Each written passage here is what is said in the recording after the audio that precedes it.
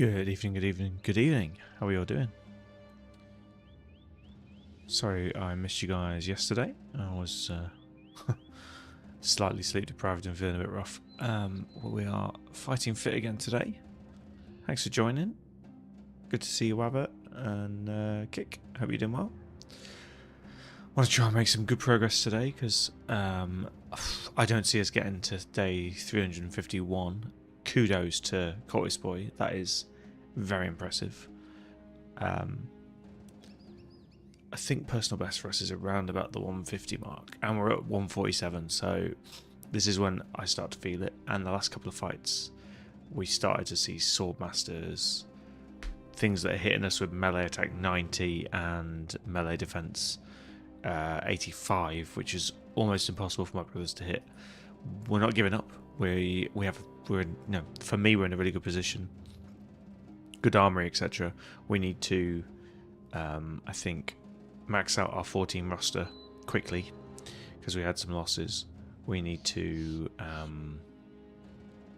make sure we've got the best gear we can, and also get nets. Nets are going to be our way to try and counter this, so we're going to need loads of nets. So I'm thinking we'll strap the donkey with nets. We'll put nets on everybody else. I think I might almost drop all the daggers and everybody just take a net at this point. And we'll do what we can to stave off the inevitable. But I think we are comfortably behind the curve, with sort of semi-strong brothers, sort of semi-medium to weak brothers that we've probably taken too far. But that's all good. I'm not being defeatist, but that's what I think will happen. Well, we'll give it our best shot. I think we've learned loads again on this run. Had great discussions with Grizz and Kick and some others about how to optimize, slightly maybe valuing hit points and other things over other stats. So we'll apply that next time. Also want to try out Servants from the south, which are really good sort of tent brothers. So we'll mix it up a little bit. Looks like this guy's healed anyway, so let's get him back in the fight. No reason we had him out. No, good. Right. So yeah, frontliners are our current weakness. Saying that, both of these two were covering the flanks and being... Oh, excuse me. Thanks, mate. Appreciate that. Hadn't flicked over. There we go. Should be buffering in now. There we go. Cheers, Kick. Thanks for the heads up, mate. So yeah, this guy was the one I've just off screen pulled into the fray. He's been healed. Both of these flankers here are actually 33 defense, which is not enough at this stage, but are good enough to broach a front line. And the same with this guy on 29. I put them on the side, so if they got based, it didn't matter. But actually, as this guy's got bags and belts, we might want to do the old heavy hitters. Although the problem with this guy, obviously, is he's not accurate enough. This is our Houndmaster, and this is really for dogs. So before we totally nerf up this this run, I guess we should go and get 5 dogs, because I just want to see one fight where the Houndmaster releases 5 dogs. The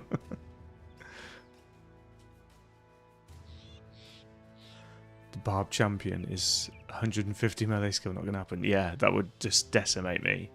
I will avoid Barb Champions.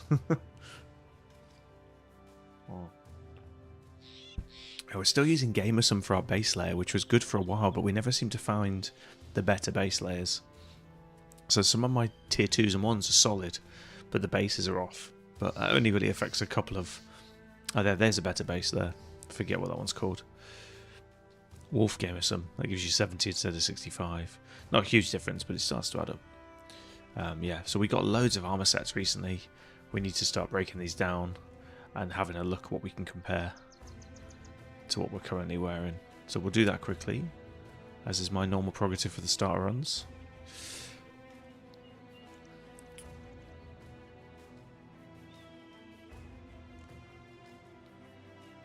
Should probably patch these up as well. Right. So we'll start with the Battle Forge because they're easy. Just pile as much armor as we can on these guys.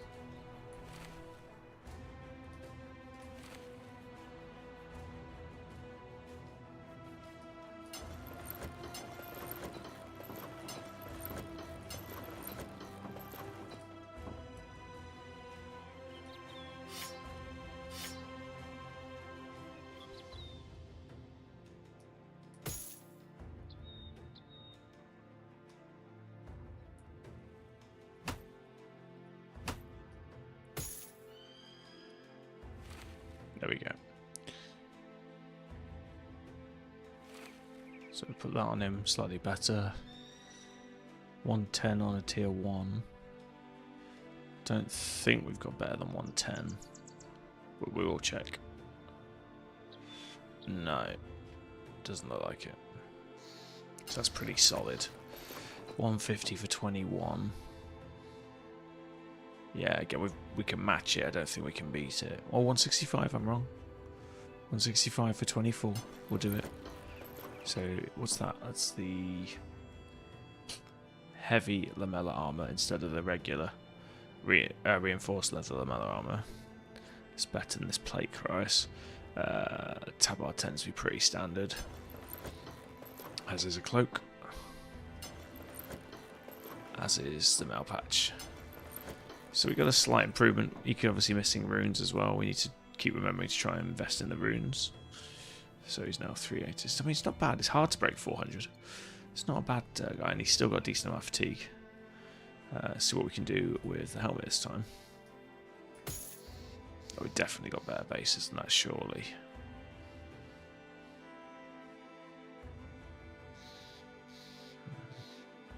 $80 instead of 70. I don't think there's much better bases we've got.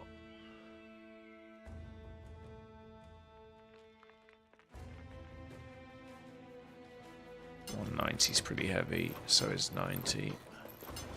And 10. Yeah, that's tough to beat. 75. Nope. 125. So I've got too much gear, that's getting silly.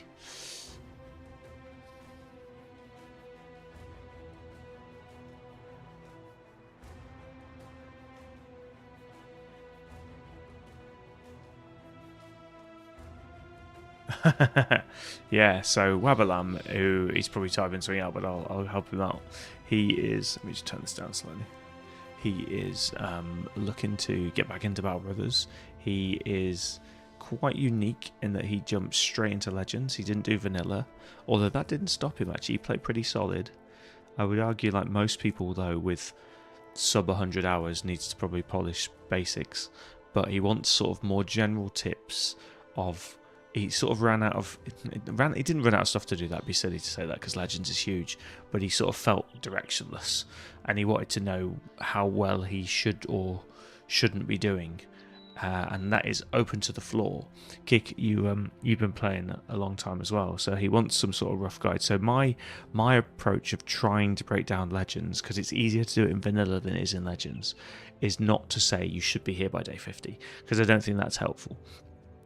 Because I think people play at different speeds, and that's okay. You could still get to day 300 if you play slower or faster.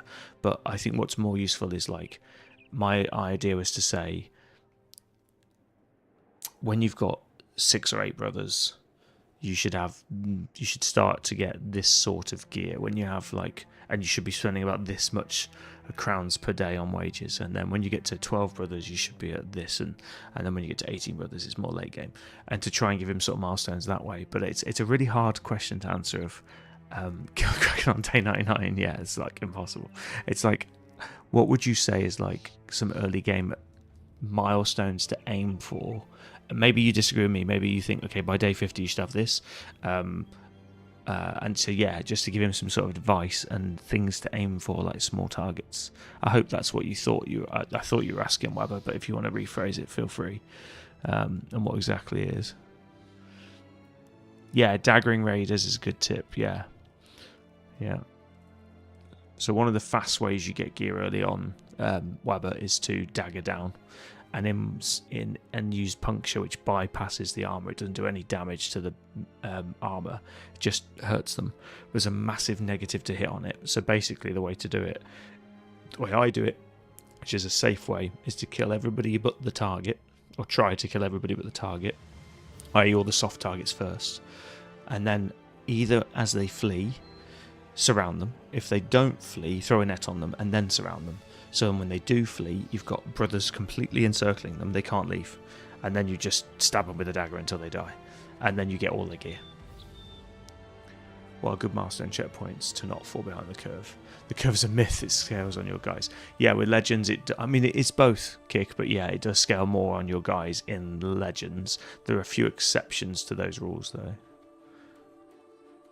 Yeah.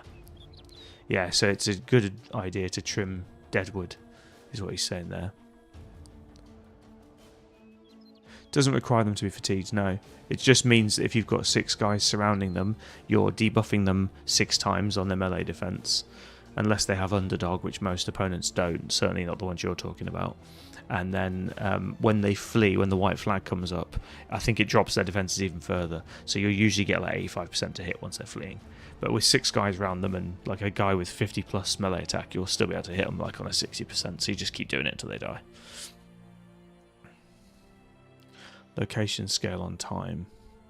Maxing, yeah, it's 247 from what I read actually, kick. In vanilla, again, I don't know in Legends, but yeah, probably 200 plus is about right there.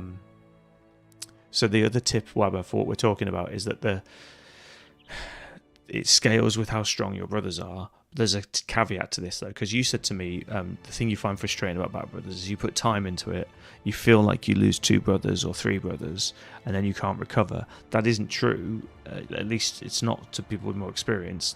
But, I mean, it is if you go from 12 to 1 brother and you've got no money in the bank. But what normally happens is that you'll go from, say, like at the moment I've got 12. I've got 13 technically, but I've got 12 in the fight. Because the donkey, I don't know what's that. See, why is it 13? Anyway, if I go to like 7 brothers, I can still recover. The thing that's interesting though is that the groups that spawn on the map scale to your current strength. But when you drop in strength, the ones currently roaming about don't suddenly get deleted. So you're then super vulnerable to those ones already on the map.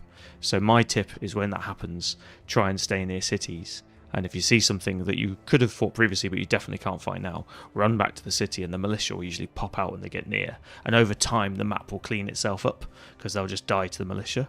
But just that's the one thing to remember when you're trying to repair and go back up. The other thing is, and I'm guilty of this myself, so do as I say, not as I do. Try and keep a slush of cash so that when you have a loss like that, you've got money to rebuild. And the other thing you can do is just sell your armory when that happens. Again, Legends is quite punishing on that because your equipment slots is weighted on how many guys you have. So if you're carrying loads of stuff, then that's going to be tricky. Hey, Veracity. What's up, man? We're just doing a little intro for people coming back into the game. Good to see you back. How's things?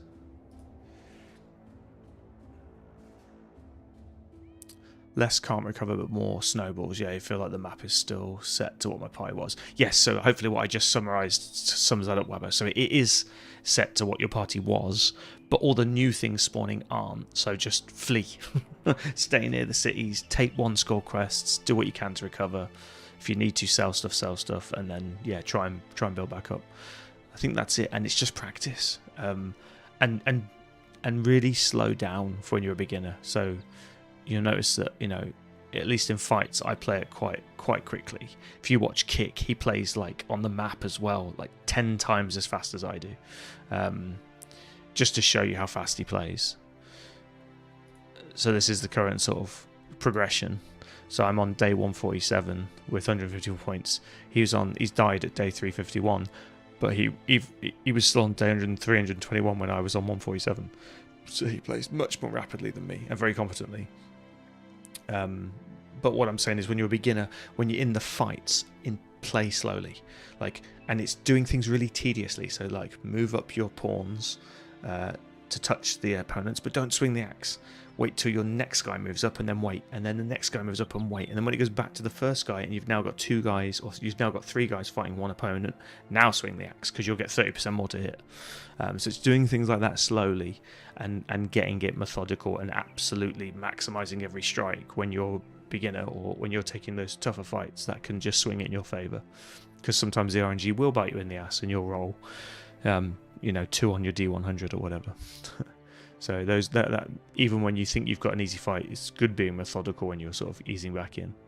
The skulls, how do you read them? So basically for me, and again I'm very, very risk averse, I tend to do 1 and 2 skulls only for a massive portion of the game. but some of them you can, once you get familiar with it, are easier than others. So for example, the 2 transport ones, transport the treasury and transport the item from one place to another, you can just take a 2 score straight away. All you got to do is be mindful, look at the map, and avoid fights. And usually it's just distance; it'll just be further away, so it gives you a little bit more money. So I do those straight away. But generally speaking, I do 1 school return items and 1 school bandit camps until I'm at least at 6-7 brothers. The other trigger point to remember is the brothers. So every time you scale up in brothers, I think it's again in vanilla, and I'm going to assume it's the same as legends, and Kick might correct me if I'm wrong, but in vanilla, 1 brother is the same difficulty opponents in a quest or contract as 6 brothers, 7 brothers. When you hit 8, it scales up, and 8 is the same as 12, and then when you hit 13, it scales up again. So basically, as soon as you hit 8 brothers, you may as well rush to 12. As soon as you and likewise go to 7 and stay there, and stay with 7 until you gear up and strengthen them up to like level 3 or 4 at least, and then push forwards. So just it's good to know where the tipping points are. Slurgy's talked about it. I know what I've just said is true for vanilla. I'm assuming it's similar for legends, but legends tends to do more on a curve, so it may be finer points than that. But yeah, but it's also not a bad idea to keep 7. It's a good sort of number you can fight with without it getting too difficult. But you'll notice that when you're fighting 9 bandit rabbles, when you've got 3 guys, the same as when you've got 6 guys. Sometimes 2 seems easy, then suddenly a Kool-Aid man shows up and shows me what's what. And the other thing I'd say is, like, do not be scared to abandon fights. So necromancers are ones that I think are really dangerous, and you'll get them on not often on 1 schools, but you'll get them on 2 schools, return the item. So you'll be chasing after the thieves, and then it'll pop up with the text saying, oh, you see them in the woods and they're chatting with the necromancer, blah blah blah. So now you have to fight the necromancer and all the warriors, and that is so difficult early on. You should just cancel the contract and leave, and just don't even try. Like, and I think learning those trigger points is important as well. Going, okay, I cannot win that fight, or that fight is so dangerous, it's not worth the risk, and I would just walk away from those. I mean, it does depend on your party. You know, I just took on a 2 necromancer one, like around about day 100. It was fine. I had to concentrate, but it was fine. So it does depend on your party as well. Skulls scale with the party, 100%. Yeah. Well, not skulls, just all contracts. And then 1 is supposed to be easier than 2, and 2 is supposed to be harder, etc, etc. Yeah, so, but again, I've done, like you've just said, I've done 3 skulls and walked it, and I've done 1 skulls, there's been 2 necromancers, and I've struggled. So it is a bit, I don't understand the exact mechanics, and I always don't want to, because I like a bit of mystery. But there are, yeah, Kick might be able to explain some of that. 2 skulls the same as you, 3 a bit stronger. Yeah, 4 I've never successfully done a 4 skull one. But I'm sure there are, or maybe I have once or twice. There will be easier ones, but generally be very wary of 4s. You've pinned the skulls. Oh, nice. Thanks, man. Let's see what he's pinned. I'll be able to share it.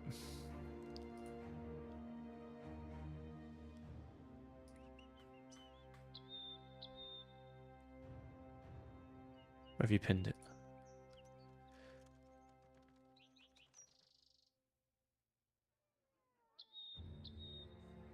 Not sure what you mean. They also cap at some point, so they become easier. Yeah. Oh, you pinned it in chat. Sorry, I'm looking on the restream chat. It doesn't share that for me. Thanks, man. Appreciate you, Kick.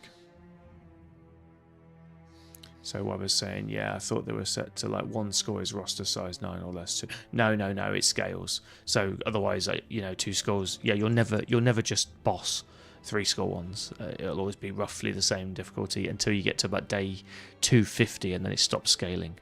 But by that point, you should have like 15 monstrous brothers. Obviously, including levels and stuff, it scales, but thought it went with that sort of logic. Yeah. So,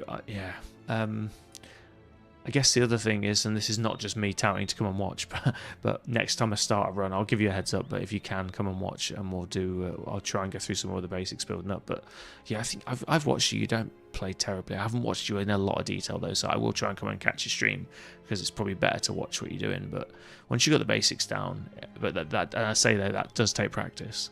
But for me, I'm still not beating the economy and the game and the build, so I'm still learning. But again, I'm enjoying learning. So rushing to max pros is not always the correct play. I would agree. So my rough guide, because Kick's not jumped in and corrected me, is go for 7. get 7 to the point where you're, you know, they're leveling up and you're comfortable, and if one dies, it's fine, you just replace them. And then when you feel ready to go to 8, my advice is go to 8, but without rushing, go towards 12.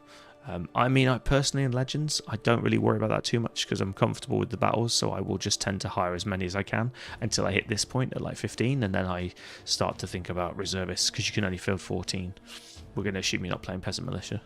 And I would do the Adventuring Party. You'll have a lot of fun doing the Adventuring Brothers. It's a good sort of group to start with. You start with 6 as well, and they're 6 that are semi-lethal. It's a fun run, but it also attracts more champions, so you'll really enjoy it. It's my longest, deepest run with Adventuring Party, and I really enjoyed it. You said you were going to do Rangers, though. I think Rangers is great because I like ranged. If you like ranged as a playstyle, do Rangers. But and the Druid's quite overpowered once he gets roots and flies.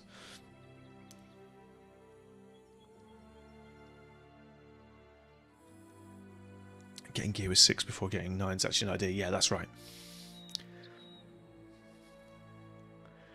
Yeah, it's like I say, Kick, it's definitely true for vanilla, so I'm just going to assume it is until I get told it's not on Legends.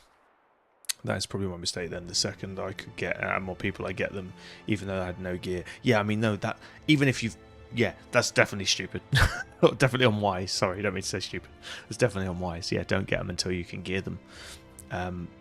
And then it's just finding like a basic gear. And like, you know, even if they're going to be a frontliner, I train people like this. So if this guy is going to be a frontliner, right, his defense has got to come up. He's got a star. His melee defense is going to get there. I'm talking earlier, 29 is sort of there now. But I train him on the back line. So I train him with a pike here, so he's nice and safe. And the same with this guy. You know, he's not got good attack yet. He's only level 7. We've actually skilled him to just be a dog guy, so he's just taken the dog skills. That's why he's a bit rubbish. So I've got him here. If he gets based, it's not the end of the world because he's still got good defense. But his primary role is to stand behind the line and whack people over the top. So he's nice and safe as he learns. So I tend to do that with brothers. And then when they're ready, they sort of step to the front line where you've got guys with 62, 40, 47 and 37. These are my sort of harder to hit frontliners, although at this stage of the game I'm behind the curve and I'm starting to fight guys that are just trouncing them, but it's fun. Yeah, so that's probably a mistake. So, yeah, so you've mentioned it. Yeah, okay, cool. What else would I advise? Try and do your ambitions. Try and pick the easy ambitions, which are things like do 8 contracts, make friends with a town, get a guy with rally sergeant skill, and then do the banner. They're like the 4 I do early on. That'll bump up your reputation or renown. Anything that is like tier 2 or above, which, to give you an example, is like all of the two-handed swords. I'll give you some examples in my inventory. So I mean, these are tier 3 and 4. So I would keep anything that is like a long axe or better. Even if you don't need it, don't throw it away. Repair it to 100% and then sell it. And then you'll basically become an arms dealer, as is your sort of mentality. Keep the good gear, sell the absolute tat, or break it down for tools. Keep the good gear and then repair it to 100, and then when you get good events, sell them off. When you see that the shield sells for 20 or more, sell them off. Or if you really can hold on, you don't have to, but if you see the event, I think it's Call the Banners or something like that. It looks like a little banner symbol. They pay extra for weapons, so you can sell all your excess weapons off then and get a fortune. And then again, play around with trading as well. If you can buy goods cheap, my very loose rule advice is buy all the goods up north you can that are reasonably priced, and then work your way to the southern cities. On the way you might get good sale prices, but if you don't, one of the 3 southern cities usually pays like double what they're worth, and you can get good money that way. I go balls to the wall if you a tank insta-solo flank holding. I'm not sure what you mean by that, Kick. Anyway, that's if there's any other specific questions, Webber, chuck them at us and we'll do our best to guide you.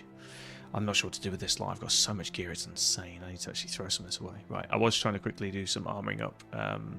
So this guy's maxed out. This guy's can't really take much more weight. We'll see if we've got any like-for-like upgrades.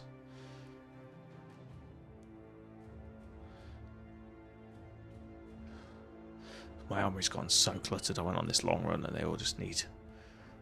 I need to sell a lot of this off. I'm trying to wait for good prices, like I've just advised you to, and I actually couldn't find good prices. So I need to probably just make do. Really tempted to go south actually and try and sell some of this gear off. I've got to do all locations, that's why. Yeah, I've got food. I think I'm going to go south and try and get a killer profit on all this lot. We need tools if we're going to do that though.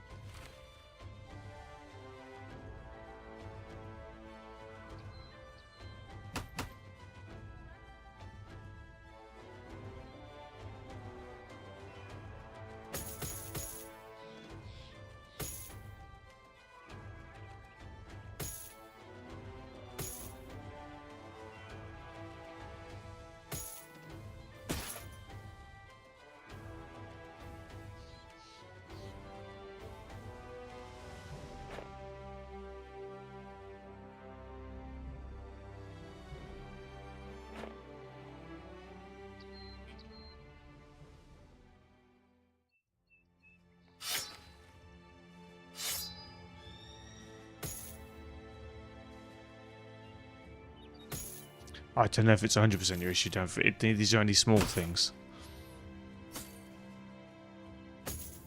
Yeah, hiring with no gear is not a good idea. You want to keep an armory.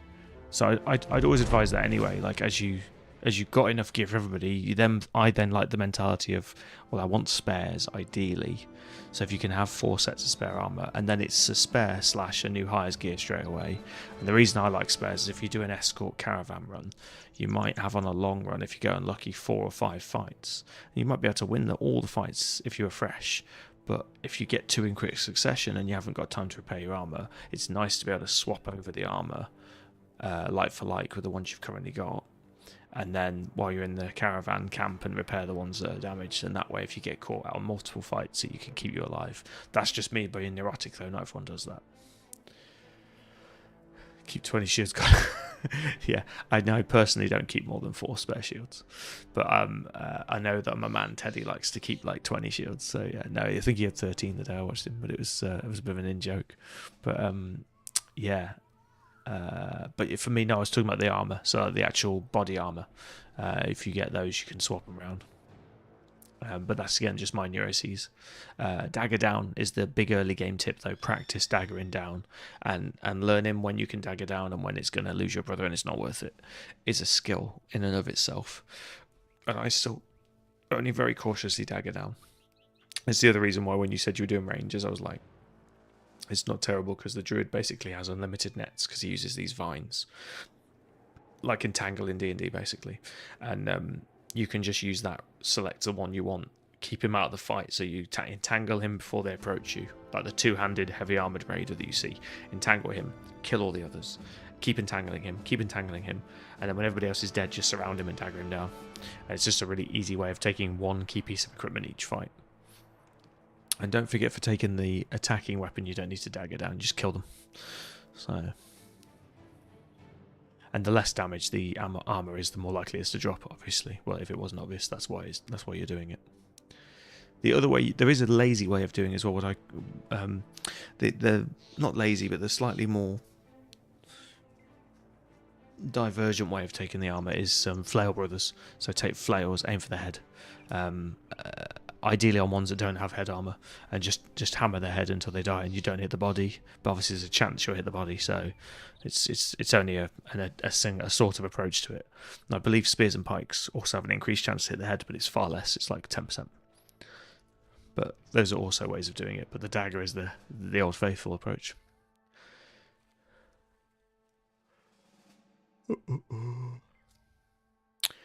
Right, medium guys. 9 for 60 to 2. Oh, this is so cluttered, it's hard to see. Can't believe we're not using these mail patches on people. Is it because we're not balanced? Yeah. So we need 35 on these guys.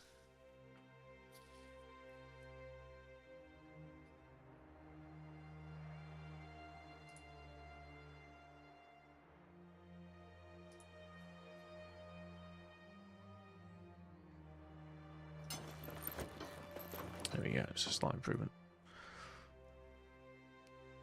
Has everyone got tier 3s? Nope.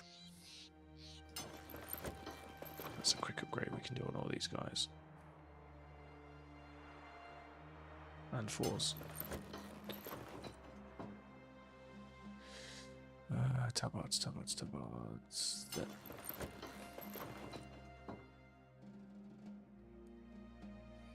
have I not got spare tabards at this point? That's crazy.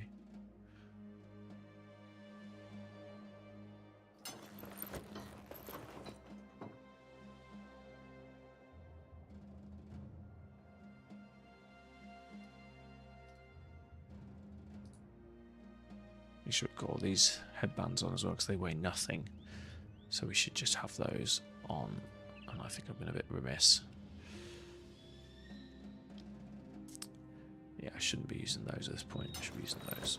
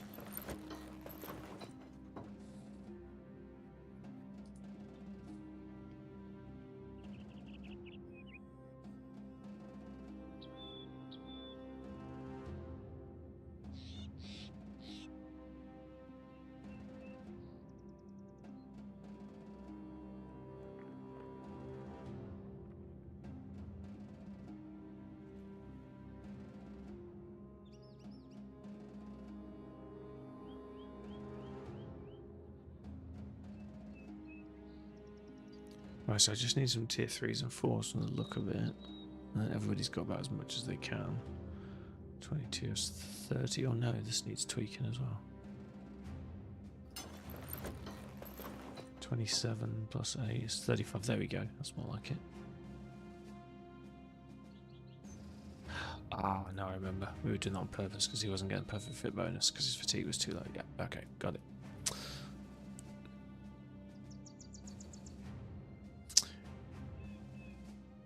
I don't believe so. On the flail question, 2 seconds.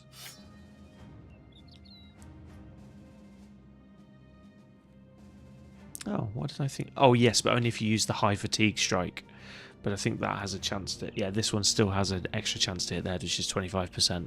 So the flail has the most passive buff to hit the head on a normal attack. But this, look, if you look at this as an example, it's just 13 fatigue to swing. Yes, you can guarantee to hit the head, but you've got to do 24, and you might fatigue out.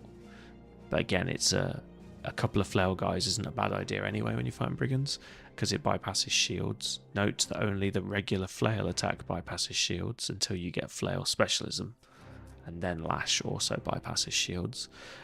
So it's not always the best option if you're fighting a shield brother with lash. But yeah, if you've got a non-shield guy, particularly if he's got an exposed head, lash for the victory, and you will also cave his head in and you will not touch the body armor. But obviously it uses more fatigue. Yeah, but daggers are the old faithful approach, but it's much more deliberate, and it's easy to say kill all the other guys and leave the one whose gear you want, but that might mean that he just kills your guys while you're setting it up. So it's a tricky one. It's a tricky one.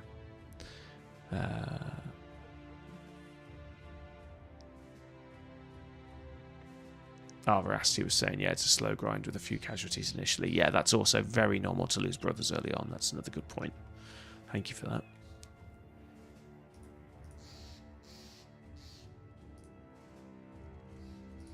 Hey Diddy, we're just asking some, and Choppy, just answering some sort of somebody coming back to Legends, who's a fellow streamer, whatever, just asking for some tips because he felt a little bit like he was banging his head against the wall last time, and we're just trying to keep him encouraged to stay involved. You're so welcome, man. I don't want to bombard you with too much because it's like any skill. I think if you try and learn everything at once, you just fuck it up. So it's best just to take a few tips at a time. I'll try and dip in when I see you streaming it though. But I just have fun with it. I enjoy the backgrounds as well. Like, I don't try and beat the game on your first run is my other advice. Like, expect not to, and then just try and do something better each time you play.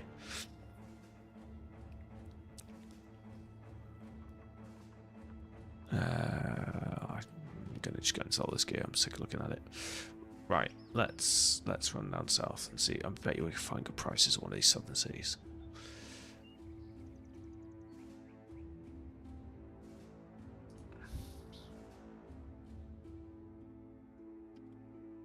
20% sell prices here. Right, we'll use that as a fallback. Let's go south. I want to see if we can get a 27 or a 35% sort of doozy. And that might help us scale up a little bit because we are super behind the curve right now. Oh, good old retired soldier giving us cheer up stories again. That's nice.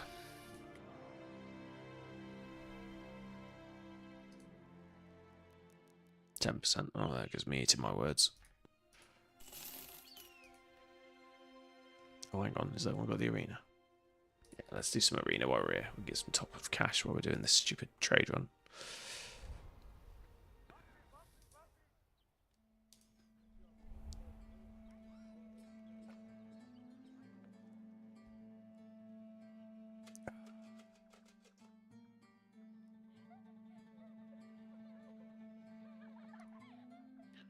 WebNX. That should be alright. For $2,000. Unless there's like the special red ones, which I've not fought before. Right, he's super dodgy. Oh, hang on. I've got a flail on. That was a mistake. Let's put that back on. Right, so we got the bleeding guy. Not the best for WebNX, but it'll do. We got... There's no point taking a hammer. 37... 40. Our axe guy, a woman just died. I remember we lost a two-hander on the last run. I think hammer guy, but we maybe swap that hammer for something else. He's only just specialised, so it doesn't really matter. WebNX, we want to just hit them basically. So I'm very tempted by a spear, maybe a sword actually, do a bit more damage. Right, we'll do sword and that, and then we'll do we risk that two-hander? 40, 37, 73, the sword's probably better. Or do we take one of our rangers and cut them down quickly? I don't hate that approach either. Crossbow one shots. This guy's 49, 45. He's got medium armor, so he's a little bit harder to hit in melee range.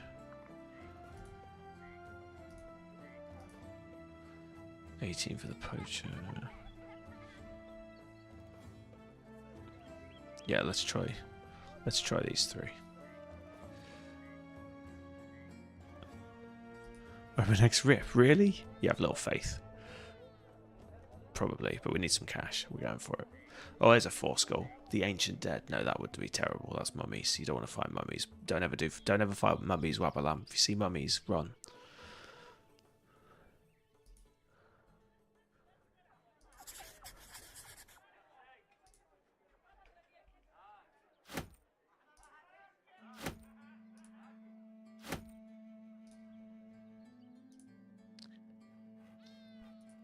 It'd be fine.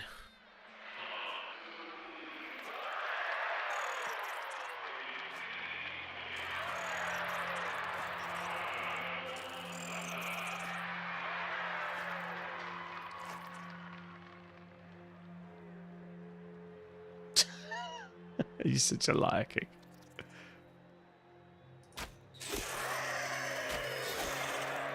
Oh, I should have perfect focus. That was a missed opportunity.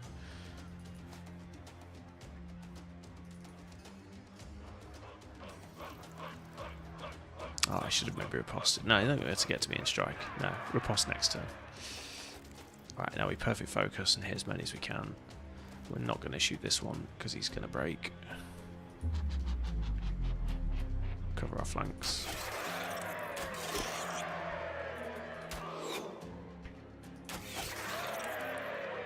I love that the crowd go, ooh, when you miss.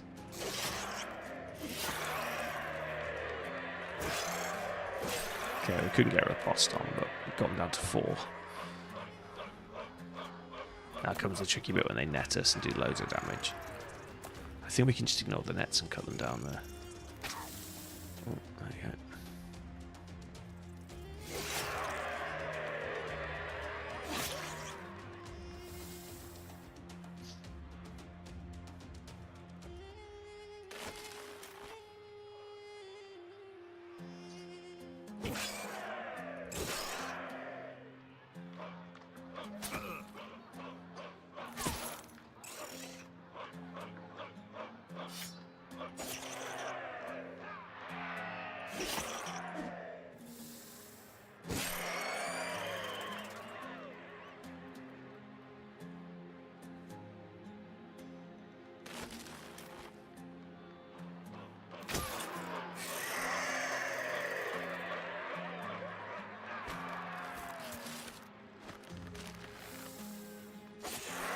Yeah, there you go, easy.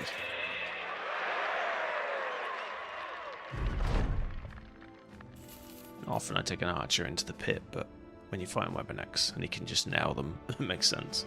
Probably if I'd have taken 2 archers, we probably could have killed them before they even got to us. But there's a risk.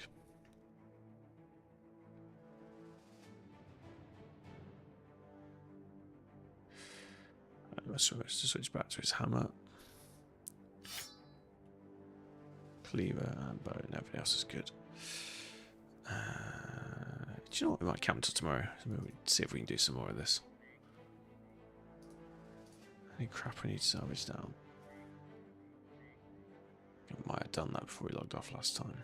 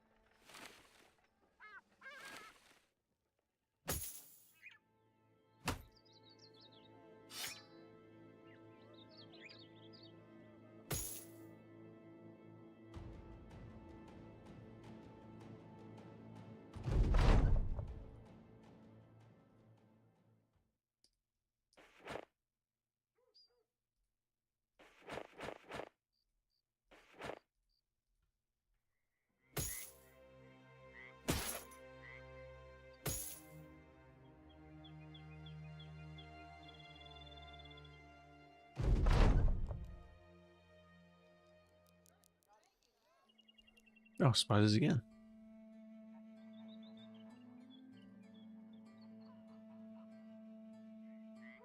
Okay. Let's do it again.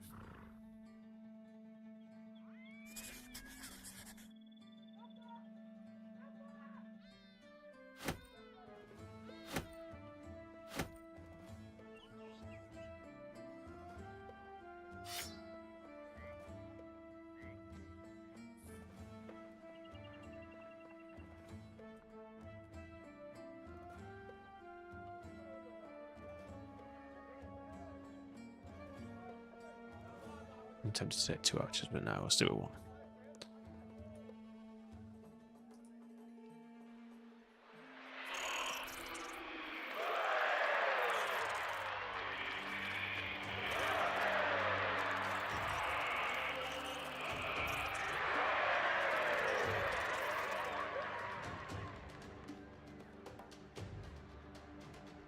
So we'll do the same again. We'll wait for the perfect focus till we're almost point blank range and we get most of the hits on.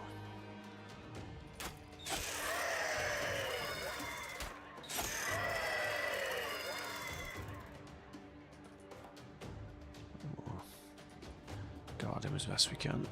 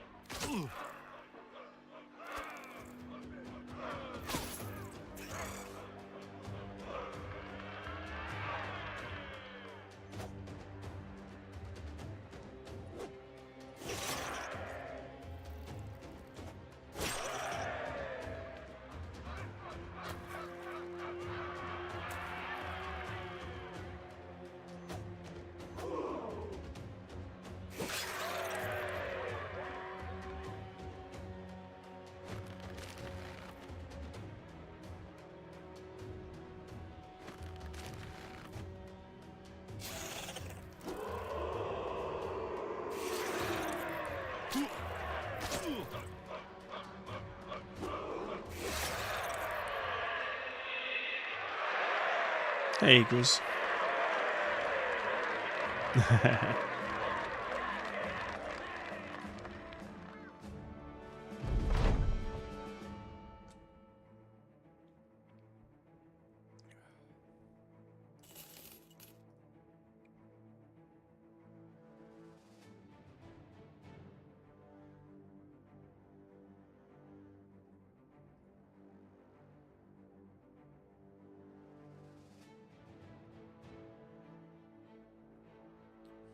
We may do 3 for 3. We can get some of these early perks as well. Well, not early. We're late at this point, but Arena's doing us good for money. I may hang around. Why is there no food? This irritates me. This should be rewritten into the game that you can't be in a city and there be no food. It's just stupid.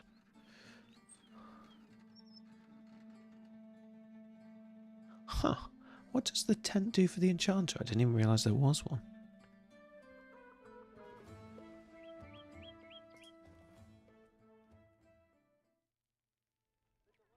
Enchanting tent can be upgraded purchasing a crafting cart for a settlement merchant. It has 15% increased speed. Additionally, the upgraded tools and equipment from the cart allow the developer to choose potentially more powerful runes. Oh, sweet. Okay, so it's not just quicker. I was going to say that's pretty weak if it's just quicker. But if it's more powerful runes, then yeah, that's pretty justifies the expense, I guess.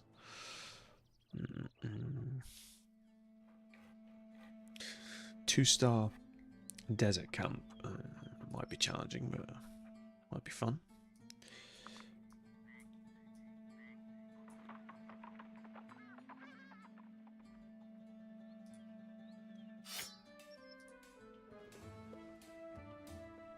Yeah, to be honest, I always think about getting the tents and just don't get rich enough.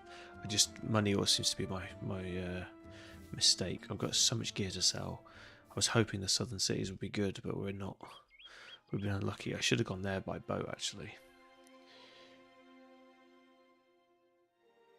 No, I could always run back.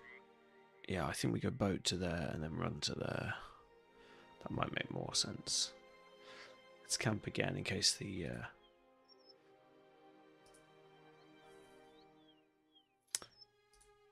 in case the arena isn't the easy one. I've got 2 weapon X on the road. It's been a piece of cake.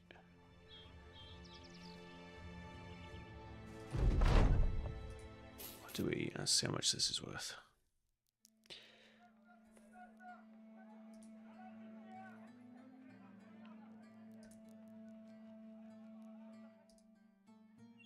This should be alright.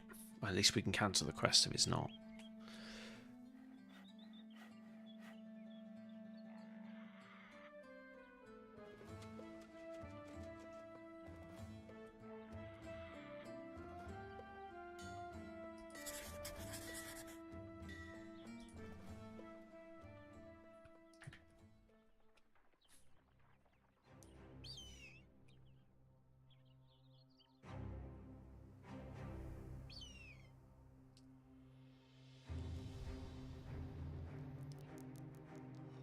Oh, just need something to sell this bloody gear.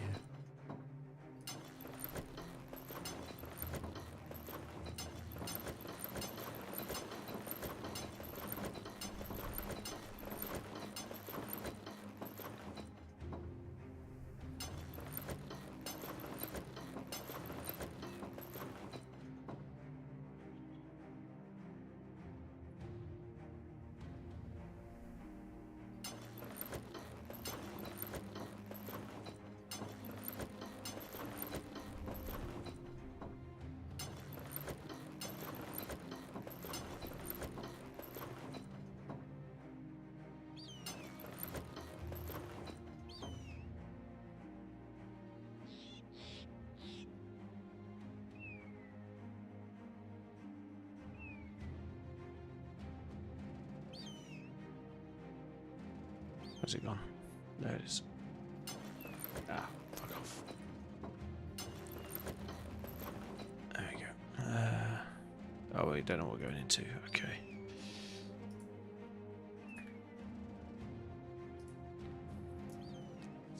Nah, more than 4K. I just haven't found the right market to sell it in. Oh, fucking... What? Managed to creep in. Be gone.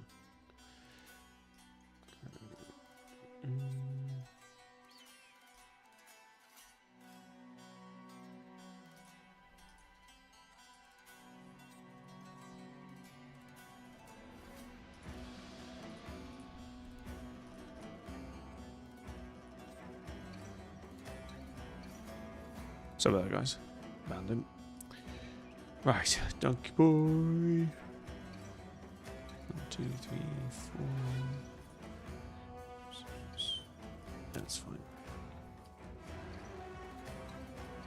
So we need to hold this hill before they get it here. I was saying about it. It's camp, isn't it? Ah, are they going to come forward or not? Maybe I should have held up here. We'll see. Hopefully we can get some brothers there first.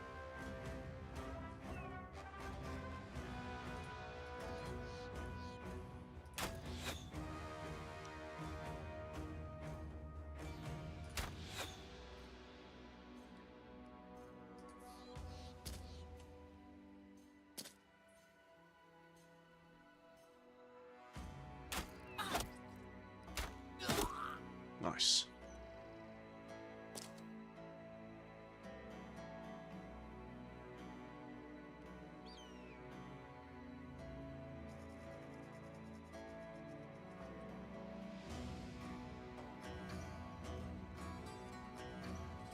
Newbie Crisis is either the noble ones, either the religious war or the noble battle, whatever, and then just stay out of it. When you're learning the game, this is just learning the game advice, because you don't need to get involved if you don't take any of the quests. Grizz, we're using the sale and buy percentage thing on the town, so it shows you that anyway, but yeah, I know what you mean when you say 20. And it's just percent, it's irrelevant that it's a shield. The shield costs 100, that's why it's a percent. But yeah, either the noble religious war or the noble houses. The greenskins and the undead one, you sort of have to get involved or it just doesn't stop.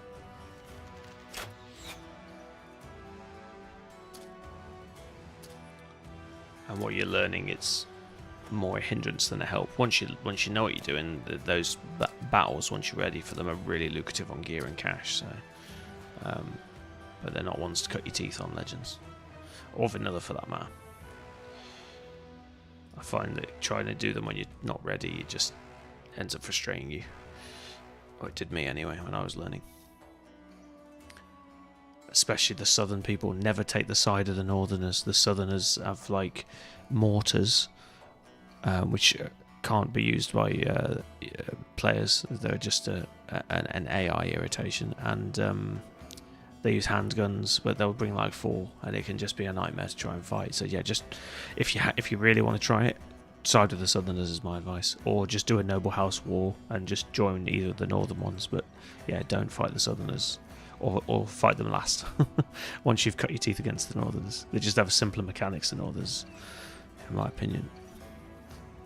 We have to defend these guys. They should be up the hill as well, so they don't seem to have much range, so I just don't want to draw them out. They can retreat behind me. What's he doing up the hill? Cheeky bastard.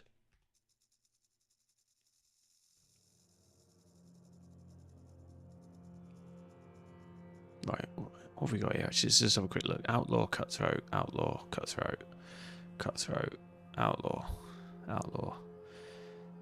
Named guy, outlaw, outlaw, outlaw, outlaw, outlaw.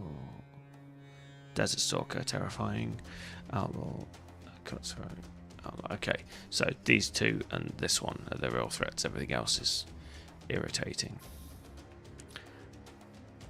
And they're going to be almost, what's he, 30 defense, 31. Oh, they're not impossible to hit in combat. They're just scary because they've got titles.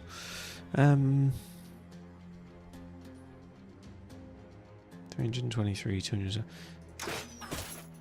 Should do the trick. Damn, I didn't manage to crest that hill in time. Should have realised that.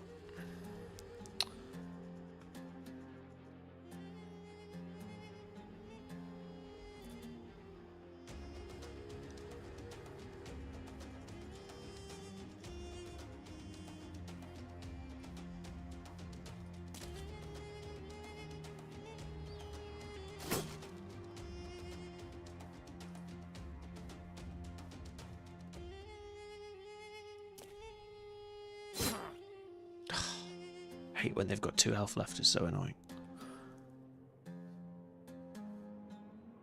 Yeah, Grizz, we're talking about beginner tips for somebody that's just starting the game. Follow the narrative, dude. It's not a tip for late game.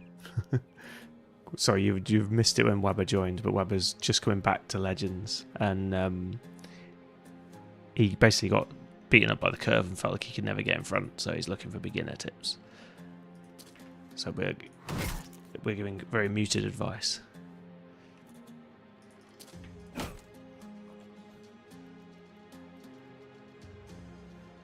Yeah, but beginners should just avoid the crisis while they're learning the mechanics of like the first 50 days, etc.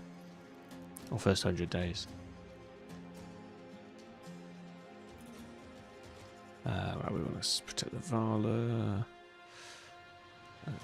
We'll move in here.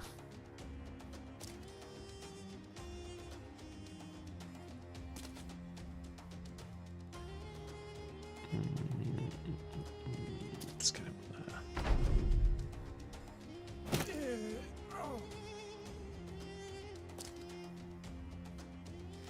there. Okay, good. Stalker keeps missing. At least he's firing uphill, I guess. Actually, this is an even plane, or is he uphill? Oh no, it's an even plane. Okay, there's no height advantage then. Defensive stats, maybe.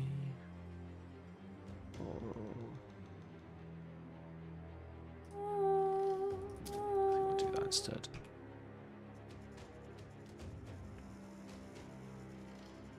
Okay, this is downhill, this is even.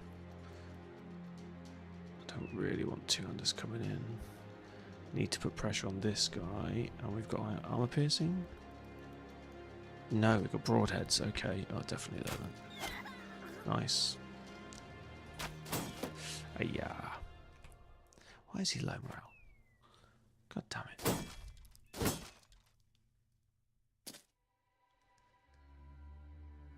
Yeah, I think everyone's still alive apart from... I don't think she was named. It was that 200 axe lady. Brislinda, something like that. I don't think anyone had been named. So for the ranger star, are the stars guaranteed? My ranger got three stars. I believe you get 4 sets of stars on the ranger run. But if you got 3 3s, that might be why you only got 3 3s. So you actually get 4 stats with stars in, which is actually not helpful, especially again as a beginner. Again, very broad strokes, Webber. You should only really...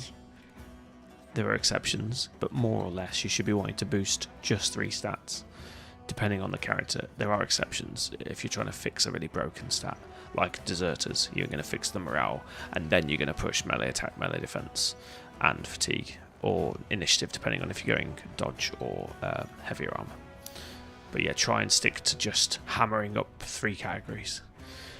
For the ranger, it's easy. It's just ranged defense, because some of the perks convert ranged defense into ranged offense and initiative, and then you'll probably make him light armored. So you want to be initiative, ranged defense, ranged attack. Should be your 3 primary categories. And again, it's contextual because you'll do a smattering of fatigue. If you're going perfect focus, you'll do loads of fatigue. But yeah, generally you'll push those 3 main categories up. I think broad strokes advice is probably best until you sort of feel more comfortable, and then you can do the fine tweaking builds.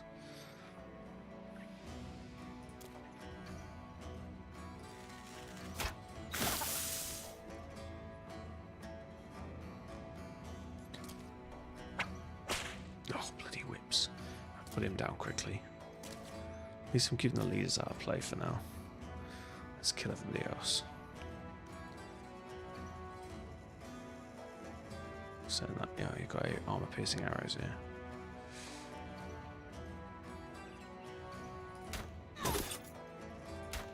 chipping his armor down. Ah, miss.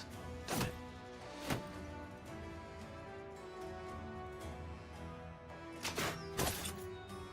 Crossbow's definitely earning his salt. This is the sort of target where a crossbow comes into his own. This is what I was saying to you as well, Grizz, that like for me, a crossbow's late game is more useful, because now I'm starting to struggle to get through that much armor. But I do need to get more piercing arrows for all the guys. I still think that's only going to improve it slightly, though.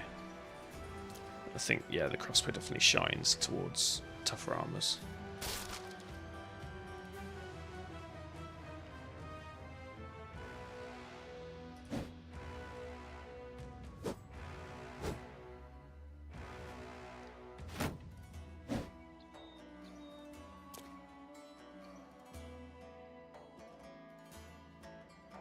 Yeah. But you don't always get a non-kid crossbow at the beginning. That's why it's the beginning. They're expensive. Do I... have we got onto dog? No.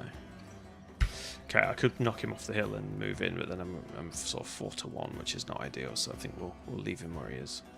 Just keep hacking at him. Bring the banner down to poke him.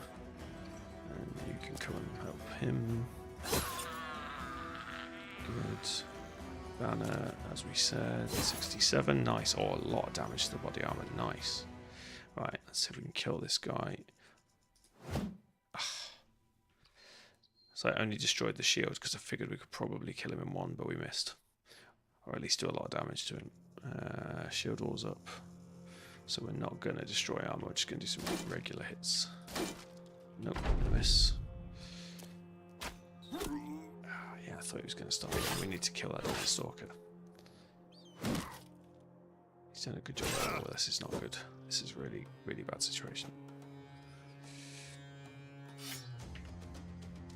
I said we're behind the curve. This might be it, but we'll see. Maybe I'm being dramatic, but we're going to feel like every fight at the moment we're going to lose brothers. It's just the curve's just turned against us nastily. And these brothers are not up to scratch.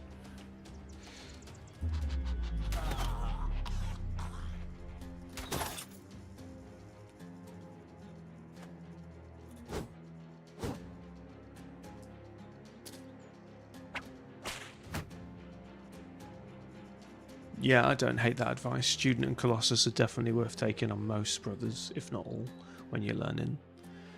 I wouldn't say Pathfinder. I think for a beginner, Pathfinder is helpful, but Colossus and 9 Lives forgive mistakes, whereas Pathfinder is more once you're a little bit more comfortable. But it's definitely worth putting Pathfinder on a third of your brothers as a rule, so you've got some movement when you get caught in woods and snow. But I think the defensive skills are what you need more when you're learning, because they save your bacon and keep you going when you've made fuck-ups. And it's not a very forgiving game, but those perks can make it slightly more forgiving, and I do say slightly. Yeah, Student has no downsides, I agree. Well, other than that you don't get Colossus or something, or 9 Lives earlier on. So you have to keep them alive, Student, but it's really good. I really like Apprentice with Student, because you get like 25 or 30% experience increase, so they will level up really fast. Again, especially for beginners. They're not the sexiest of backgrounds, but they level up quick. And when you're learning, a level 6 brother with a bunch of level 4 brothers is going to really, outpace them and do some damage or increase his survivability. Yeah, that's true. So what he's saying there, Weber, when you take Student, you get it refunded when you hit level 12, so you get 2 perks at level 12. So there's no negative in that sense. The only negative is you forgo an early skill, which might have kept you alive. But I am a big fan of Student. I'm not knocking it. I'm just giving you both sides of the argument.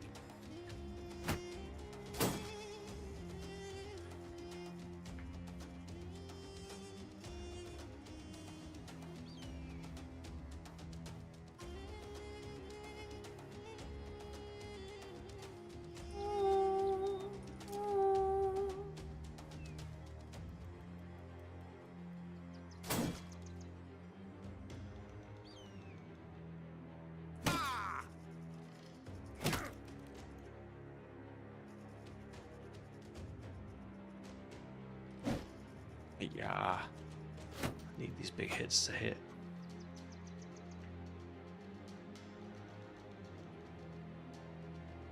Don't mind this guy being hit, so this might be good actually. I've got any bad targets, I could aim there, but no. Come on.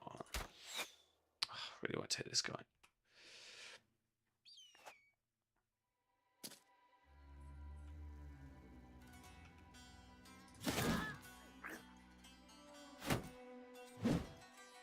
We're going to win the southern flank, and we're going to try and get up behind them, I think, at that point.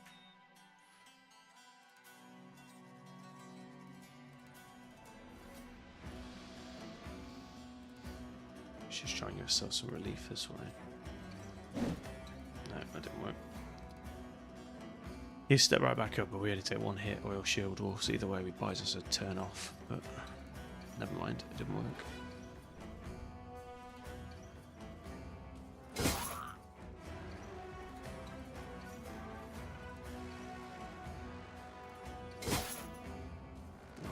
He is going, this guy's going to fail.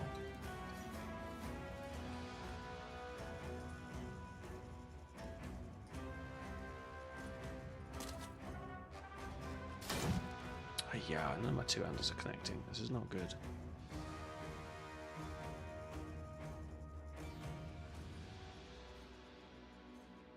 I'll hold these two so save the archer, a crossbow in this case.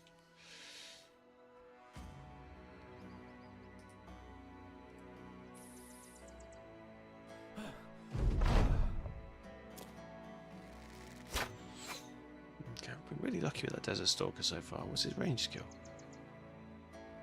85. Yeah, I've been really lucky. He should have been hitting more than that. Come on, Donkey. Donkey and both two-handers have let me down on this fight.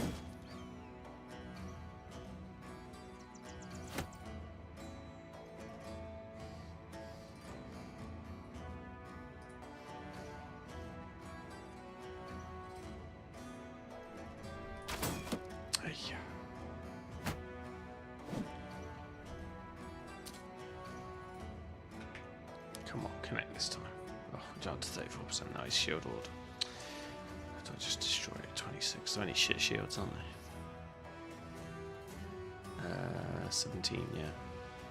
Oh, that one isn't. I can't touch that, but I can hit the other one. Fuck it.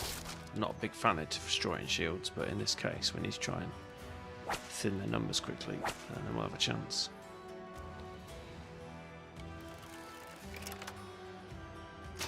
It's a no-brainer.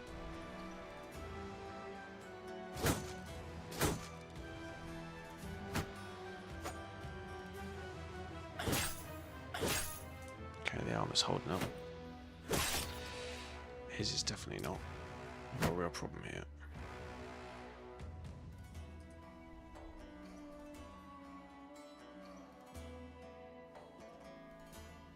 Try and this. I think here.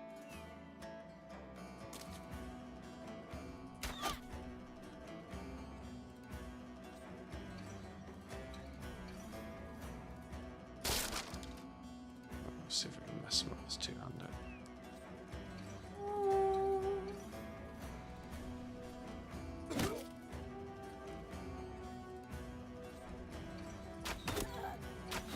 And the bow, yeah, nice. That give us the opportunity.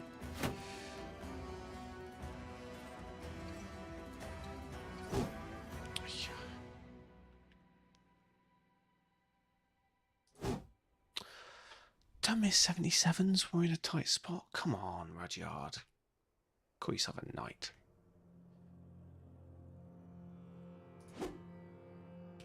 Fatiguing out. Ah, not good.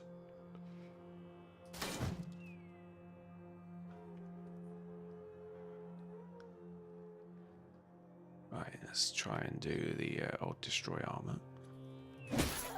There we go. Can we do it a second time? Oh, nice. They're both exposed. Just gonna kill the fuckers now.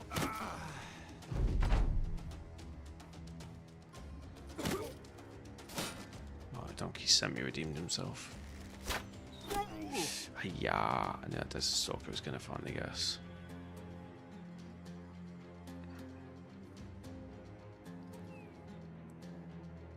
Poacher's Arm is one of the most OP skills in the game, Wabba. Always take it. Yeah, just so you understand the text on the scaling as well, you start at 25% and then you get 5% for each level. So a level 2 bro will have 30% with the other bows. A level 12 bro will basically get all of it.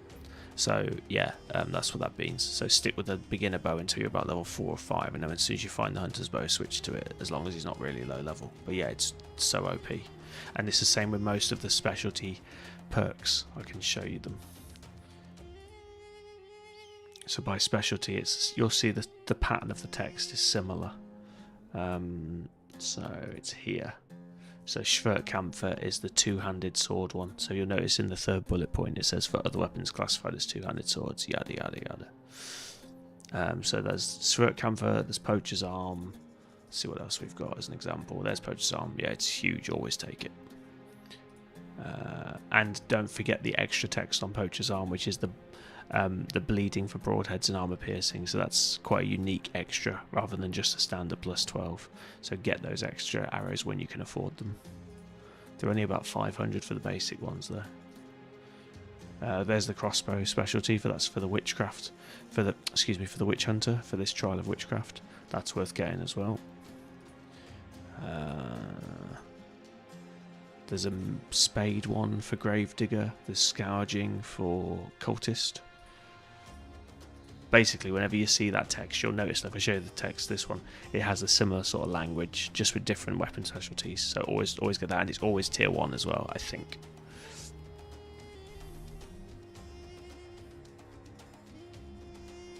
Yeah, Grizz, I'm the same. I love the defensive perks, especially when you're learning, but even when you're not, I'm a try to reduce the risk as much as I can. You found a ranger who isn't a zombie. Well done, Kick.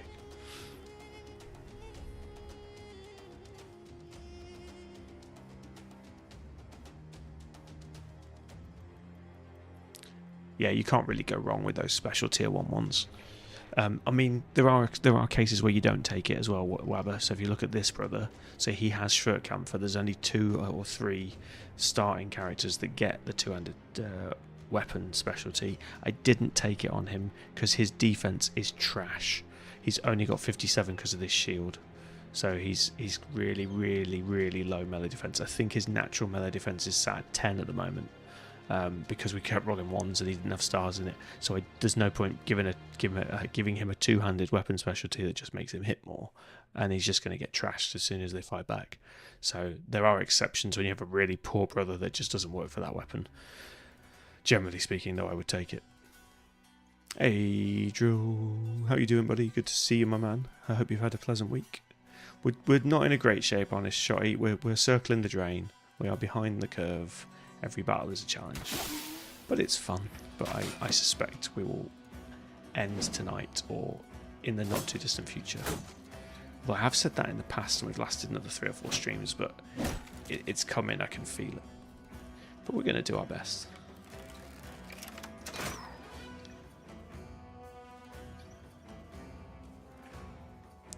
For the love of God, please hit this time. Come on, lock. Missed like 4 times now on a 50% roll. It was 60 that time. That's me, the 1 roller, yeah. Oh, why? Why do they always manage to hit them in the face when they've got no body armor and 12 hit points left? It's a cruel game. And then miss. Oh, you fucker. See you off, you fucker.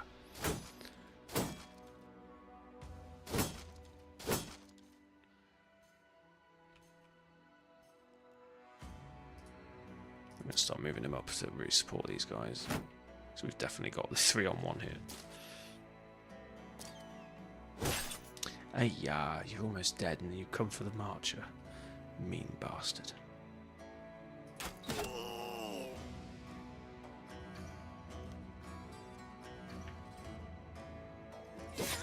Yeah, nice. Protect the archer.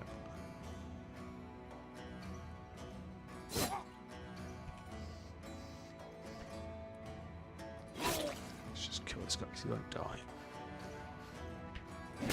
There we go, he's going now, he's going. 11 and he's bleeding, nice. Let's see if we can uphill this. Oh, he pushed us back, that was clever, eh? That's what I would have done.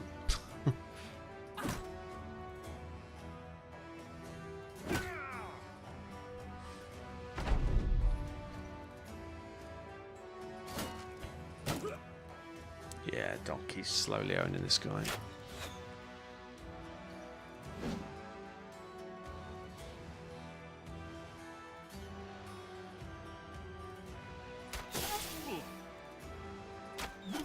Nice.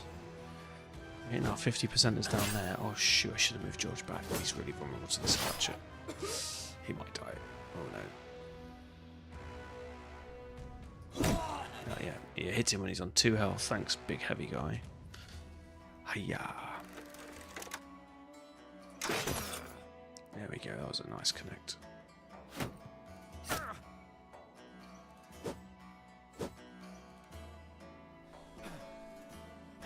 Oh, he stammed out. That's interesting. It's because he's been trying to disarm me the whole time. Oh, he's stammed out now. What's going on here? Oh no, quiver. Now we're AP'd out, okay.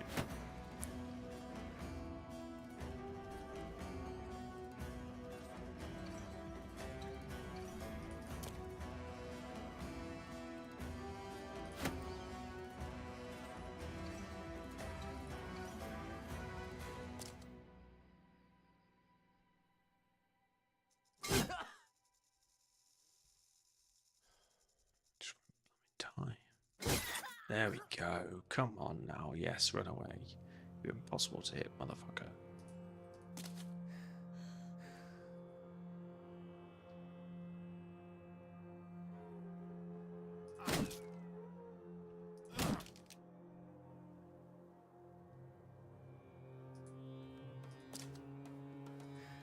Second wind, get all the fatigue back. Lovely stuff. Yeah.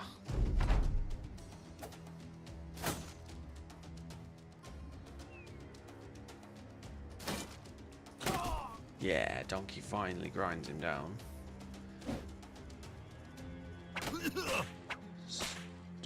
Don't you take my belt off me, how rude. Get him, George. Oh, I keep forgetting he's on such low health. Damn it.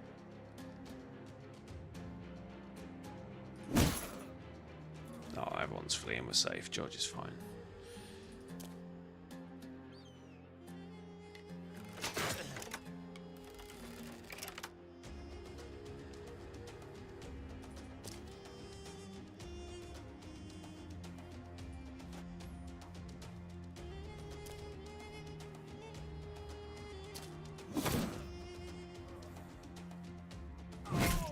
I did think we might take a loss there. That was pretty good. As George doesn't bleed out, I think we're okay. Yeah, 29 turns, he's fine.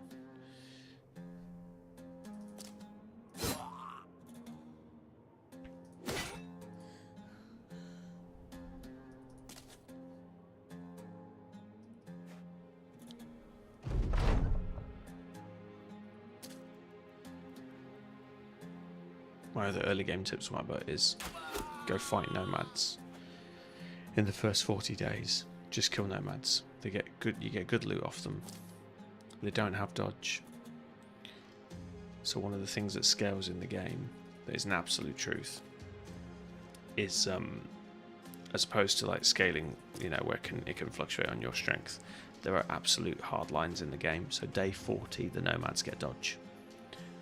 Before day 40, they're alright. After day 40, they're still killable, but they're much harder to hit because of the dodge. So if you go there in the first 20 days, you find you'll get much, relatively speaking, easier fights. And if you kill the cutthroats, which are the equivalent of the raiders, you'll get some pretty nice light armor, up to about 200 armor.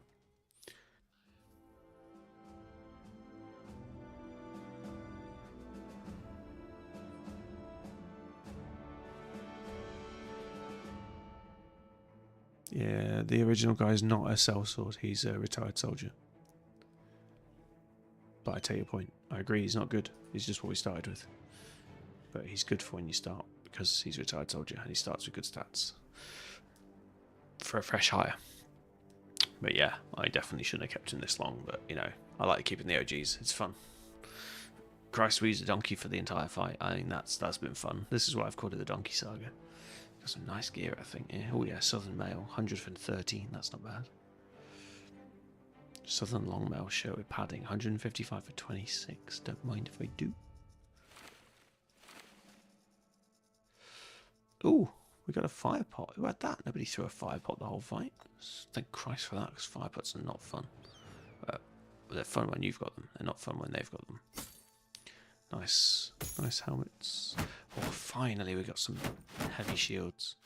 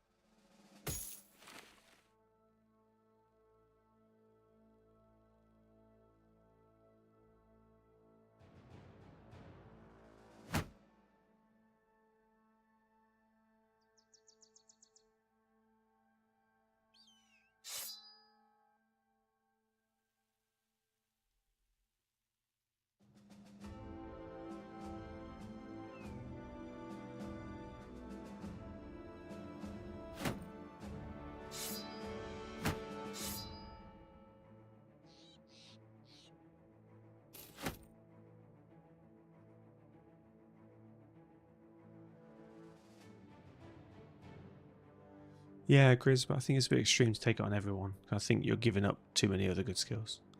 I think if you're already taking Colossus, to then take Pathfinder and Student, for example, would be too extreme. So I would do maybe 2 of those 3, but I would say Pathfinder on maybe 50% of rows is enough. And then you just lean on those 50% in those fights. But I mean, sometimes it's the best to not take Pathfinder and realise what it does, and then when you fight in the snow in the forest you realise how valuable it is. But I don't take it enough, so I do think it's a good perk to take on most brothers, but I think it's best to focus on defense. So I would do 9 Lives Colossus Dodge as an example opener for a lot of brothers, as opposed to Pathfinder, and then I might pick a Pathfinder later. I just think it's a more complicated tip, that's all. That's why I think it's a skill that I don't push early on.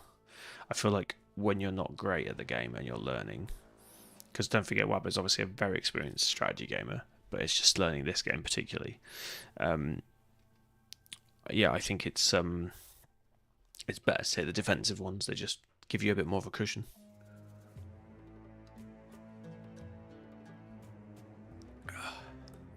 Yeah, exactly. 10-11. This is why I said it's a more advanced tip.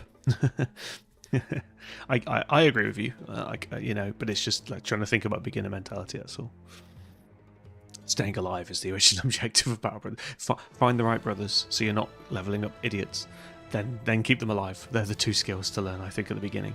Then get good, which is Pathfinder and other things like that.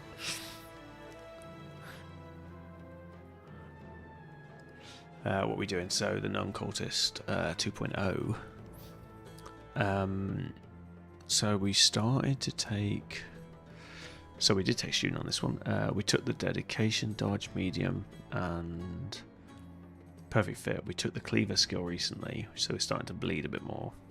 We already had lithe, so we could go with freedom of movement, but I don't think it's great with only a 61 initiative. We could go in the zone, but our initiative is not twice our weight yet. Let's see what we get with this. Let's try and push it as hard as we can.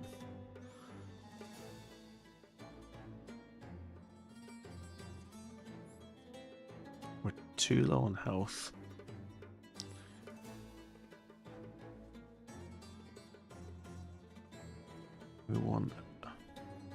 We're not the most accurate, brother. 62 I'm sort of comfortable with. We're going to keep pushing it, but I don't really hate our defense. So we'll take 3. And a 3 there, I think.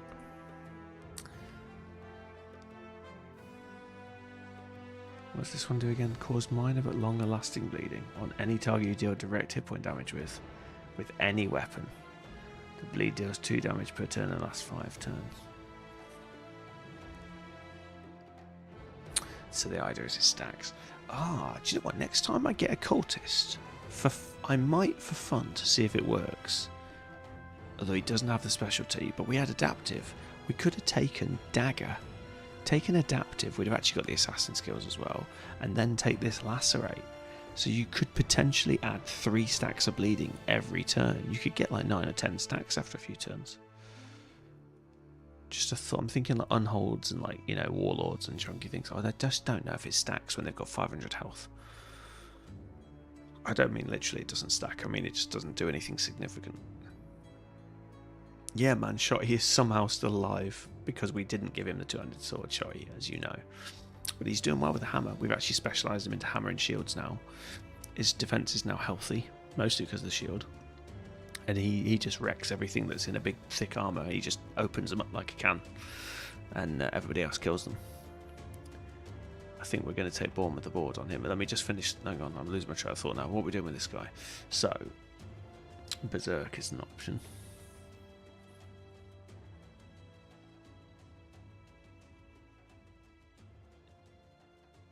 Shield skills is an option because we didn't take him two-handed because he hasn't got reach. Shield skills is interesting actually as adaptive. It's an expensive investment of a perk, but I don't hate it. We're pushing for fatigue reduction so we could get the resolve up. Oh, we could have maybe done that on the last level, but never mind. We could do gifted.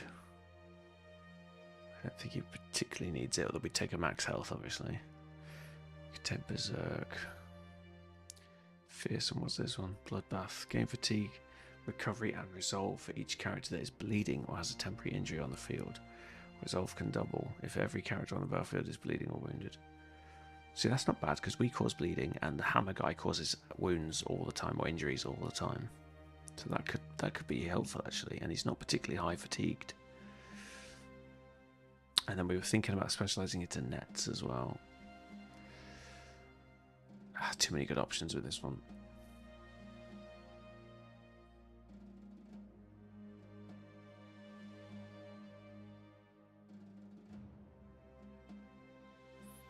I love that locations are just a fuck you early game. What do you mean? Oh, as in, do you mean the legendary locations?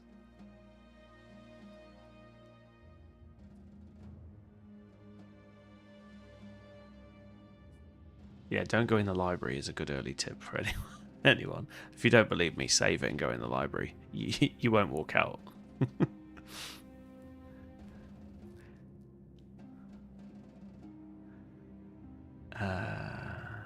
Send me a DM. Oh dear.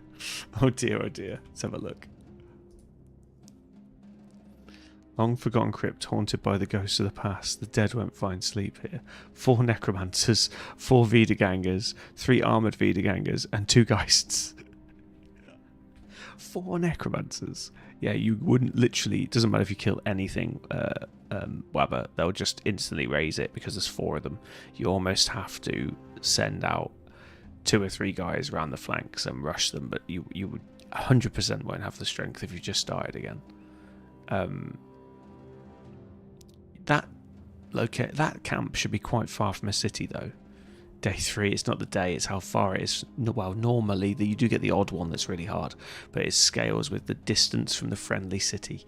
So if you go to the far corner of the map, it's supposed to be like the wilds or Mordor if you like, or whatever, but the further away you go from civilization, the harder the fight should be. Now and again though, you do get like a goblin city, which should be far away from a city, but it can spawn closer, or a bandit, like it's not called a camp, it's called something else. The nomad, it's like a nomad city or a nomad, it's basically a big nomad place, but you can tell from the tents on the map as well, it looks bigger. But the one you just showed me, that sounds pretty insane. So like, yeah, like Kick says, it's easier in hard locations. Yeah, I don't know if Kick's referring to the legendary ones, but yeah, generally the one you just sent me would definitely be a hard location. Do not fight 4 necromancers on day 3. You'll die.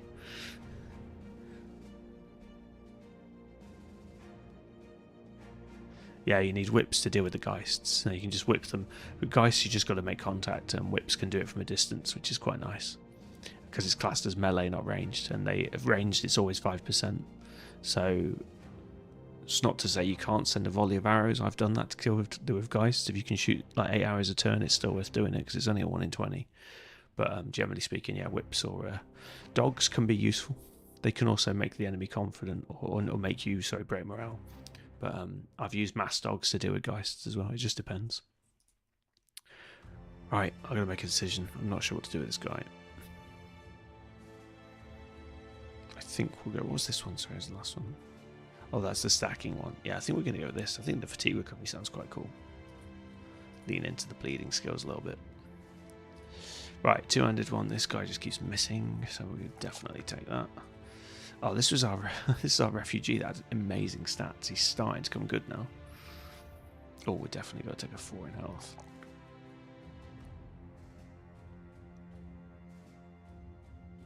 Would love to take that. Oh god, no, there's too many good stats. 4. So he said we have to take the 3. Have to take 4.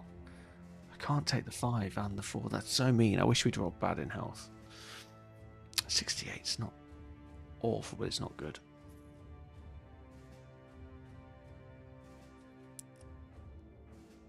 We're already pretty heavy. Oh, I really want to take the 5. I'm not going to. Ugh. It's painful. Right, we can make them do more damage, which is fun, but I actually want to... I want to be more accurate, but anything there's a skill that makes it more accurate at this point. Oh, that does more accurate with the multi-swings, but we haven't really been multi-swinging much.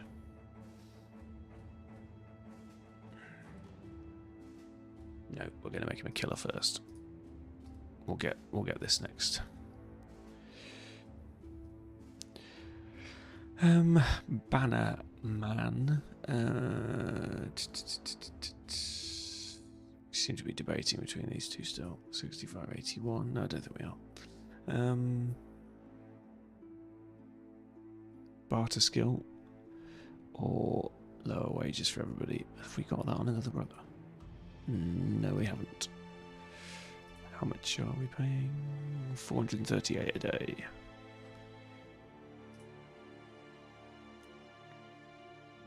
Yeah, I think we'll do that. Or do we take the fun skills? Where are we actually? Oh, we're right to the bomb. Gosh. Take 2% barter.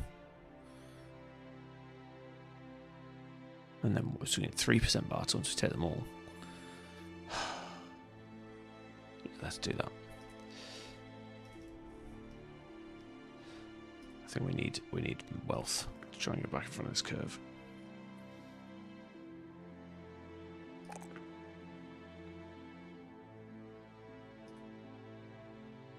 We've got medium armor.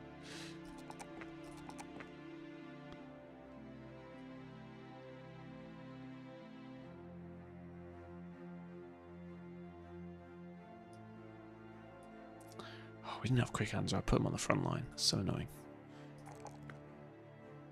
Okay, I'll probably leave the defences actually.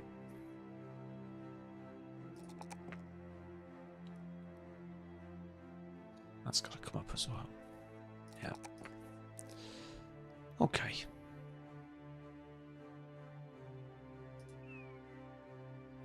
Have to find a town now with a good trade. So we're going to go up and try and abuse the ship transport a little bit.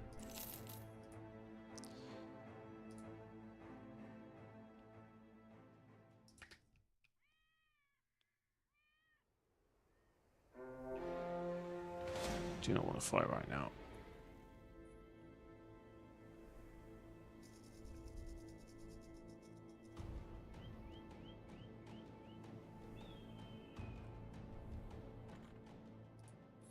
I'm going to sell some of it, but I really want to hold out because we've got so much gear, it's insane.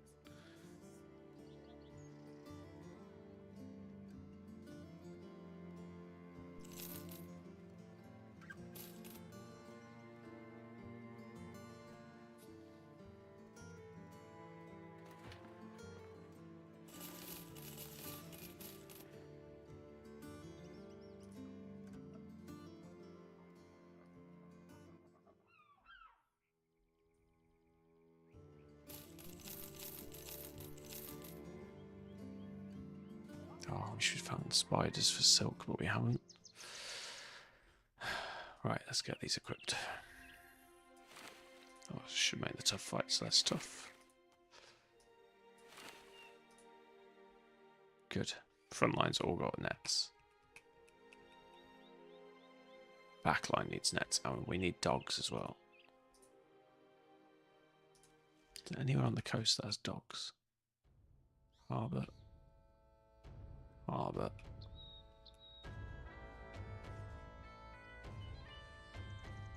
Harbour, no.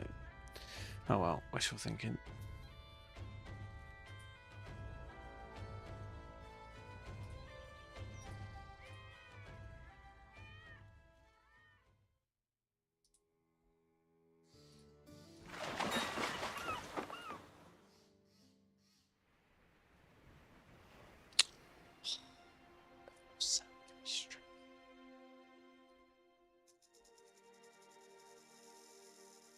Yeah, that's the one I was talking about. Wabba. This is like a big, this one, Dead Oasis camp. So that's unusual because it's spawned quite close to the sea. But you can see it looks like more of like a little sea, basically. So that'll be a particularly challenging one.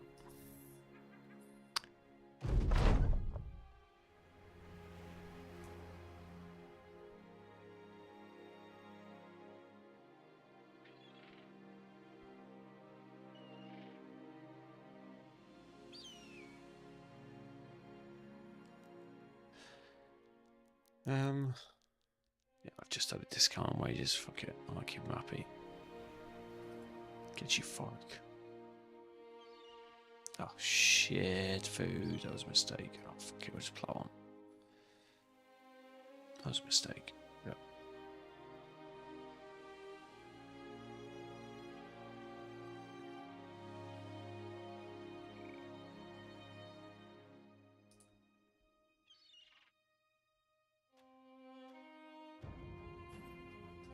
No, I said, Grizz, you didn't listen. I said you can use arrows if you've got a lot of archers, because Geists can be if you haven't got a whip. I'm talking for, you know, where you've got caught on the back foot or you've been ambushed or whatever. Mass arrows in a pinch can work because it's only a 1 in 20. People think 5% is like a no, not going to happen. But if you can fire 8 or 10 arrows a turn and you've got no other option, it's best to clear the Geist. So it definitely is an option. But there is no way of increasing it above 5%, absolutely.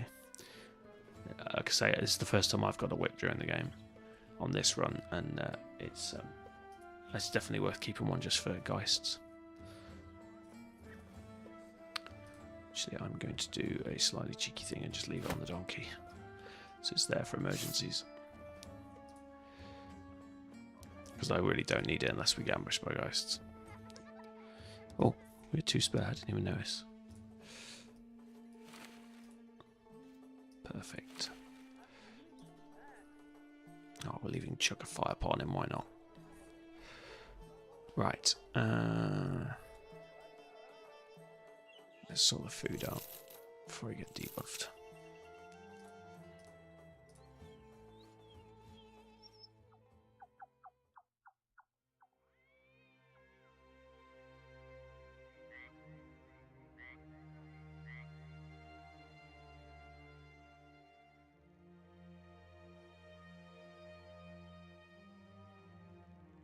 Your ranger got beheaded, unlucky kick.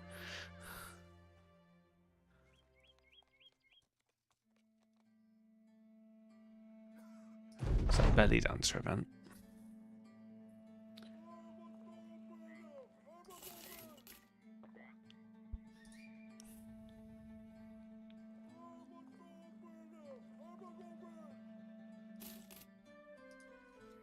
I've never had a good belly dancer. Let's see if this one is good.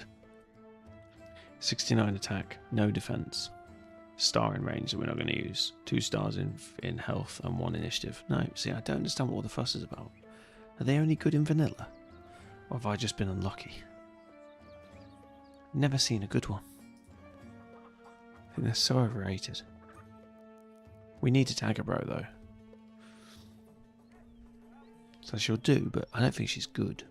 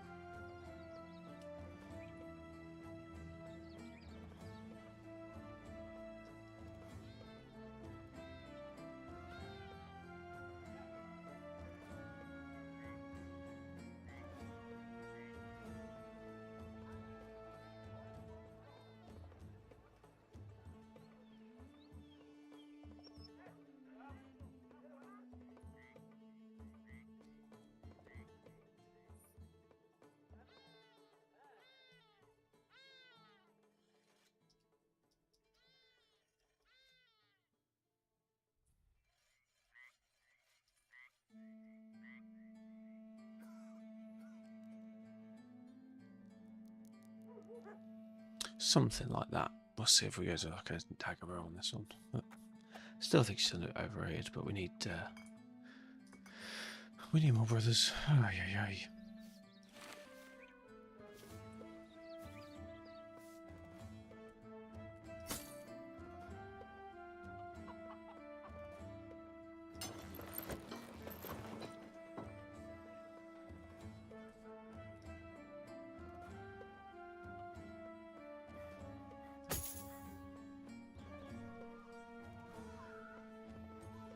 We recently got a Katana, didn't we? Yes.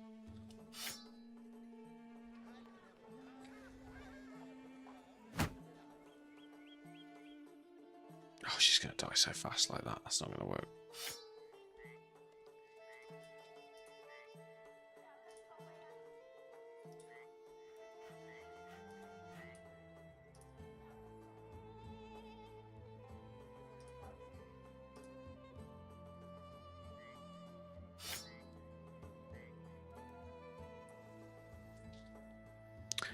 We'll try like this. She's really going to die though if we're not careful.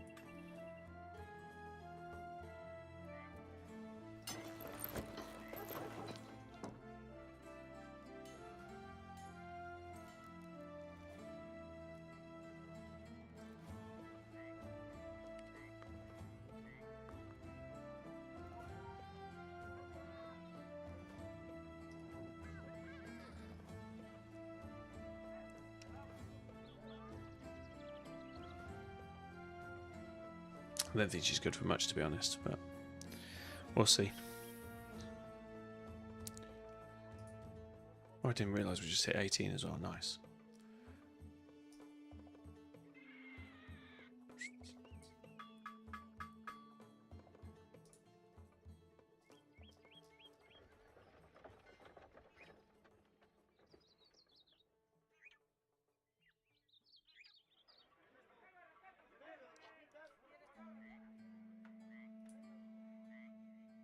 After all, that's still 19%. Right, I'm giving up. Sell everything.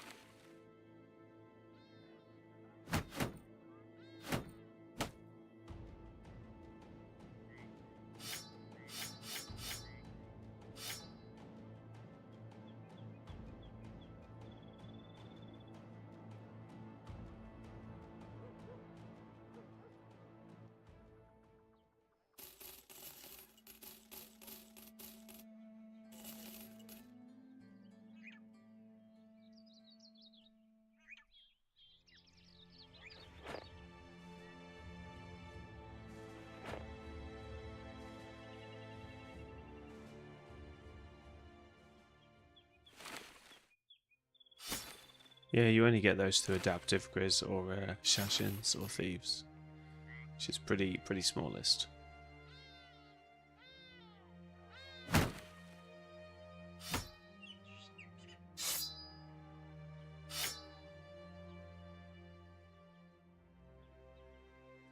Possibly murder on the run, I'm not sure. But that one's a dangerous one to take with the events. Well, less dangerous now, dangerous early game, because the mercenaries that come after you are sometimes pretty horrific.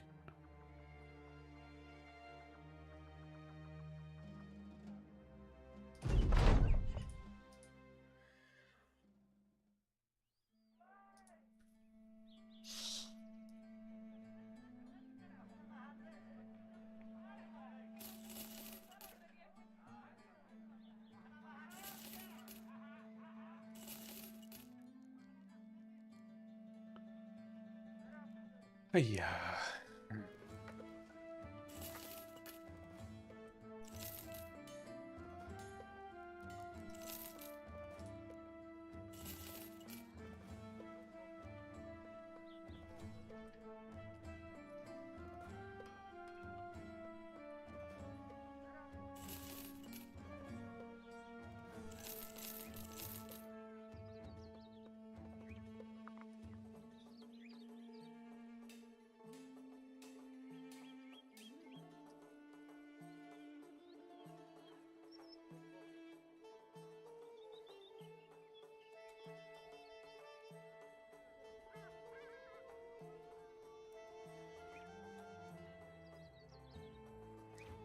Okay. Where are we going? What are we doing?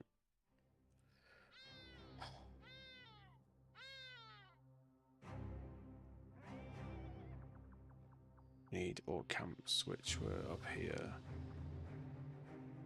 Right. Let's go back there. Teleport to home. sell up to Meerwick even, and we'll go and hit some more camps. Let's see if we get through this ambition, if nothing else.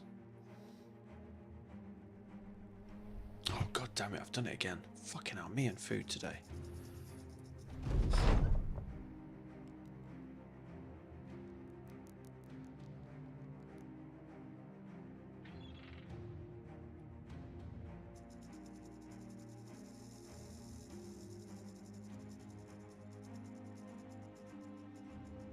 Oh nice, he's written our deeds down and give us a morale boost. Sweet, because we're about to run out of food and get pissed off, so that was convenient.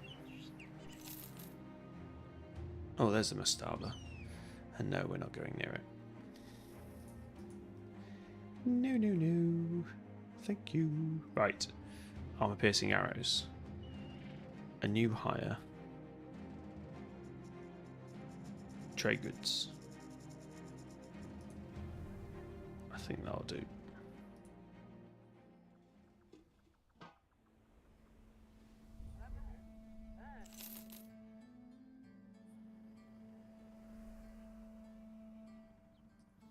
Possibly a handgun, but I'm not sure. Let's have a quick look.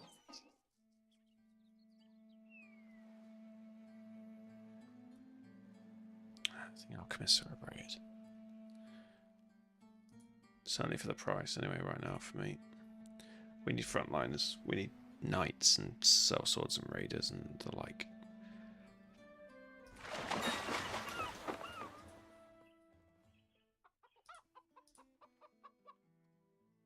23 price. This game curses me. As soon as I sell, find better prices. Hilarious.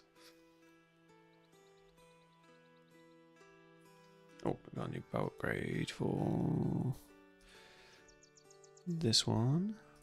Happy days. Shame about we're dropping the rune, but there's not much we can do about it. We just sell it at a profit. Not profit, but you know what I mean. Yeah. You can take the runes off armor, as I understand it, but you can't take them off the weapons. Once they're done, they're done.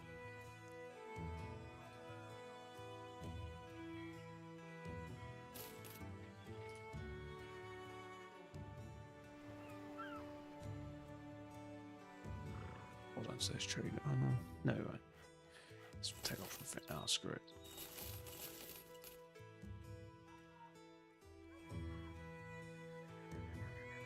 Cheers, Shotty. Good to see you, buddy. Mastaba is free gear. Thought you were telling me it was the really tough one, Kick, and that you told me off for not telling you about it.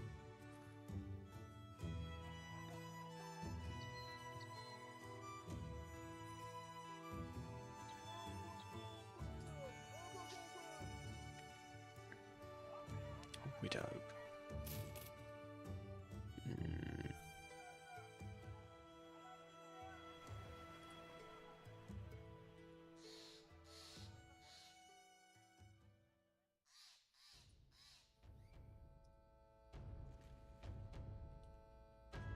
I'm saving. Feel like you're leading me up the garden path here. Go on then, we'll have a look. Do we need to heal at all before we do this? I don't know, with this weak front line I'm a bit nervous.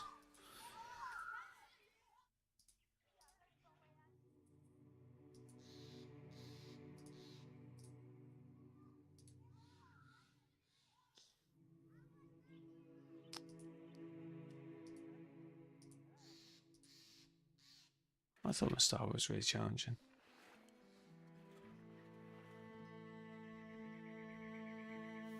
Oh.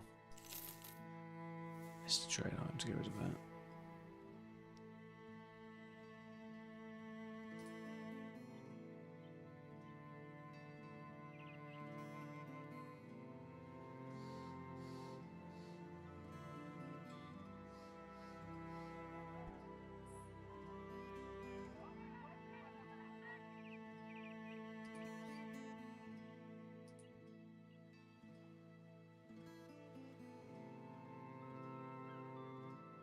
Yeah, I was thinking, Kick, we've definitely got to tighten these rules on the next one. We can't have us going to day 350 every time. Are you keen to pump it to legendary? I think we maybe just do like a day 200 cap or something. Even that's taken me a while to get to there. I welcome your thoughts on it though. It's been fun though. I'm enjoying going through them.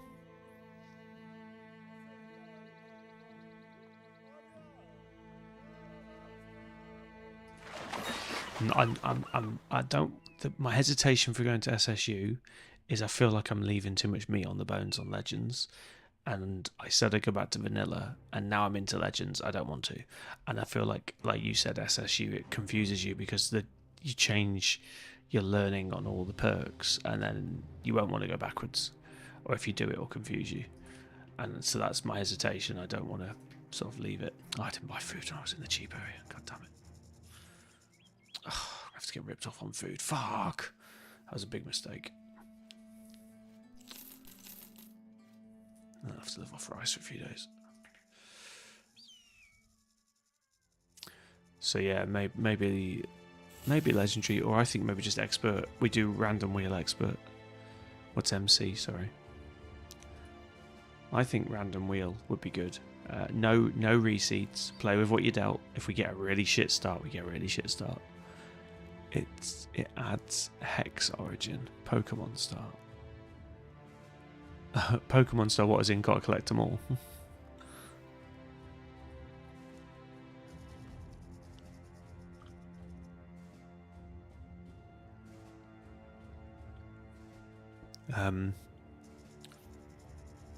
Just DM me the link and I'll take a look at it offline. You better not be pulling my leg here. I'm sure I've done this before and it was rough.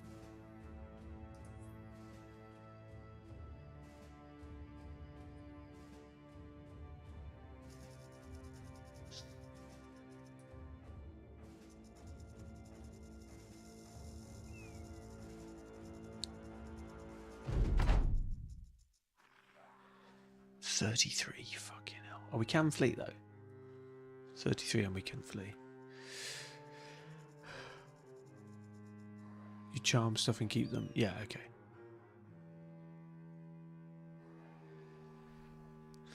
No, I'm not. I've only literally just, this is the first one I've done an expert, so I want to do some more on expert for sure. And Necro Savant Lord. Yeah, I don't think this is possible for us. We'll see how we go. They're going to come forwards? Assuming they're going to come forwards. They're not exactly hard to hit. He's slightly hard to hit.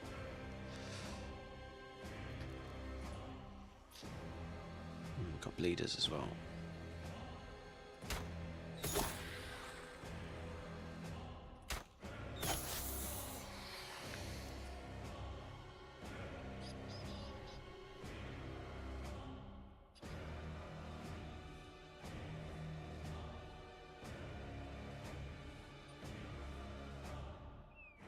You just told me to come and do my starboard kick, you fucker. I knew you were pulling my leg.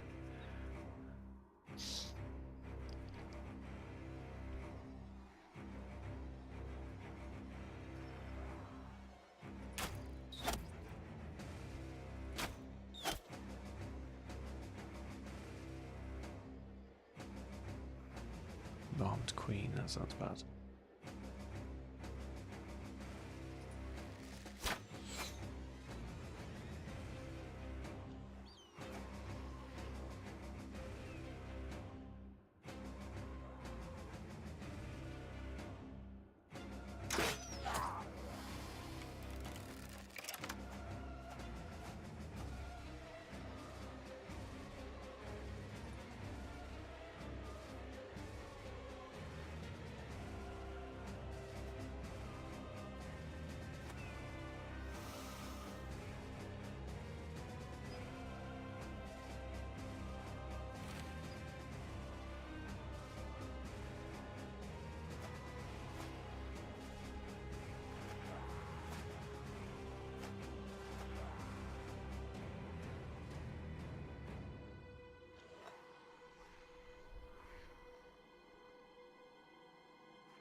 Oh, I keep forgetting that you have to actually equip that like a weapon. I always feel like you should be able to just pull it out of your pocket.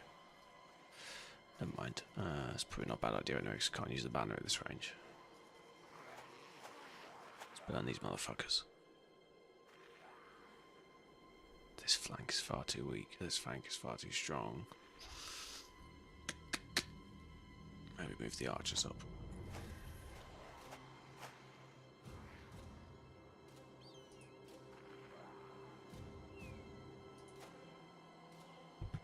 I'll be alright when he arrives, actually.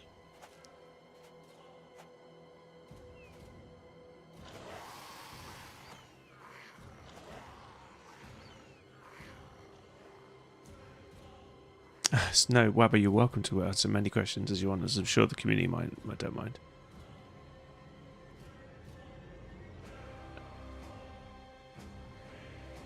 What is a good way to deal with early game fatigue, or is it just suck it up until you get the armor? Personally, I don't like taking brothers below 60 fatigue, because I feel like it's very limiting if you take them below that. You'll see guys take them down to like 30 and they'll use like fatigue neutral characters. But I personally would stick with around maybe 50 at the extreme, but generally you want to keep it above 60. For Battleforged guys, you want stars in fatigue, so you can really pile the armor on. For medium guys, you want medium fatigue and loads of initiative. At least 70 once you've got the gear on, so there's double the weight of your armor. If you read the lithe and the balance skill, you'll see what I mean. And for nimble, you just want loads of hit points, loads of initiative. That's like a rough guide to the 3 different armors. For melee, you can't go wrong with it. For melee, for the frontliners, for me, it's really clear. Either they've got enough fatigue to go Battleforged, or they go medium. And you can do nimble frontliners, but like they're very specific builds.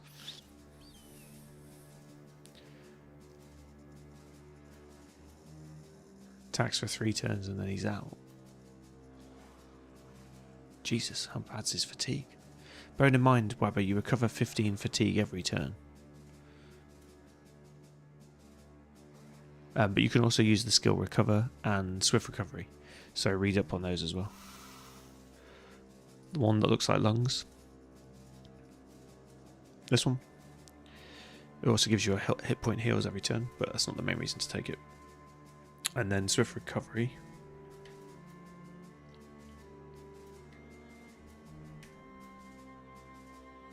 Is this one. Looks like a Roman laurel with an arrow pointing up. That one's a one-shot, one-use, but it's really good for guys that need to maintain their fatigue for dodging purposes. So I use that like halfway through a battle. Yeah, but they're a little bit complicated. Recover's the more basic of the 2 skills to get your head around.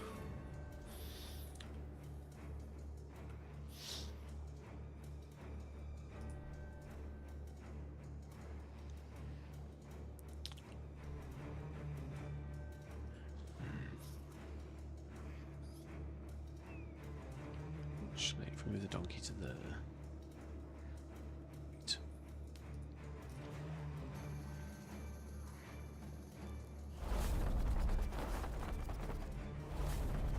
Oh, I thought that was a gift from the Necrosavant, just going to stay downhill from my 2-handed axe guy.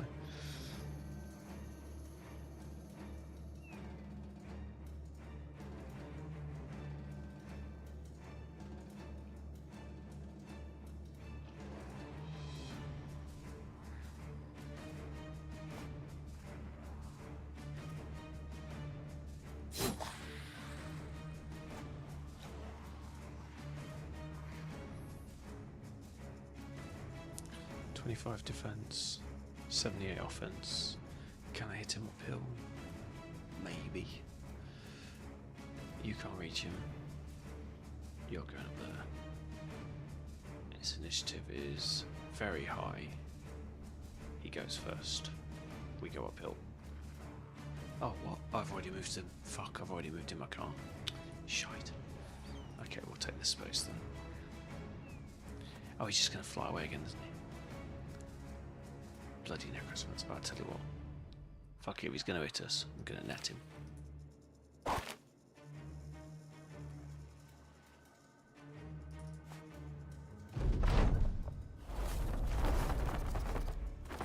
What the fuck is that? Oh, that's another one. He just looks scary because he's got teeth. Oh, does the net slow him down? Ah, the net brings his initiative down. I did not realise. Still not enough for that guy, but 54, 30. Oh, no one's good enough. Archer, 80. Can move there and shoot him.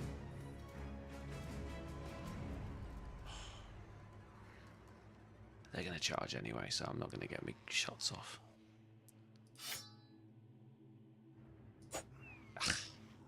Worth a try.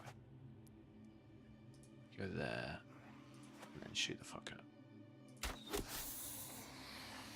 9 lives has been tripped. Right, just got to kill him again now. Somebody hit him before he kills us. What's this woman going to do? Ah, she's really close.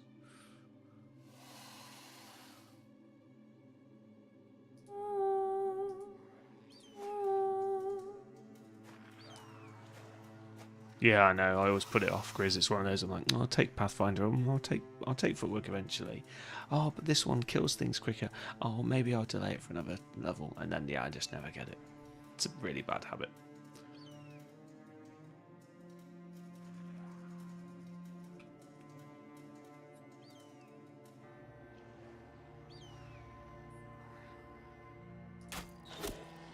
Oh god, yeah, piercing does fuck all to them. Right, we may as well just shred armor.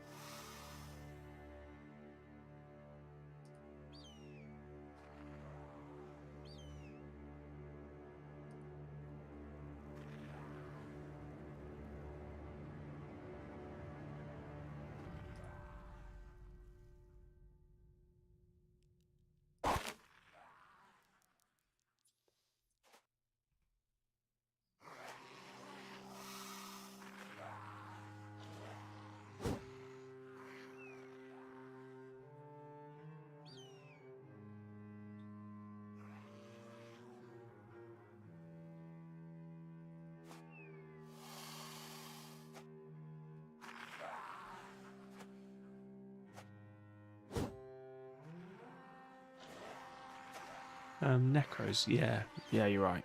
Kill them quick, especially if they're half health. The early Necros you get, this is more for Wabba's benefit.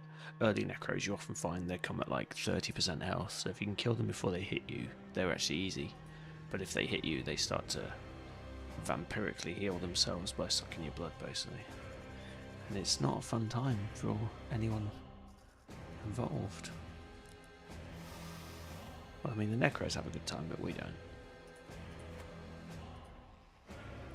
Can't throw this deep enough to be useful.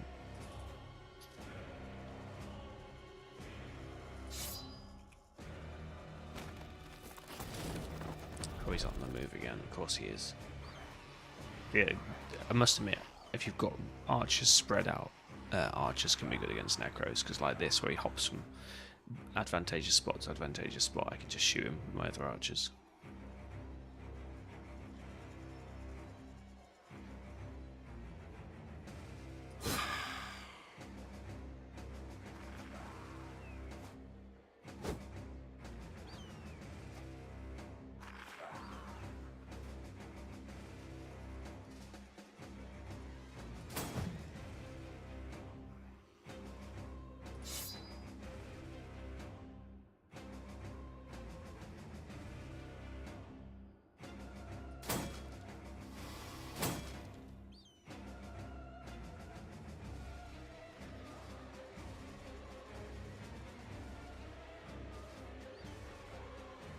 Yeah, 3 bros sucks. You're doing the ranger run as well. 3 bros with rangers particularly sucks. I would just stick to transport quests, Swabber. You shouldn't be doing fights with 3 brothers, by the way. That's the other thing I forgot to tell you. So just do the gold coloured contracts. Just transport stuff from town to town. But don't do the escort missions. Do the other 2 types, the treasury and the armoured convoy, and just move items around. If you want, you can do the odd find location as well. Basically with 3 guys, don't even take fights. Once you get to 6, which you'll get quickly by doing what I've just said, and doing the early ambitions like make a town like you, do 8 contracts, etc. Those 3 things should sort of get you to I think it jumps to 6 brothers next. I think it goes 3, 6, and then it goes up in 2s. But don't quote me. Yeah, once you've got that, then you're laughing. But yeah, even with 3 solid bros, it's challenging doing contracts, because you'll get like 9 or 10 rabble, and if you are doing the ranger start, the druid's pretty much trash at the beginning, and the ranger's good, but you can't get based. So you have to hire 1 frontliner to protect those 2, which is challenging. Yeah, so I would say it's not the most fun of starts, but it gets really fun later.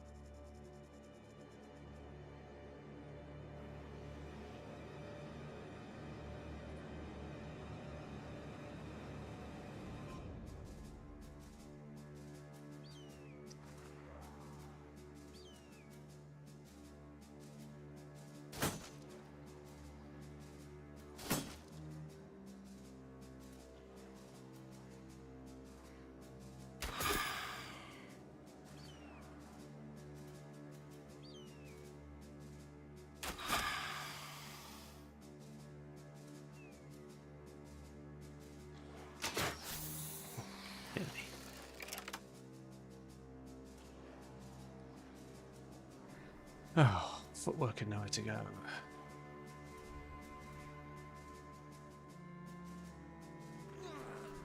Oh, bled out as well. Lovely.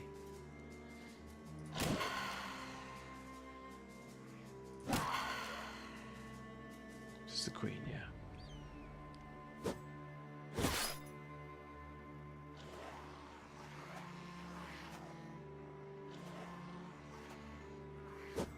God, just the queen and necrosaphants would be a lot, let alone the nobles and all these. Yeah, nobles as well.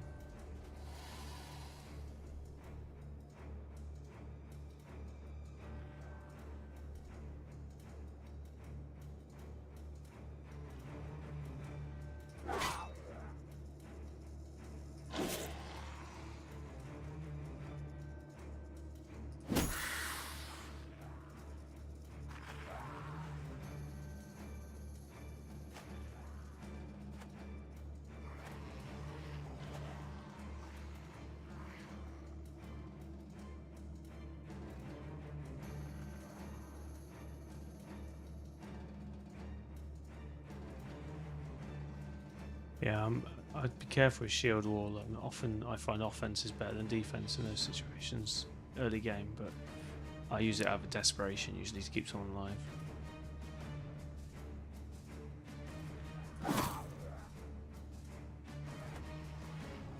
And it's a massive fatigue sap, obviously.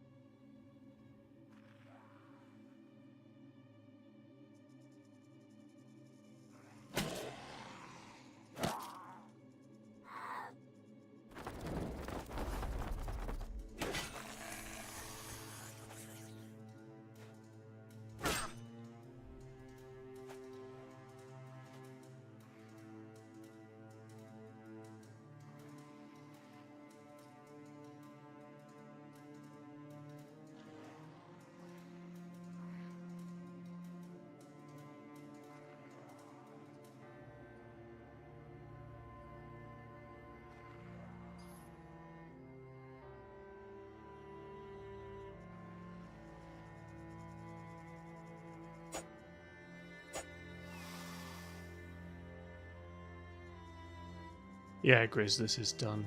Obviously, Kick thinks it's funny to troll, which I do not appreciate.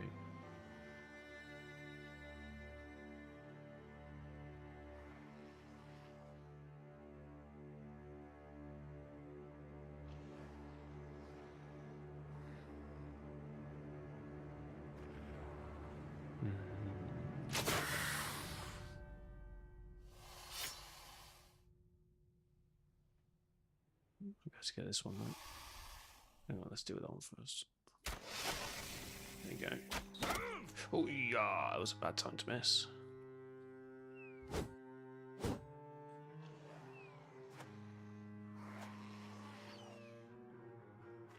Might not be a total wipe, but I reckon it's pretty close.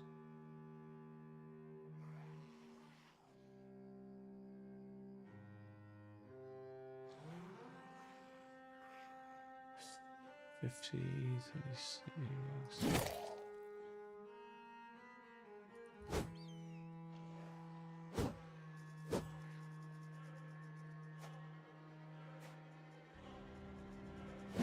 This isn't Sunken Library.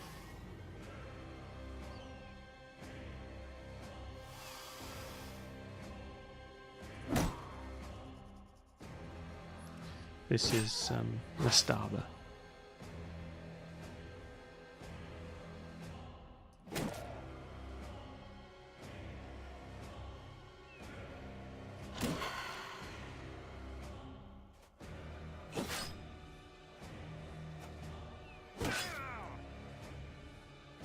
That's all right, yeah. They're similar. They're similar. I think library. I don't know which is harder. This is the first time I've done Mastaba. Library's pretty damn hard. I think isn't library one with the jars or something? You have to destroy the jars first. It's very challenging. This one looks more straightforward if it's just kill them all, which it appears to be.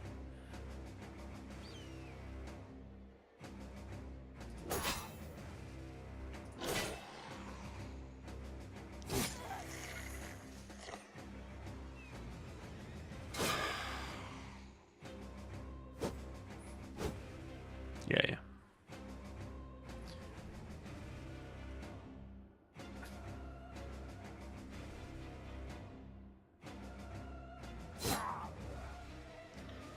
Why would she not die?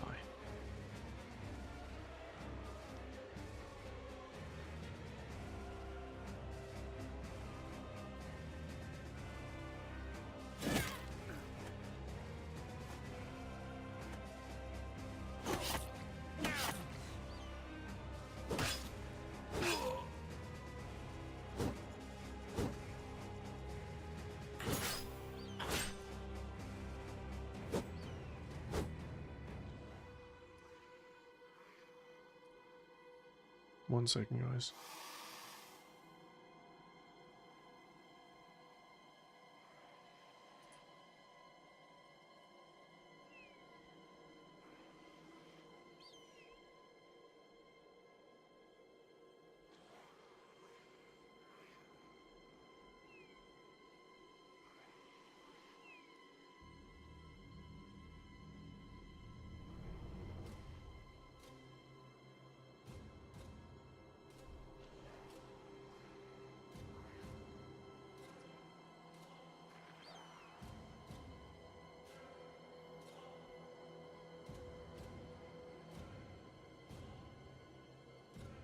Yeah, even this one, no way without the whip or a brawler dude.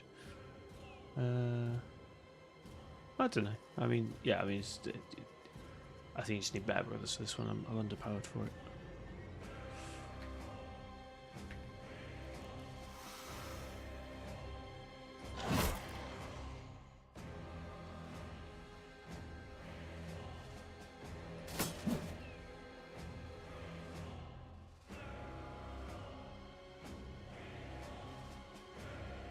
Yeah, these guys are just too strong.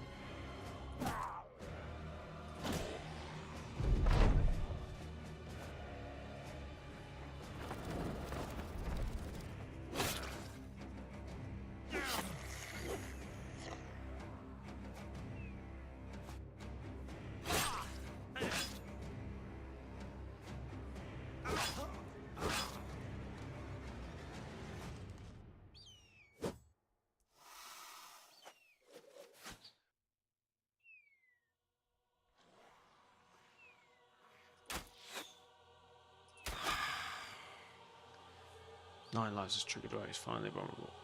I'd like to kill the queen, at least, before we get overwhelmed. Morale's holding well, surprisingly. Oh no, I spoke too soon. His is gone.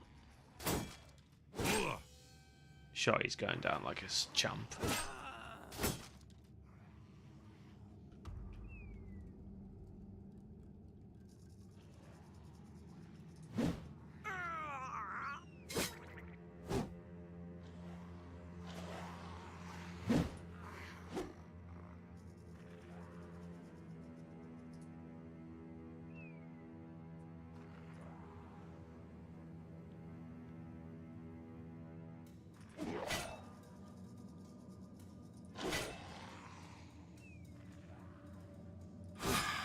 Wee.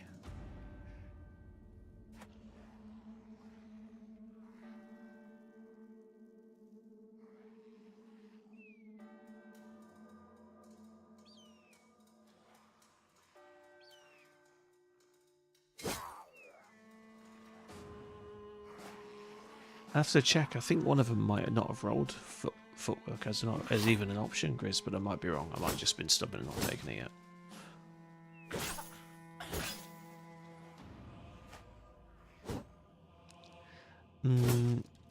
I'd say it's killing the queen, assuming that she always starts at the front, and then necros quickly, and then, like you say, not getting overwhelmed by the rest. I think mass spears, that slurgy tactic, might work well on this one. It's certainly the necros you've got to deal with in some ways. I don't know, it's one of them. I don't know enough about it, but it's definitely, we weren't as far away as I thought we would be on difficulty, but definitely too much for us.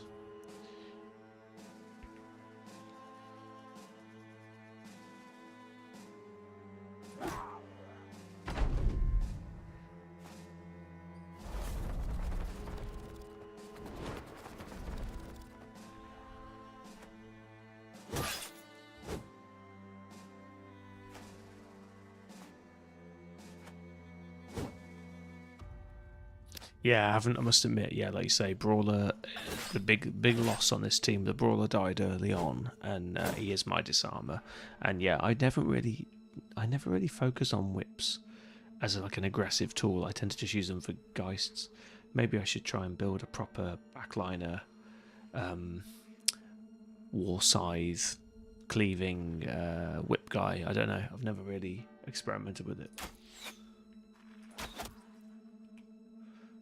And it's good to try a different build, so maybe we'll do that on the next build. Definitely going to try Servant on the next build. Definitely going to try more Dagger and Brawlers, because we let both of those slip by.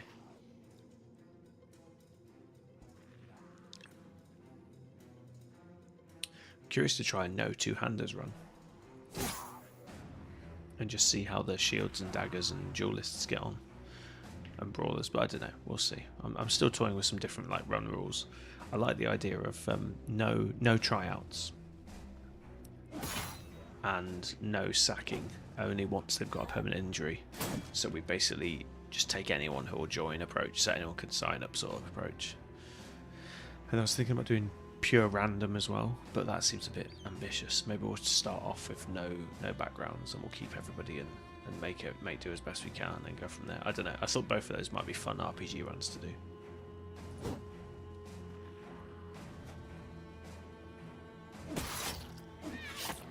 Or we might just do another straightforward run. Or we might do one I've not done yet. I'm still torn. I'm definitely sticking with expert for now. This has been a big step up from veteran, but not as much as I expected, but enough. But yeah, I definitely feel like I held my own more than I expected to on this run.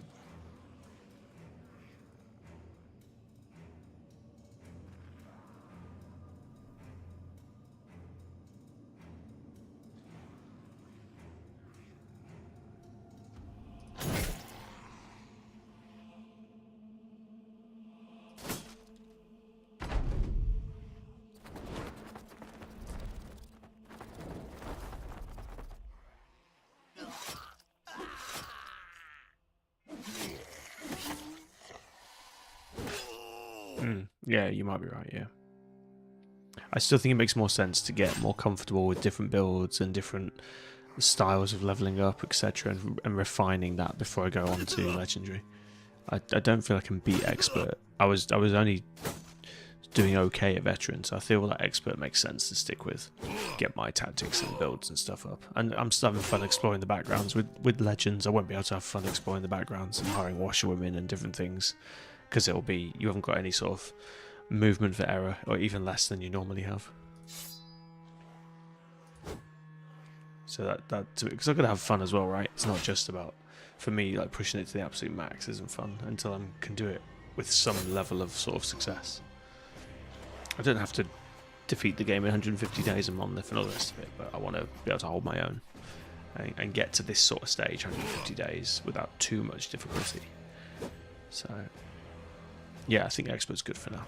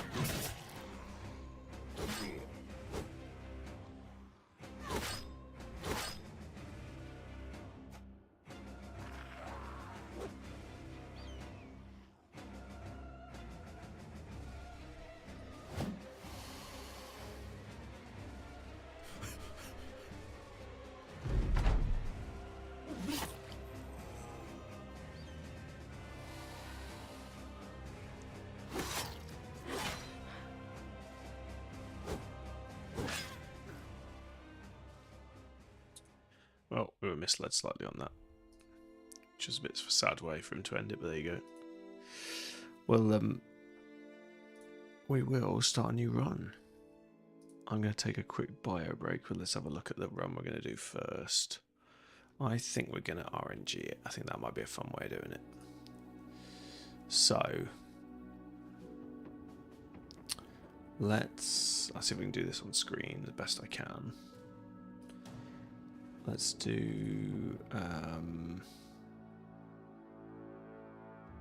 text GDI. Me just, where is it?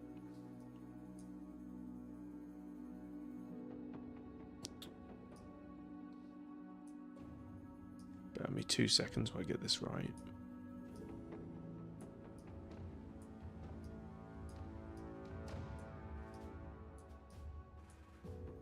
Why is this default window massive? Bear with me, guys.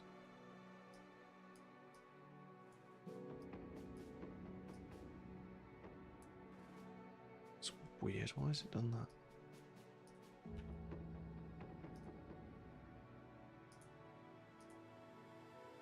Ah, I don't know what it's doing. Let me delete this.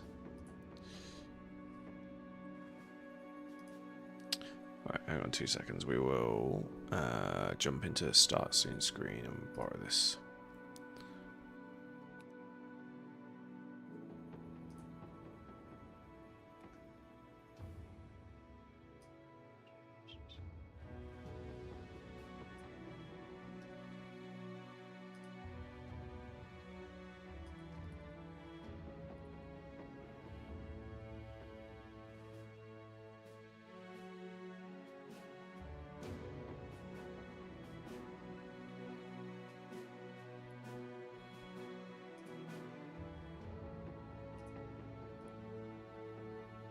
Take that out and we'll put in so I'm going to just discount some of these that you'll see on the screen because I don't want to do new company, for example, or the tutorial. So we'll do, what's the free company? Is that different?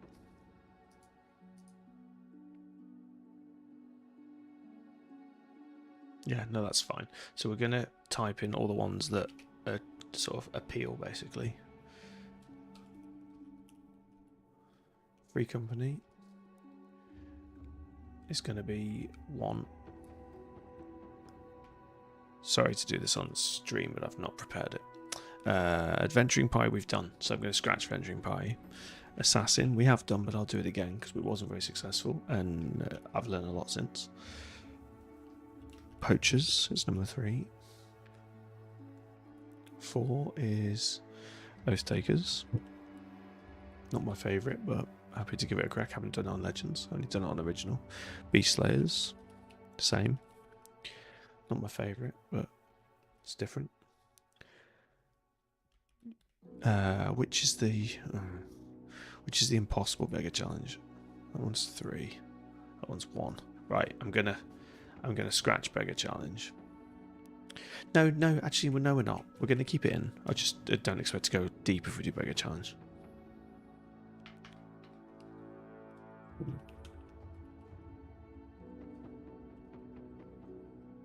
Seven is scaling.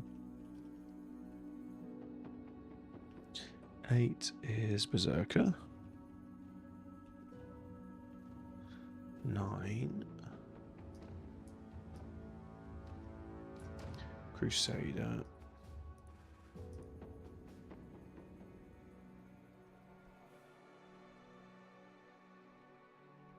10 is Anatomists. 11 Manhunters. 12. Oh no, Manhunters is one that I'm going to veto, because I think that's the yeah, we're going to take that one out. I think that's very challenging. We will put it back in at some point, but not yet. Dak Vault I'm happy to do. Oh, whoops. Deserters is fine. Some of these aren't my first choices, but that's okay. Escape Slaves seems hard, but happy to give that a crack. Gladiators we've done, but I haven't done it on Legends. I really enjoyed our Gladiators run as well. Legion I'm vetoing. Lone Wolf I'm going to put it in there, but if we draw Lone Wolf I'm not expecting to go deep. But, you know, it might be fun for you guys to watch anyway. Nobles, I haven't even read up on. Northern Raiders.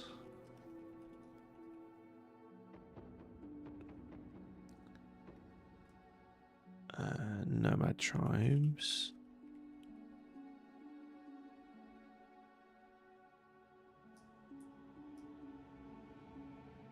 Peasant Militia.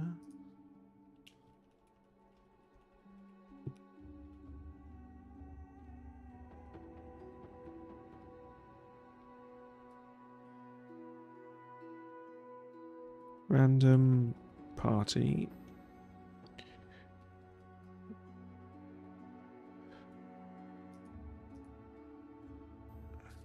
Random Solo. Random Geo.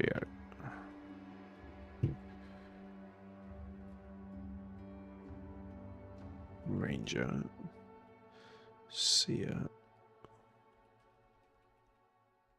So I should have maybe done this a better way, as we're probably keeping most of them in, but I know there's a few I want to take out. And then what we'll do is we'll do a random one. I will do a wheel for next time, but for today we'll do just an RNG generator. And then we'll start working to them all. I think that'll be a fun way of playing it. But we'll do RNG each time. Some of them won't last as long. I expect me to struggle on Lone Wolf, but that's alright. I don't mind losing. It's good to learn and test yourself and play outside your comfort zone. I just really don't like the Manhunters one. It seems almost like too difficult. The Legion one I had to play with, and it's just a weird start. It's a beta as well. Forbidden Knowledge, I'm really enjoying the other run. If we roll it, we're going to mulligan it, because I'm going to go back and finish the Berserker Necron, because I was really enjoying that. But we'll do that on another stream. Hated Lich I'm going to take out for now. The Troop. Oh, I hope we don't roll the Troop. I tried it. It's really hard. A Trading Caravan is also really hard, because all of your non-combatants take Peaceable, which makes them really rubbish. So it's, and the other one's really expensive. It's got some really harsh sort of play mechanics. Again, Cabal I'm going to put in, but we're gonna mulligan it for a while, but we'll leave it on the list.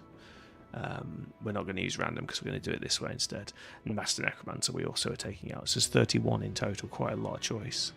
So let's do an RNG from 1 to 31 on Google. 10. We rolled a 10. What was 10? Anatomists. Oh, okay. I mean, it's a shame because I've done that one on vanilla, but we'll take Anatomists. Right. Forgive the... oh, there's our list. We're going to use that for our starting screen in future.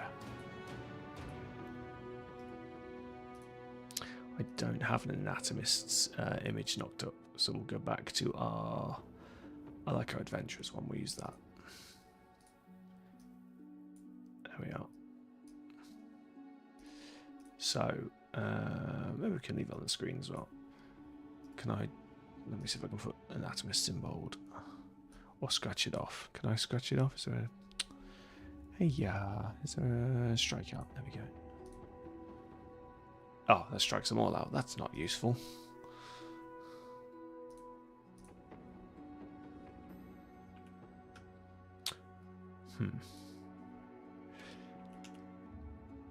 Okay, I'll fix that offline. We'll put current next to it, but I don't think that's going to pop very much.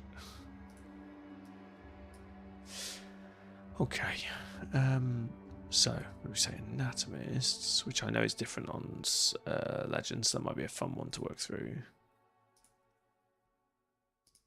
I never have any good names ready. I need to think. I really wish you could change your company name halfway through. Grizz, have you got a good Anatomist's name? What are they? They're like mad scientists, aren't they? That might do.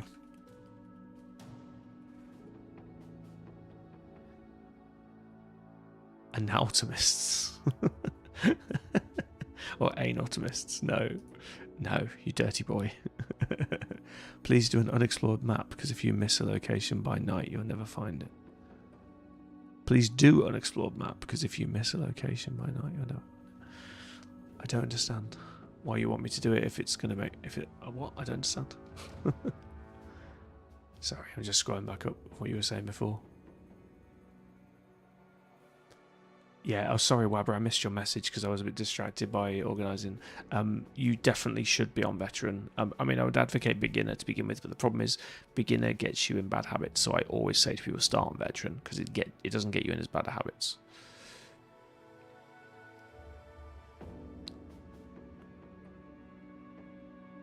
Pause. Oh, I see. Pause mod and unexplored map. Nah, pause mod's cheating.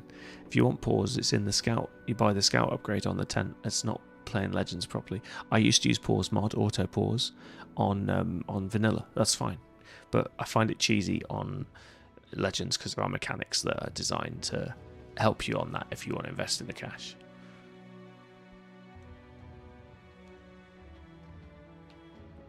Yeah, I normally have a brawler. He just died, Grizz. But you watch, I almost always develop a brawler because I think they're fun as well. I really enjoy playing with a brawler. It's just funny thinking that the guy's fighting a hedge knight in armor and he's just bashing him in the face with gauntlets. That just amuses me. Or he's got him in a full Nelson, just punching the crap out of him. I also like a dagger guy as well. But yeah, this is what channel points are for as well. I'm happy. You don't have to use channel points, but like if you use your channel points, tell me which character you want. Oh, I'm happy to hire whatever. Yeah, we're going for Anatomist sauce. Thanks, Angel. Yeah, I'm probably not going to do unexplored map, not on expert. But I always do random seed. I don't cheese seeds. Whatever we get, we get. We just may do. Thanks, Angel.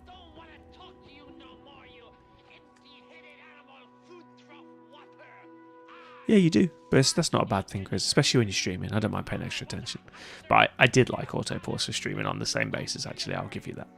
But yeah, no, I prefer to play it as it's meant to be played, or as I feel it's meant to be played. Mad Scientists, I don't know, 3 skeletons, do we want that? I don't know, what's a Mad Scientist one? Maybe the one with the bloody dagger, isn't there? That might be a good banner. I don't know, that's quite creepy for Mad Scientists. That's more Dark-fully though. That's a Beast Slayer one. I like the flag to be a reasonably on point.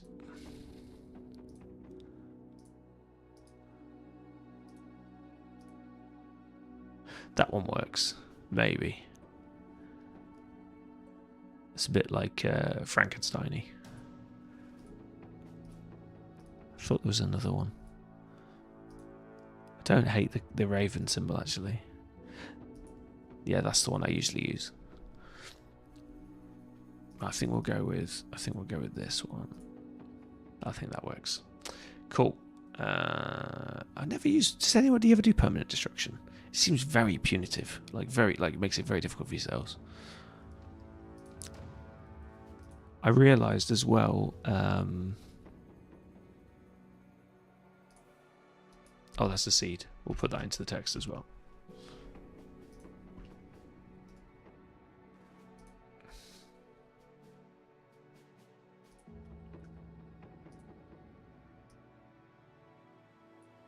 So there's the seed. It's a bit distracting. Let me do that underneath.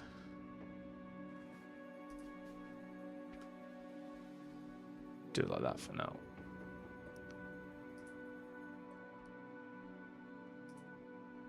So for anyone who wants to play along, that's the seed in chat. And what we're going to do, I think I may have slightly misled you actually, Grizz. There was one other thing I noticed that I had tweaked. So that's all default. There was something... No, distance scaling was on. There was something else I thought I'd noticed.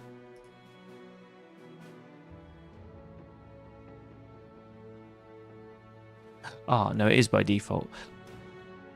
Yeah, I always have this checked, so you get at least one of every trade building.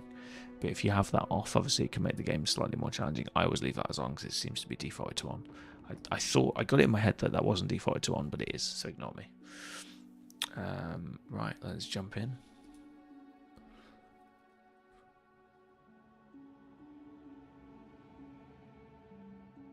No, if you take the right perks, you take caravans, you take caravan guards, you take different, like the Master Archer is really good in Forest, different terrain buffs, and then you take the, what's it called, because they've renamed everything. It was called the Scout in the old one, and it's called the Watcher's Totem or something now.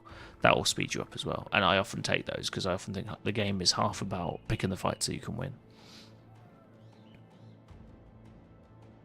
No, it's cool, man. If you want to use autopause, it's fine. It's just a bit of fun for you to join in. If you're comfortable using it, use it.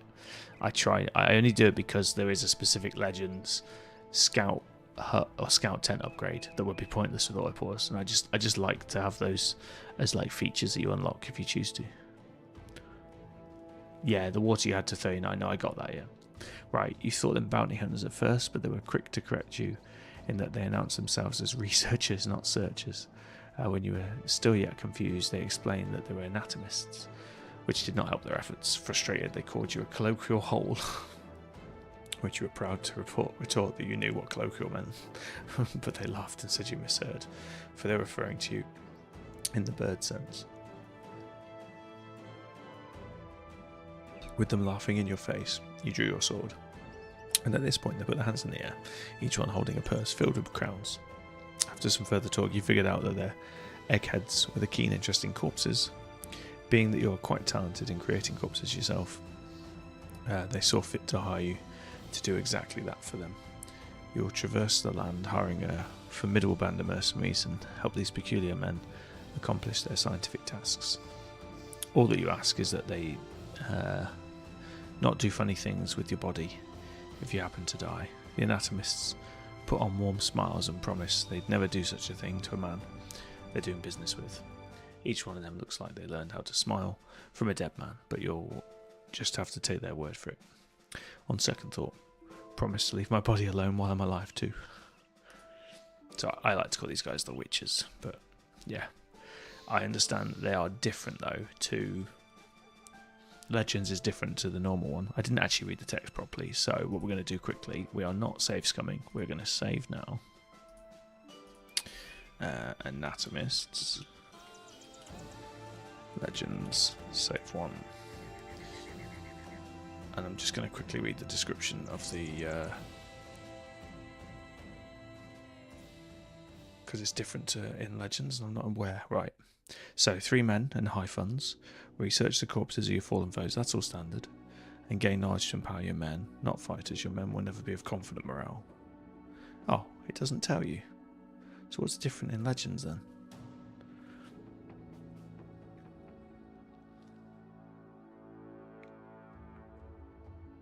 I thought there was a difference. Well, sorry. Usually it shows you the difference in Legends. It has like red text and stuff.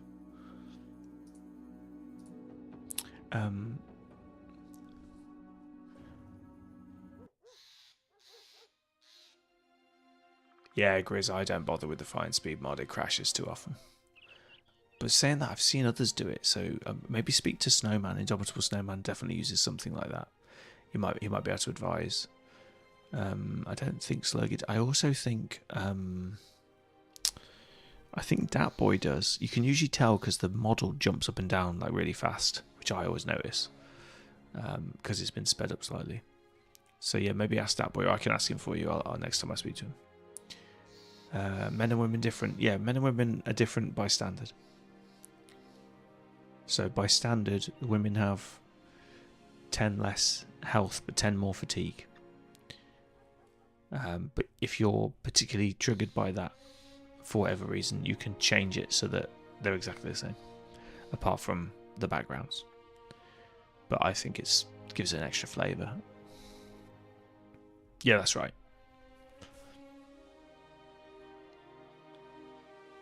But I think that's a standard. I haven't changed that. That's normal. I don't think you can change it once you're in, actually. Oh, I also changed this to one ingredient that's available. It shows you the whole recipe. That's just kind. Saves you using Wikipedia all the time.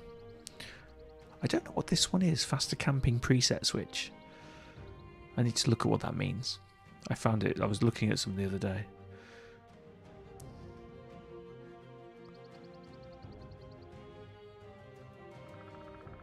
I've never fiddled with this either, the minimum and maximum hit chance.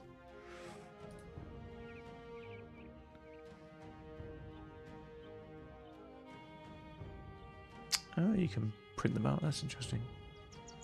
Save builds for a minute. Oh.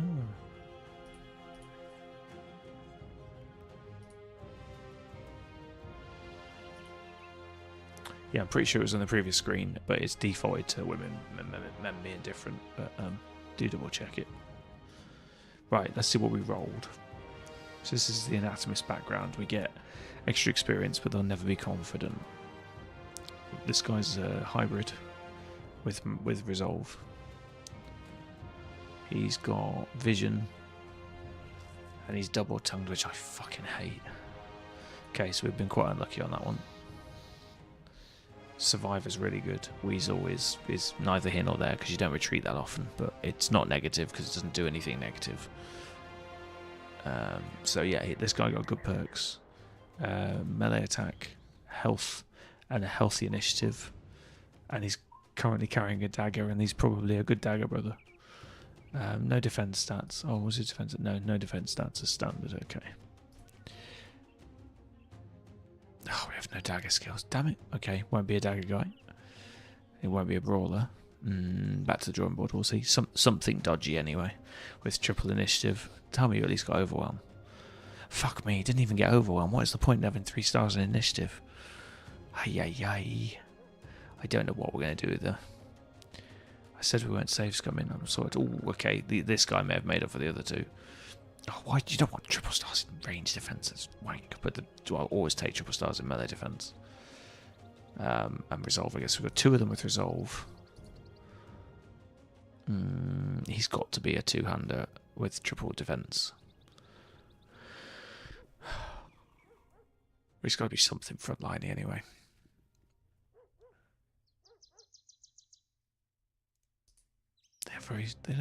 This shows that this is a really good demonstration of different skill trees in Legends as well. So these are both Anatomists. This guy's got 3 on tier 3, which is quite unusual. This guy's got 6 on tier 3. And this guy's got 5. It just shows you the variety and the shape of the trees and how they're different. It's quite fun. Right. This is going to be hard to break down. It looks like we've all defaulted with Harvest Twist, so maybe we just make them all Swordmasters.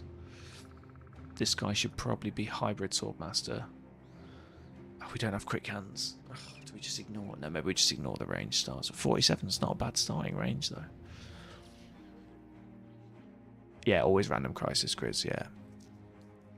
I'm comfortable enough that I don't need to pick it. But again, this is just for me. So if you really, really don't like one of the crises and you want to start off with a nice crisis, then, you know, like Wabber, if you want to play this one as well, you could do it on veteran. Then feel free to. It's not mandatory. It's more just for sharing struggles or tips and things like that.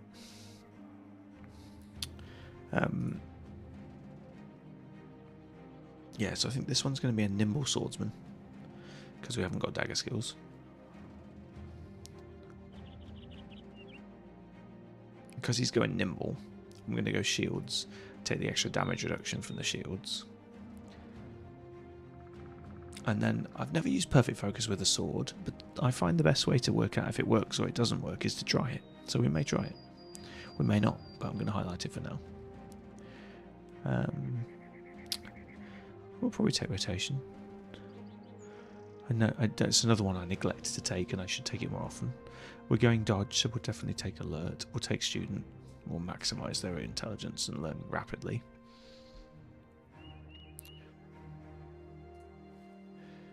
We'll do the same on this guy. So swordsman, dodge, nimble.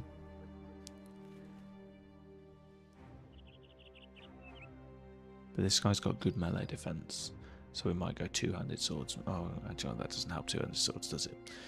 Okay, we could maybe go duelist swordsman then for extra damage. He doesn't have shield skills, but he has taunt. Oh, I think these guys are so contradictory. So I was about to say we'll make this one the shield swordsman with taunt, but that's not going to work either. Mind over body is good on a sword guy, but one with a perk. Who, this guy?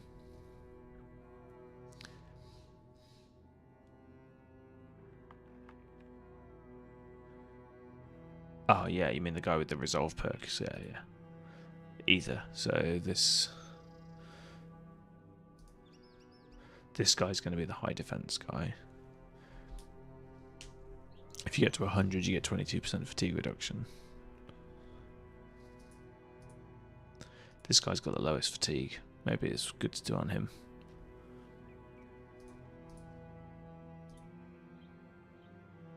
Yeah, we can maybe do on him.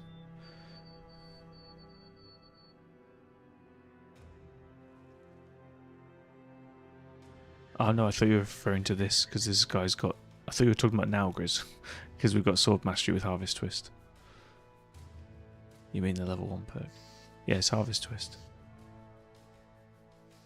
It is a sword perk. It's just a single sword perk, one-handed. Oh, it starts off with a sickle, but it's a one-handed sword after that.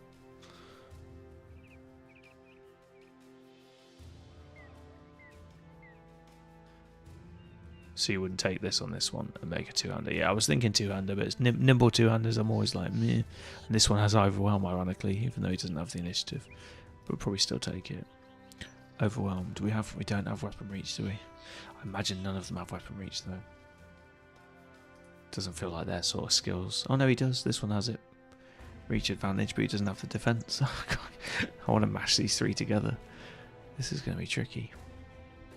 Saying that we don't need it, we have got underdog, which helps.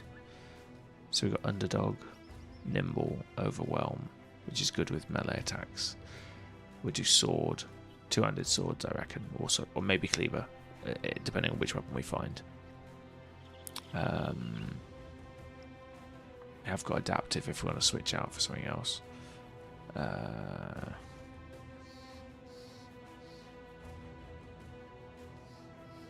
We can actually make him the sergeant as well. Even if he's not a banner man, he could be the sergeant to rally occasionally. And then mind over body isn't totally wasted. We've got it in a double whammy there, which is quite nice.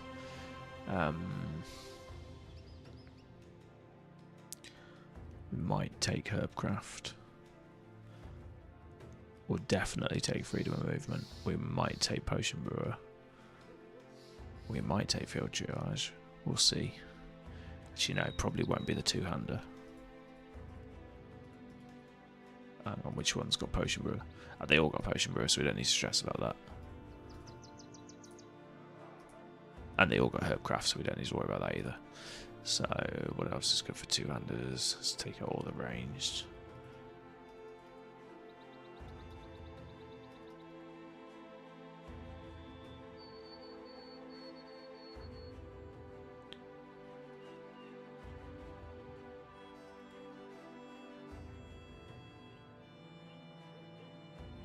Student,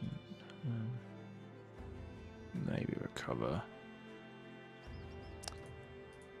Well, of the three, you got almost as highest fatigue as well.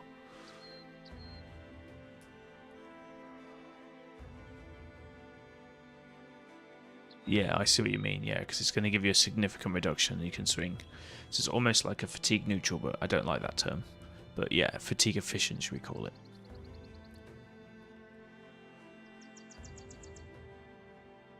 Yeah, so we'll drop the.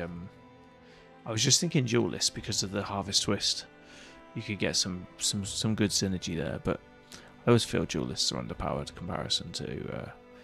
Oh, actually, do you know what? Point of interest, Grism, because you were talking about making a. You were talking about making a fencer, weren't you? So I'd recommend Anatomists then if they get harvest twist, because that will synergize nicely with your duelist and then your one-handed fencer. But I don't know, other characters may also come with it. I don't think it's just on the duelist, but it's an option there for you anyway. There's probably better options. I just can't think which ones has it. It's the herbalist perk group. Oh, well, the herbalist has it. There you go. No, I'm just saying, in general, though, you wanted a fencer. I think if you can get this skill, I think it's worth having. 23 fatigue for an attack. Yeah, well, we'll see when we get the weapon, but sure. How do you get him to 150 initiative? No, not this one particularly, but don't forget it changes. Well, this guy's got 3 stars. He'll hit 151, there you go. Why 150 though?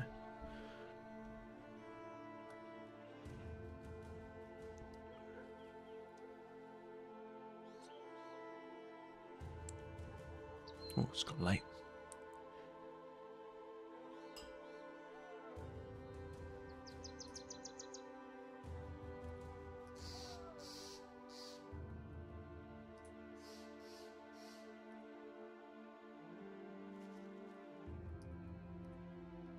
Just realised I need to update the name of the stream as well. Let me just quickly do that.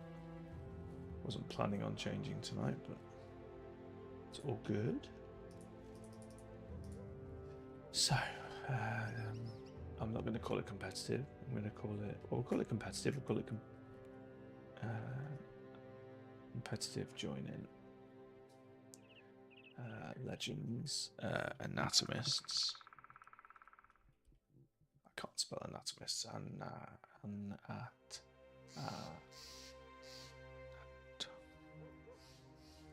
tired.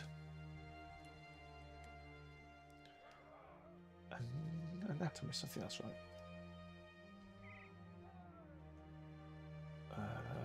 Day 1. And then we just drop the seed in there.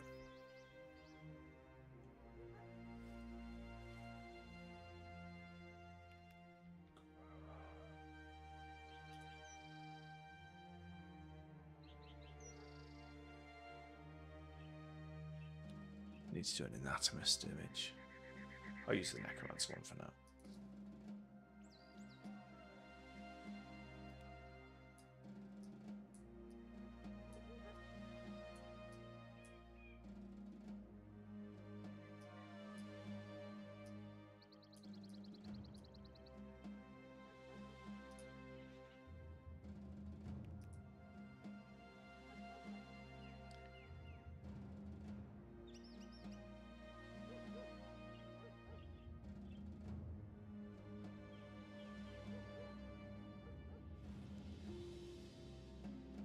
Oh wow, a lot of messages, Chris. Whoa, easy.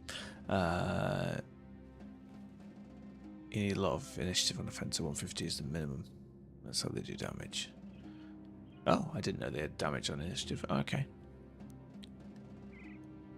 Oh, because you need to go first. Sorry, I see what you mean. Sword attack scales with initiative. Oh, I've never actually used the fencing sword. I didn't know that. Okay, that's cool. So you need high fatigue, high initiative, yeah, high melee attack, and some points left over for melee defense at some point. Like I say, not one I've built before.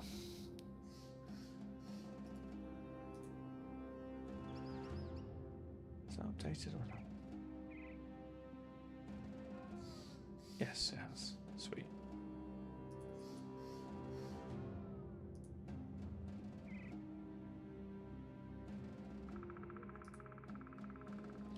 Nice one. Sorry about the distraction there, guys. Right, let's finish trying to make a rough plan for this guy. So we're saying, yeah, so we're going to make this into some sort of nimble two-hander. We could adapt him into medium, but I'm not sure. We'll see how he develops. But that's a rough plan. That's just a rough idea of where we're going. This guy's super high initiative.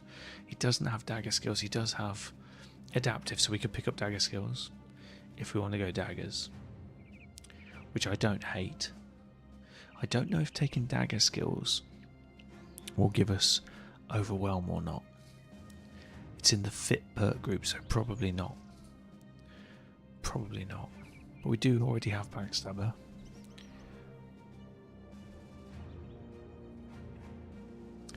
Underdog, we don't have. We have rotation. Two hands. Sorry, quick hands, forgive me. We'll see, maybe. And then this guy, I think. Sword and board. We don't have thrown weapons. We could maybe give him thrown weapons. We don't have quick hands either. Oh god, this is so annoying. I know I like to say I like that Legends makes you work outside your comfort zone, but I just can't work out to get the most out of this guy. Can we get rid of this stupid trays or double-tongued? Does that get rid of that? No, it doesn't. Double-tongued is just one we're going to have to live with. Oh, that sucks.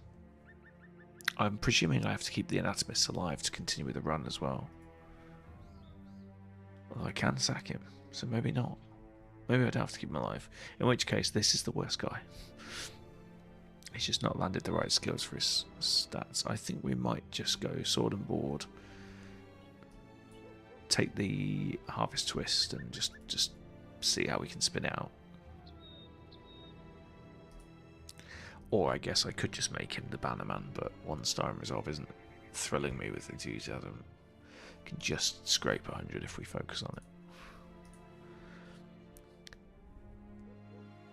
Yeah, double tongue's bad because you can't remove it. I mean, I don't like taking True Believer to remove perks because it still fucks you up. So you'll try Assassin or Oath Taker. That one actually needs background. You can't scale 4 stats, and he actually needs 4 stats high.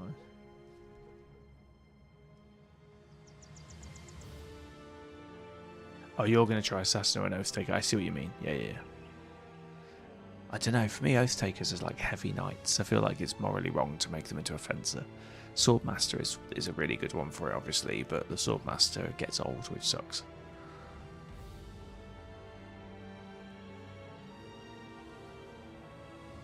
Yeah, it's true. See, I don't agree with that you can't scale 4 stats. It's just that you can't scale them all the way up. You have to sort of hit a point where you go, okay, I'm going to take it to this number and then drop it. Or I'm just going to take, high rolls on those 4 stats. But yeah, it's definitely harder, and you're going to have an overall slightly weaker brother. But I don't mind that. I think sometimes you have to sort of make do. Right. We've got 3 grand to start with. That is not high, considering we start with high funds. Jesus. Anatomist creeps the logo. We've already got events and a strange scribe. What is going on? We're getting events straight away. We need some sort of front board. A gravedigger might work, actually. I need some sort of meat shield. Right, you come across an open air wagon carrying a casket. It's paving, trailed by a retinue of mourners. Margarita steps out from the company and inquires about the death of an individual. They said it was from a beast strike. Curious, the Anatomists inquire what sort of beast would be capable of killing a man. People look at one another before opening the coffin to reveal a man with a small scratch across his cheek. The wound had long since turned dark purple, with veins of green and other disturbing discoloration, evidence that his demise was one of being stricken. One of the peasants looks up. It was his house cat that did it, nicked him right there, and he paid little mind to it. And then the colours went out and wandered his flesh until he was dead within 2 nights.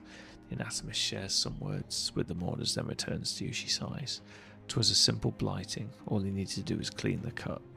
Unfortunate, though I'm happy that my learnings are giving me real-world insights, even if it is too late to apply them. You ask what became of the cat. The anatomist nods and says it was in the coffin with its victim. The feline beast took there, seemingly unawares of its final destination. If only she was happy, this happy about mercenary work as well. That was random. I like it. Strange scribe. Whilst in... That's a hard one to pronounce. Holn Island? Honisland? I don't know. You are approached by a person you had seen around one of the noblemen in the area. He's wearing a black cloak and he keeps his face deep in the cowl. He is the definition of suspicious. Naturally, Margarita, the anatomist, sets his eyes on him as though he were one of his subjects of scientific observation. The man bows. I've come with great respect for the work you do, Margarita. We have read many of your texts. You put a hand on your sword and wait to see where this is going. The man continues. We would like to invite you for a meal to discuss matters of bodily import a little more deeply. Stepping between the men, you ask who this we is. The man states that he is with a group of scribes and scholars who study matters of the human body, as well as the bodies who have comported themselves well to the nature of their bestial tasks, which is to say they study the world of monsters. We of course have a particular interest in the beasts, which are man himself, after he has lost what he himself is. This is wordy. With so much intrigue flitting about, you're not surprised that the anatomist wishes to go with the strange scribe.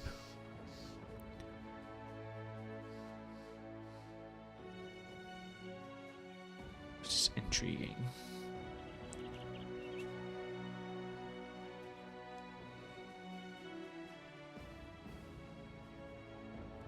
Yeah, 60 plus, yeah. And 100 for your frontliners ideally, but I always think you can risk it slightly more with heavy guys. You're nimble, everything's about hit points, because it's all about damage reduction, so... And your nudists, if you get a berserker, even more so. But that's up for debate. But yeah, basically you want north of 80. But 60, you're talking about early game though, Wabber, so 60 is fine for early game. Just take Colossus on everybody. A lot of people say only take it on guys that have high health. I actually argue that you want it on the weaker ones because it'll fix their low health. So it's just a good one to take on everybody. Yeah, the answer is always it depends, yeah. I don't like talking in extremes either. Grizz is a little bit more hardcore than me. He'll say, oh, this is right, that's wrong. I'm like, this is the way I do it, but there's different ways of doing it.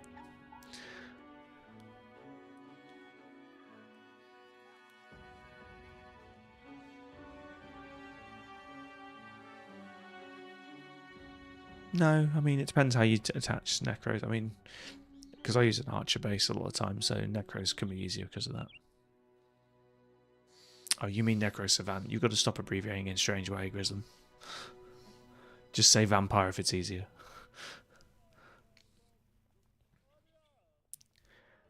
Necro abbreviation means Necromancer. Yeah, Necro Savant, yeah. Just say Vampire if you want. I think Necro Savant is German.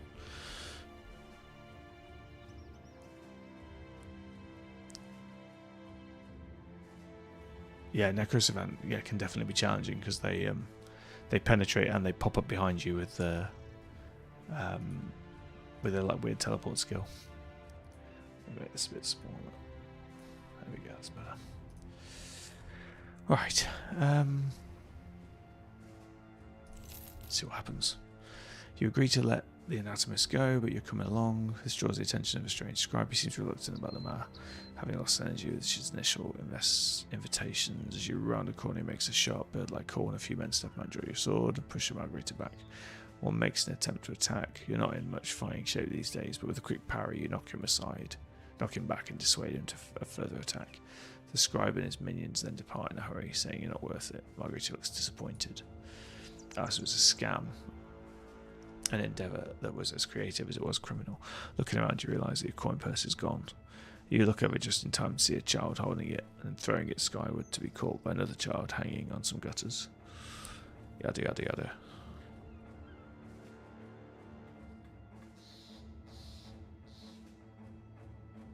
Okay, we lose some money. Fine. Damn scamps. I wonder if there's an upside to that event as it's in the town. I'm completely ignorant of the Anatomist events.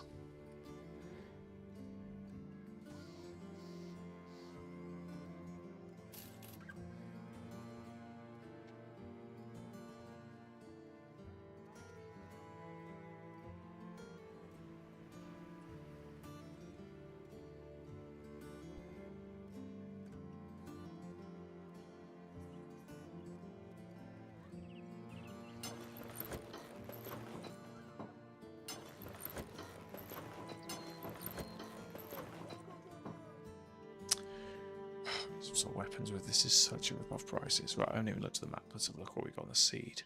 So we've got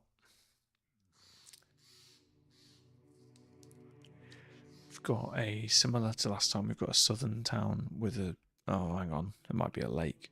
Can we actually get to that?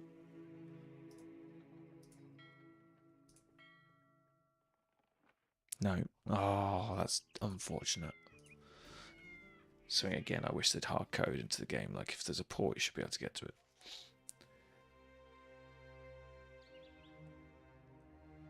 Oh, so ports are useless. Because they're just here. Well, they're cheap. I guess I can bounce around to 4 markets quickly if I want to. So that's not a terrible loss later on.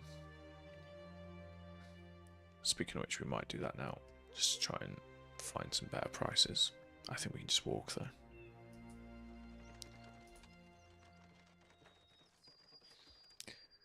Fisherman, Gravedigger.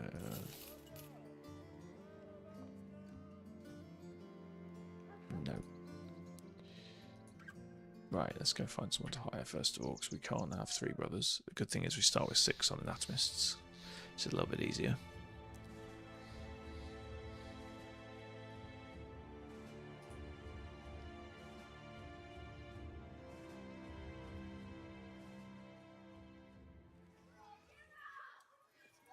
Yeah, see the reason to take Colossus, absolutely, it reduces your injury risk. Or do we just focus on Anatomists, or would that be stupid? I know we might get a better one here. Pickpocket, I've never had a pickpocket before. Skilled with knives, we like a knife brother. I love a good caravan hand. Let's see what we can find here. Oh, that'll do. A caravan hand that likes to hit the head, is not very skillful, but has extra damage. Oh wow, this has got -5 to melee defense, range defense, and melee skill.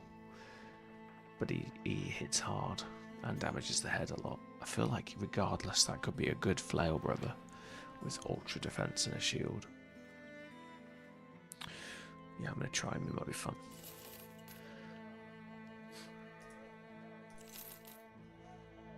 Oh wow, another Anatomist with triple defense. And 5 melee defense. Oh yeah, we're having him as well.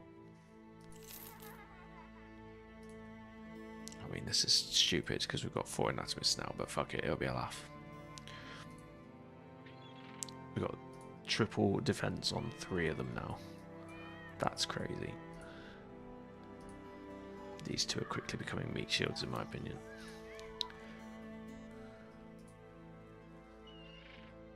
I completely agree with Grizz. Maybe not day 100, but I would agree in the first 30 contracts you do at least, if not 50, if not day 50. I wouldn't do Beasts contracts because you want to get the gear that the humans drop. And Beasts, whilst they drop some skins, they're not useful. At the beginning you just want gear.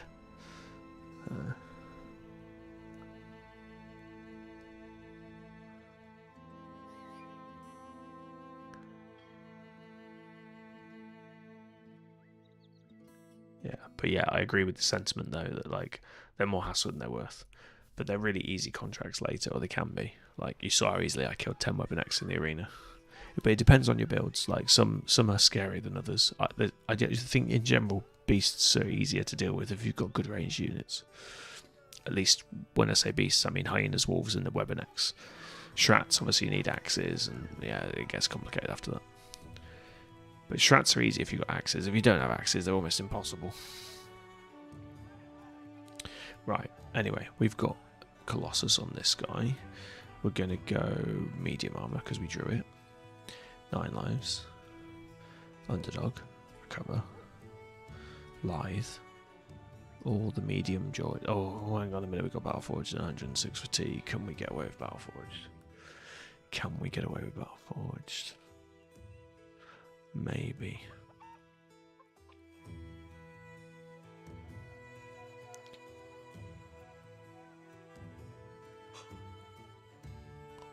It's not a bad start in fatigue, it's just really down to luck if we develop it, that's the problem. I always find initiatives easier to develop. No, let's go medium. We don't have to stress then about rolls. So I'm going to block out Battleforged on this one as much as that pains me. Muscularity, Killing Frenzy. We didn't get Berserk, but we got everything else. We got ranged advantage with triple defense. We're going to go two-handed, hammer, axe, or sword. We're going to go...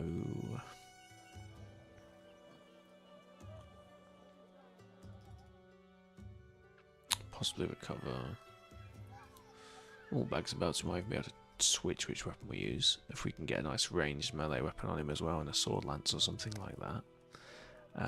We're not going shields with this one. All ranged. So we can take all those out.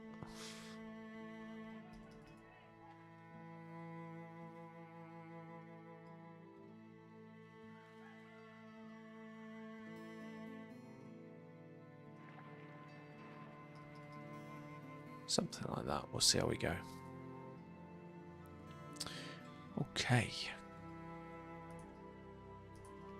And the Anatomists we hired,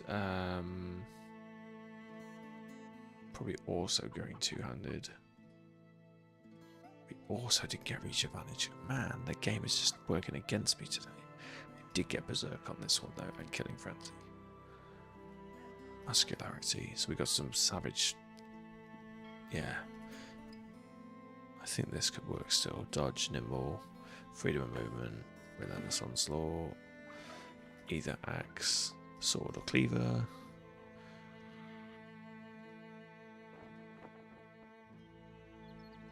Yeah, of course. No, you can do your own difficulty, mate. And likewise, if people want to do veteran, they can do veteran. I'm just doing expert because it's good for me, mate. And it's better for the content. You know, you don't want to see me proper like struggling all the time. EZ economic, is it okay? What's EZ economic? You lost me on that one. You're doing easy economy.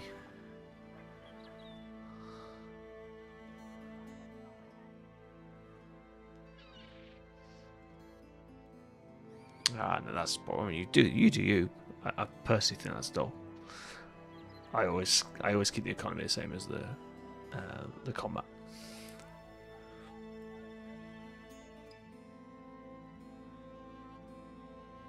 You just crushed it on expert economy, right? But it's totally, it's just, mate, it's your run. If you know, like I say, this is just for bragging rights. There's no prize or anything.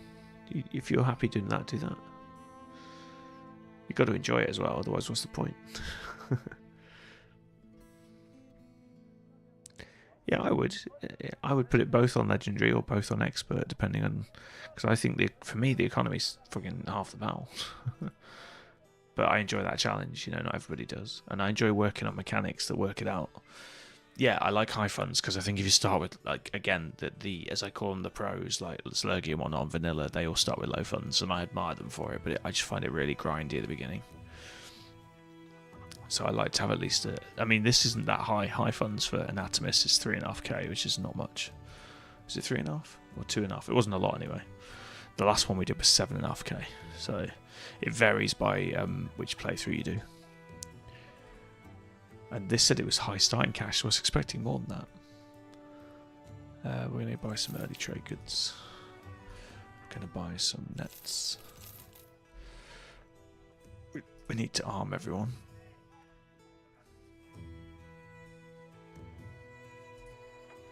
So this guy's a caravan hand. Oh, actually, we should probably go. Oh, we did get shields. We should probably go Spearmaster, actually. Make him a really strong flanker.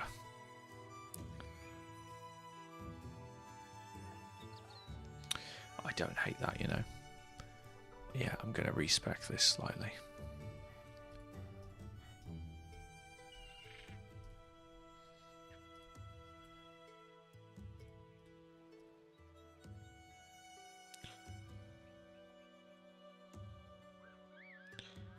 Going to respec this into a spear. Yeah, because we've got the spear skills, thrust, and all the rest of it. You just need to remember to pick these up if we're going to do that. And then the shield skills, and we might do the shield bash skills as well.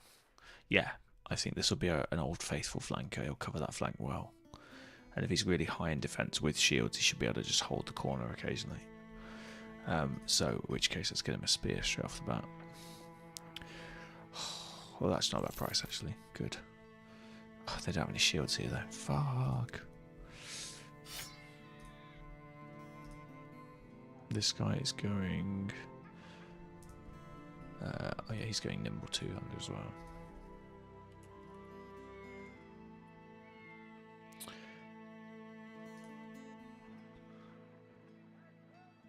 Right, so we need shields on the front guys to try and keep them alive. You can use that for now.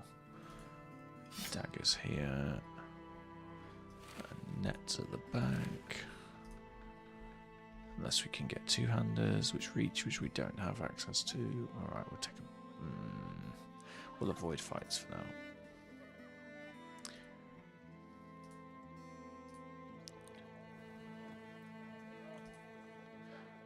Long way to the east. Near Gritstone. No, I'm not running around the desert like a lunatic. Return item we're not ready for yet. Escort caravan. Oh, God's sake. Game is not being kind. Right, let's be slightly cheeky though and pop over to Dykestadt via boat, which will cost almost nothing. Let's see if we get better economy here. 26% sell price, nice. Oh, but they also make amber, so we can't sell that. Flog the mead though.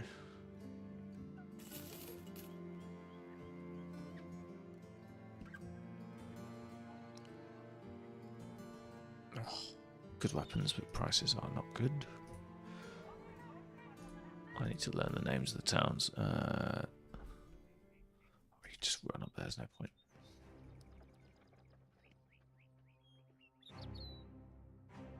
Good, better buy prices here.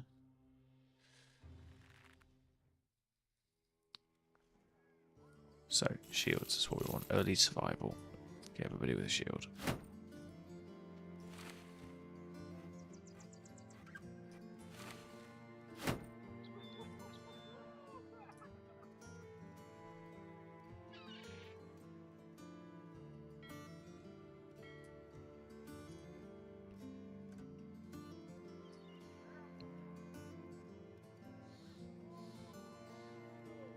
No worries, mate. 2 seconds. I need to go and take a... I said I was going to take a bio break ages ago, and I just haven't. I'm actually bursting for a beat. Give me 2 seconds to check, mate.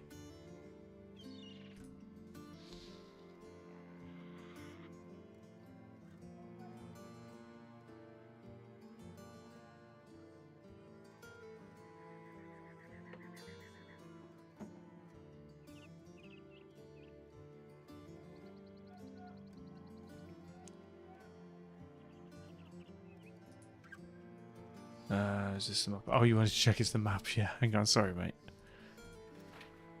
One was called Margarita or something like that. Let me check.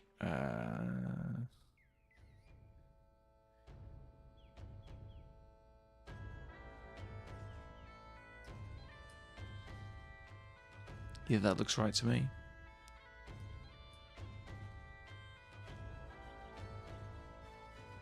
Yeah, that looks correct, mate, on the map anyway. Steinbros, can't see his name, but it looks about right.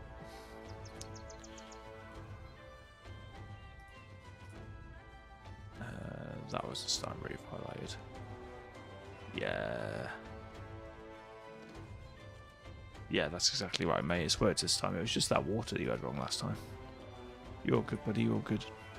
No, no problem. Thanks for joining in. It's nice. Rhymer. Oh, my little one's crying. Just give me a sec, guys. I'll be right back.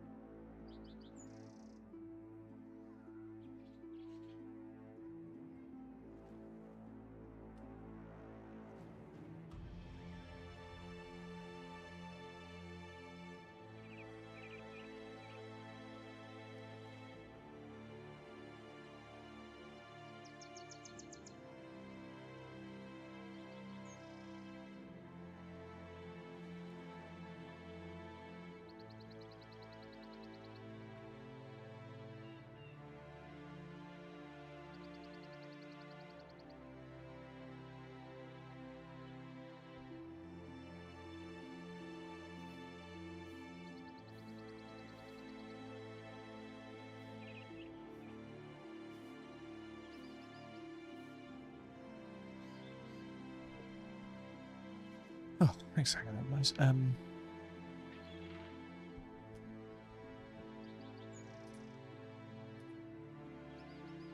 Yeah, Burkhard. Burkhard's decent. Margarita is average.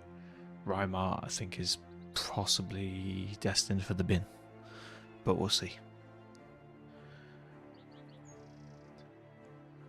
And then I hired another one, so I may let one of the originals go. We'll see.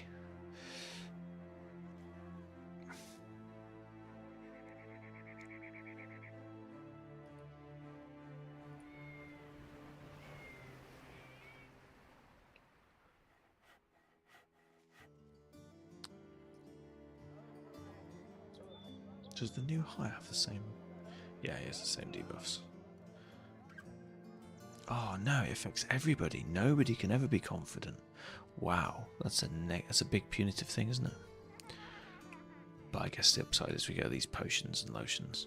We are actually also, contrary to what we just said as well, Grizz, we're going to have to target beasts. Because we need their guts and whatnot.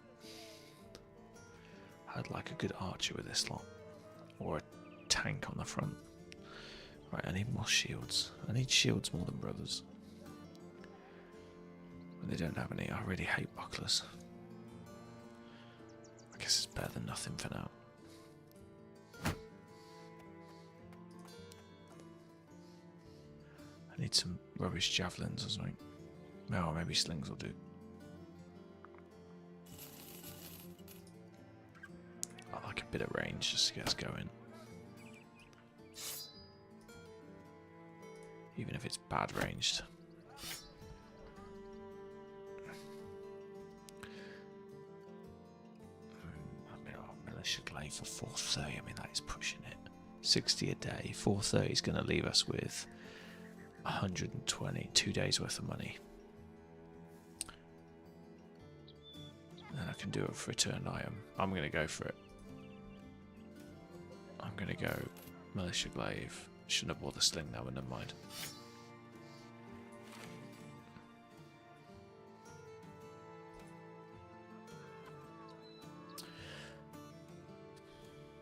It's a ragtag bunch, but let's see what we can do.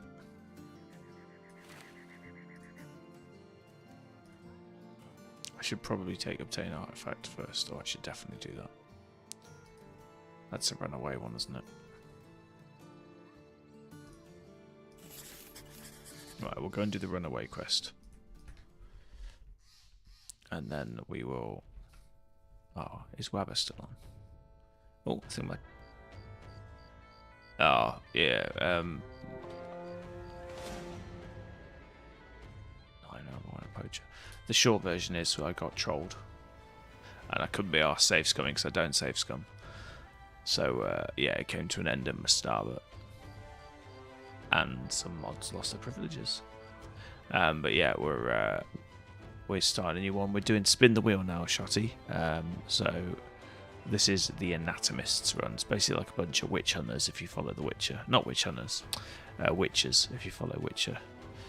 So they go, basically if we get different creatures, we can use them to make different like super potions and it'll permanently improve our brothers in different ways. A bit like Witcher. So it's quite fun. But there's some debuffs for it. They get sick when they take the potion for a while, then they get better. Again, a bit like The Witcher. And then they the negative element is that all of the brothers have never get confident morale because they're like scientists rather than warriors. So that balances it out, but it means you're really weak at the beginning.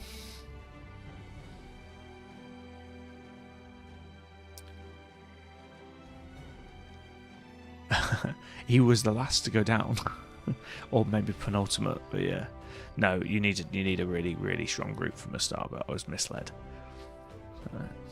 Do we want to do this at night? Probably. We haven't got much ranged.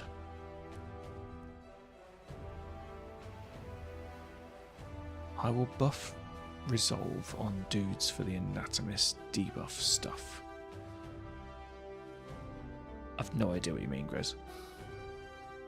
Oh, What is going on? My stream keeps losing chat for some reason. Let me just go on to...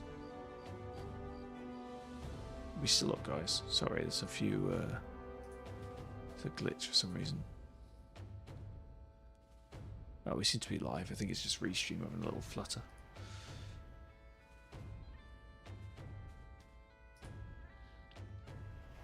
Yeah, it's okay, cool.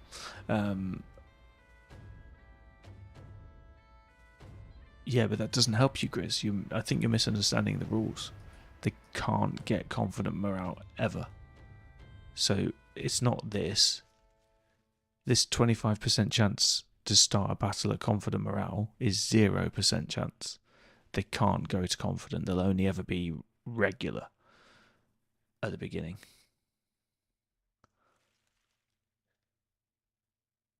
So if you give them 80 plus res... Oh, is it because they're starting at middle state, you're doing it so that they're less likely to drop to breaking? Is that what you mean? I think they can get confident mid-battle. But you can't start off with it. I've just realised I've got almost no head armour on this guy.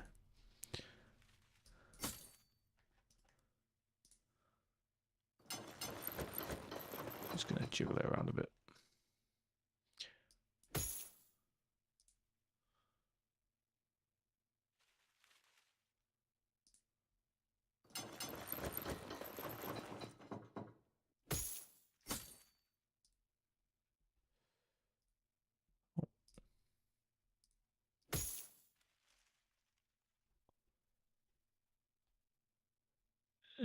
I don't believe so, Wabber. No, I think... Oh, I don't know. I'm not 100% sure.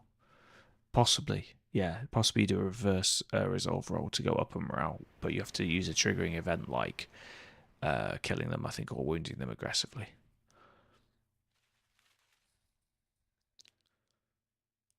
Yeah, no, I sort of talked it out. It makes sense. So yeah, so basically, if you think of neutral morale as in no flags as 0, and confident morale as 1, and breaking as -1, they can only start at 0, but they can go up to 1 mid-fight.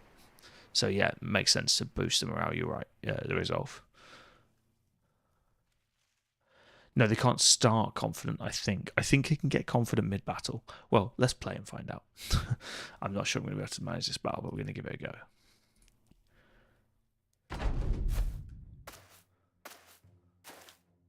So yeah, look, we start off neutral, but we expected that.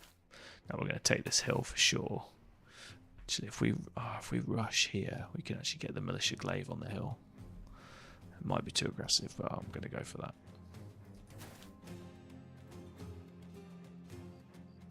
I haven't got the dagger out, I've got the sling. Oh, okay, I made a mistake straight away. Never mind.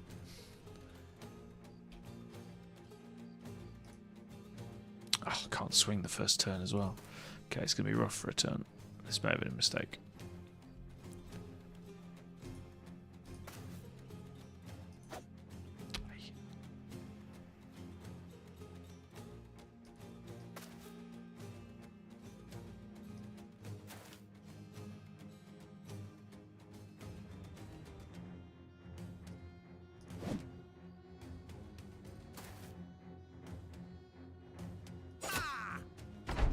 Yeah, this was a mistake. Let's see if we survive.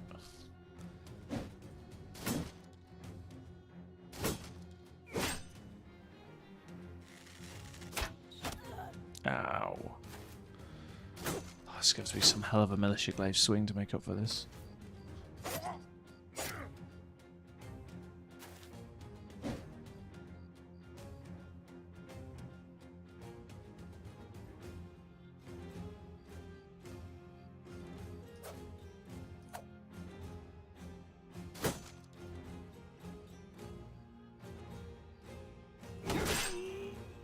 I mean, chopped off one guy's head and cut the other guy in half, so yeah, it's not bad. There we go, they're starting to break.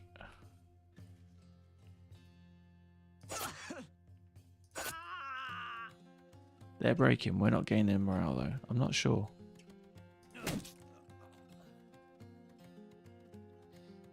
Base the archer.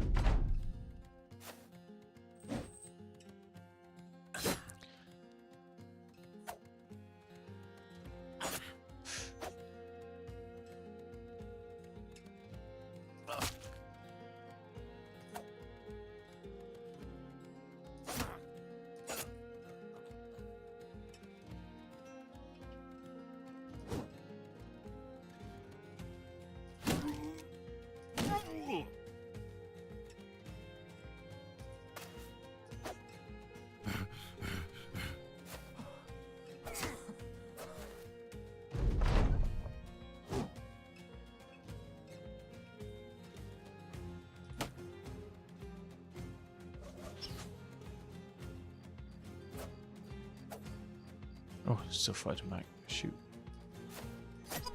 There we go.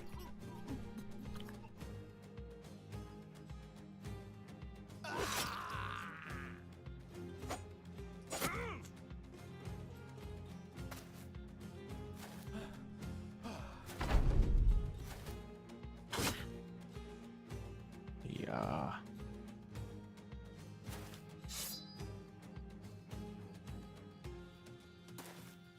God, break, you stubborn son of a... Fuck. Nice. That was a little bit risky, but I made an error there, but we got away with it.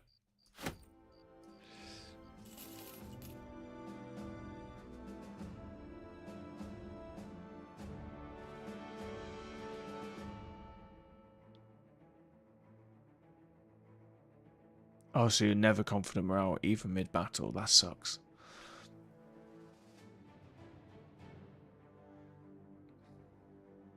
Oh no, Wabber, we're talking about a specific run though, so the negative for these anatomists is that they can't get confident morale.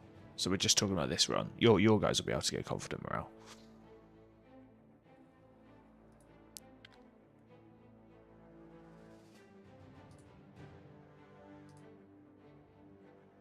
Unless you're playing long, in which case, good luck.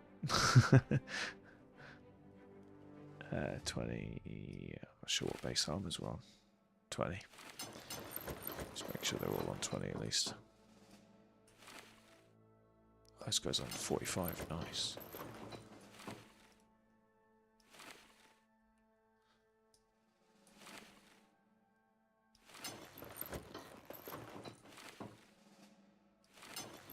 Okay, we need to strip this guy of his armor and give it to a frontliner.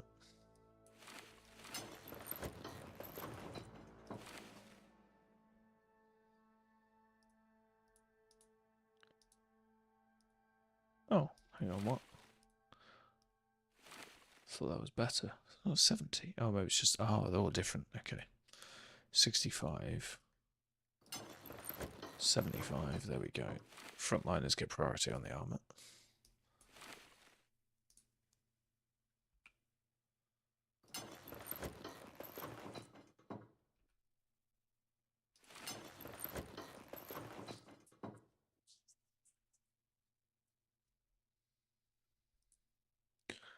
Right.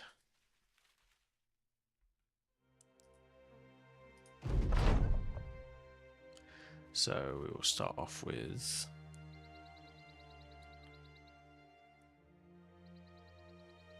Oh, what the what is this?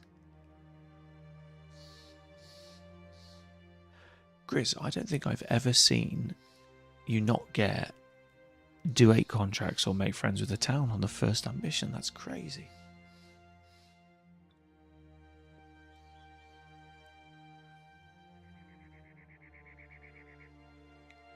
Yeah, man, have a go on the stream one if you want. That's cool. Anatomist is a tricky one, though.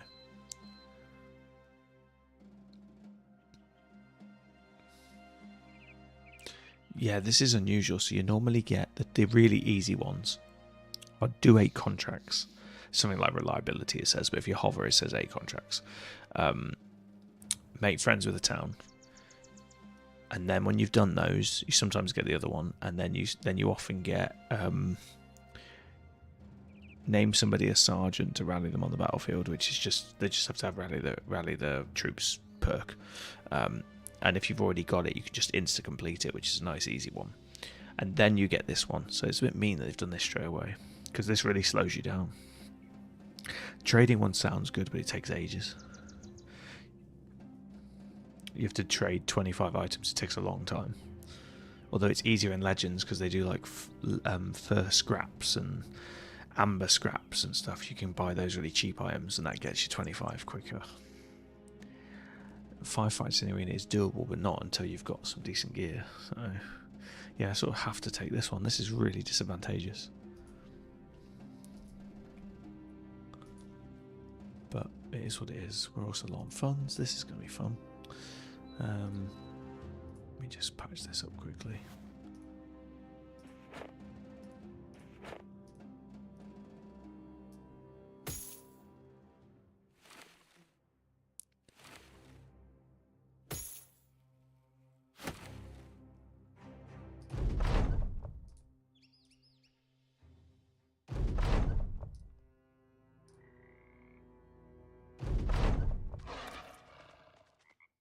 Oh, for fuck's sake, we got this bloody monster. Right, hang on a minute. Chrism, you've got to learn to do longer, shorter messages. A lot longer, less frequent messages. I love you though, dude. I got the banner, but 6 hyenas on me on a caravan, but I have guys with shields. Or hyenas are rough early on. Banner one is easy, it's insta done. Yeah, only if you have 2 grand it's easy. At the beginning you don't often have 2 grand. You get good weapon for 1,000, it's a pike. Actually it's really good style that mission, you get pike for 1,000. Yeah, no, it's true, but you still need to find 2 grand though. It slows down your ambition, your renown growth is what I'm talking about. Unsure if you know, and I think it doesn't. Does the wolf from Summon Wolf give experience to the druid? Yes. So any dog-like creature, whether you drop a hound or you summon a wolf out of thin air or you use a bear, any kills they get are divided equally between all the brothers. So you don't have to worry about it. You still get the experience.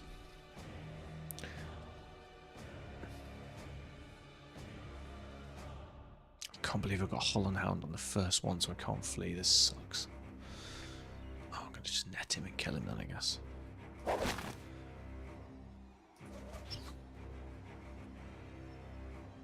If you didn't know, Wabba, these dogs are like Alps. They vanish every time you hit them. That's 1-0 to me then, Grizz. Oof, okay, we got a good hit on it then, that was good.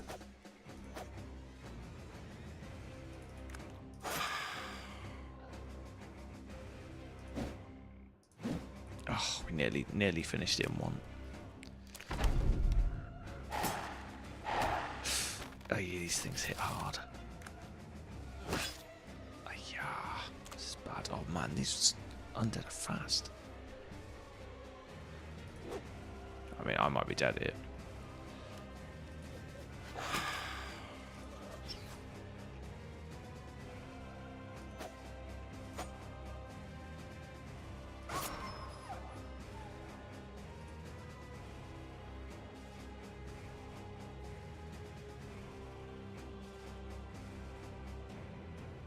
What's a Holland Hound curse? Oh, fatigue recovery goes down, okay. I've got piercing weapons. Do I flee or do I...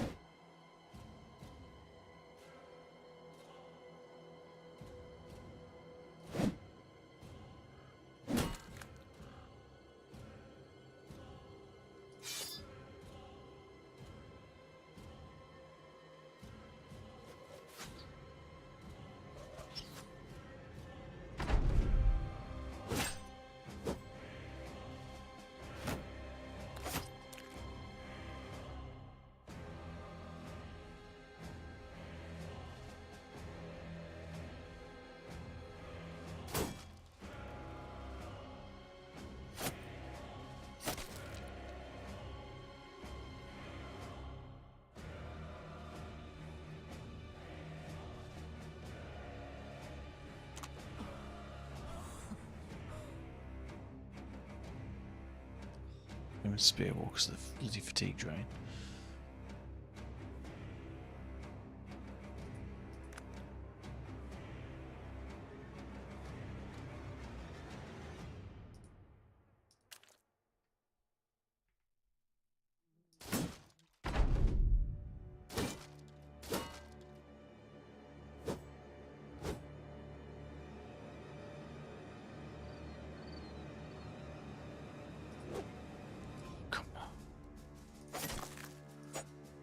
Oh, nets. I've got nets. I'm an idiot.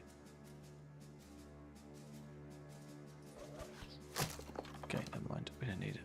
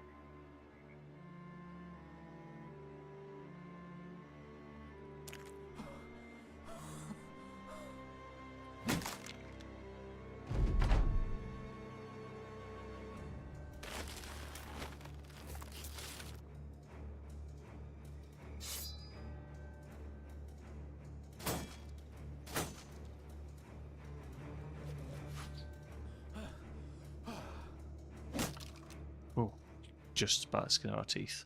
That was unlucky. Oh, we got a thing straight away. Potion of the Sleepless. So this is what I was telling you about, Wabba. So you get these like weird potions. Oh, if Shotty's still there as I was talking to you about it. So by drinking this, even the feeblest sellsword will gain a shield arm that rivals that of the Ceaseless Dead. Almost guaranteed not to turn them undead either. Almost. The fatigue cost of the shield or skill is reduced by 25%, which is perfect because I was building Shield Brothers anyway. Nice. We got a really decent starting helmet as well. And a rubbish shield, which is still better than a buckler. Yeah, and there's all different ones. So when you kill wolves, you get a different one. When you kill goblins, you get a different one, etc., etc. So if we go and look at the books now, you'll see it here. You can sell these books. They don't do anything. They're just a visual aid. I quite like them, but it is annoying because they take up space in your inventory. So you'll see now we've got Ancient Skeleton, Potion of the Sleepless, which doesn't actually tell you what it does. You have to remember. And then you can see all the other ones we've got to kill there. Necromancer, a Geist, a Fallen Hero, a Vidaganger. They're all the dead ones. Then you've got... I'm not sure what Book of Legends is. Goblin, Goblin Overseer, Goblin Shaman, Orcs, all different types of Orcs. And then you've got all the different monsters. I'm not sure what this Tomb of Legends is. I think it might be the legendary beasts, but I'm not certain.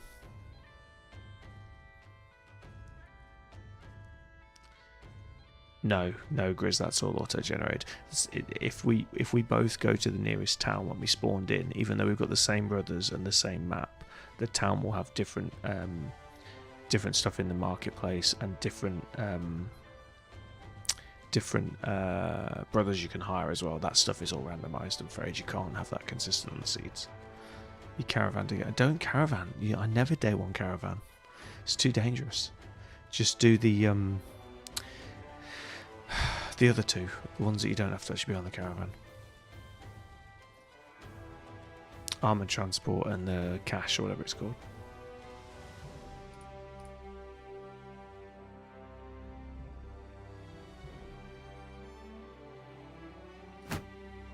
Got my buckler upgrade. Right, I don't think we're going to take this. We're going to keep this potion because you really want to get on a good... I think I need to look it up. On vanilla, I believe you can only get one, say in this case, Potion of the Sleepless, on one brother until that brother dies. Then when that brother dies, you can find another one. That's how it used to be. I don't know if that's different on Legends. I'm going to assume it's the same, so therefore the potion is really valuable. Oh, so we started with a potion, I didn't even notice.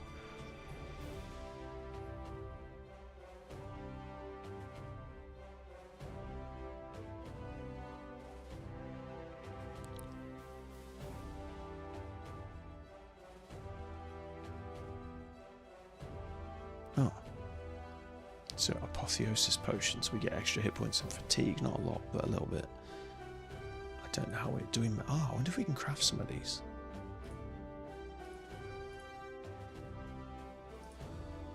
Right, I'm not going to cheat, I just want to see how this works. So let me just temporarily put this on so we can have a look. No, cancel. Mod options. Always. Save. So we can have a look in the crafting menu. Just want to see if we can make any of those.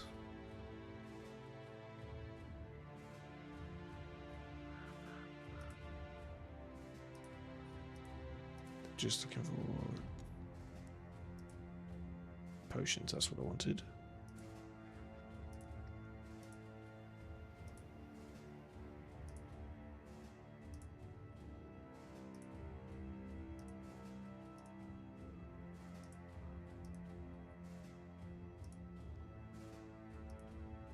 No, it doesn't look like it's in there. So it's nothing to do with that. That's good, I just wanted to rule that out. Because it doesn't give you much information.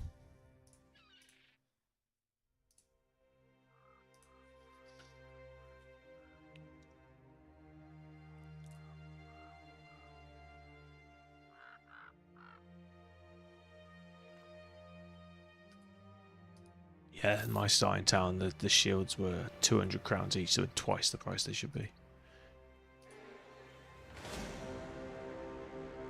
That's an unusual one. Old Goucher's hut. I don't think I've seen that one before. 7 thugs for this early is insanely difficult. Similar to what you were saying with the necromancers earlier, Weber. Like, that's way too challenging. Thugs are easy later. I mean, really easy. But at this point, they've got a lot better armor than Rabble, and they don't break as quickly. I could do it with 6 good brothers, but we don't have 6 good brothers yet. Yeah, this is what I'd stick to. Treasury transfers. I would skip escort caravans, and I would do 1 score return the items if once you got to 5-6 brothers. But that's just me.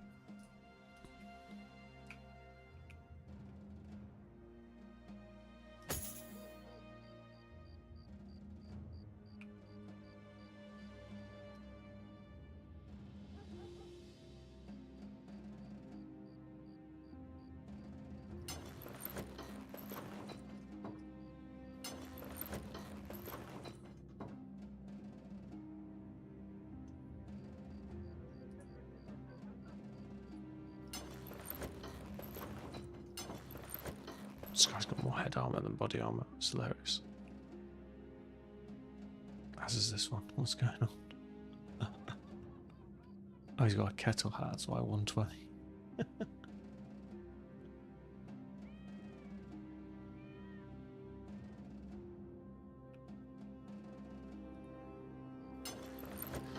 Very nice. Okay.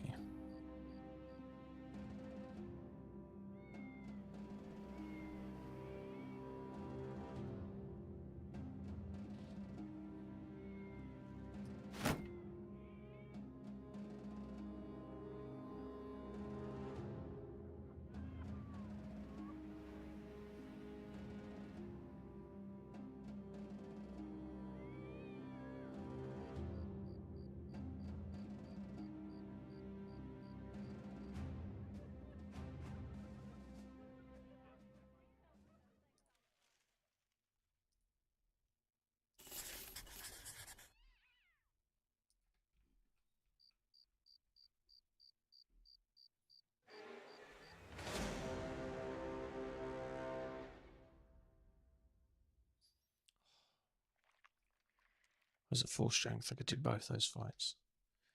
Yeah, we're not.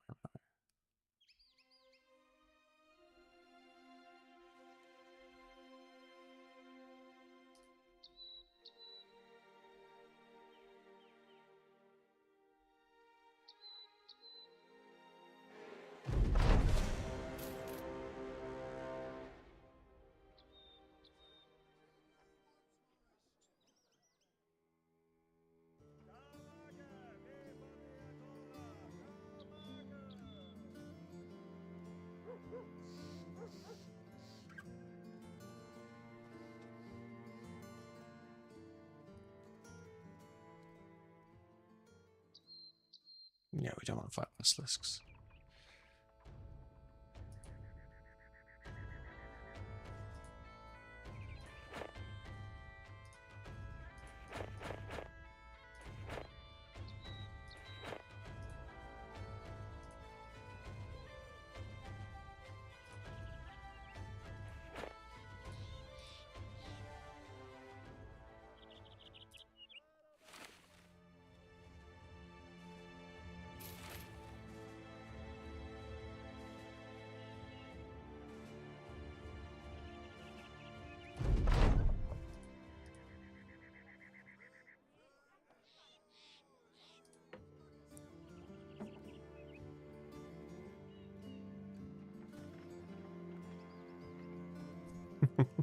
Well done.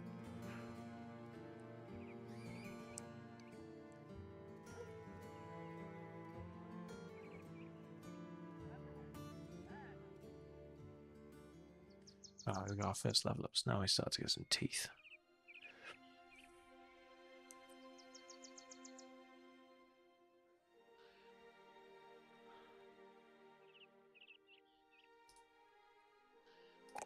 Oh, nice 4 on defense straight out of the gate and a 3 on attack. Lovely stuff. What am I actually doing with this guy? sword and board. So accuracy, defense, and medium armor. So split between initiative and fatigue.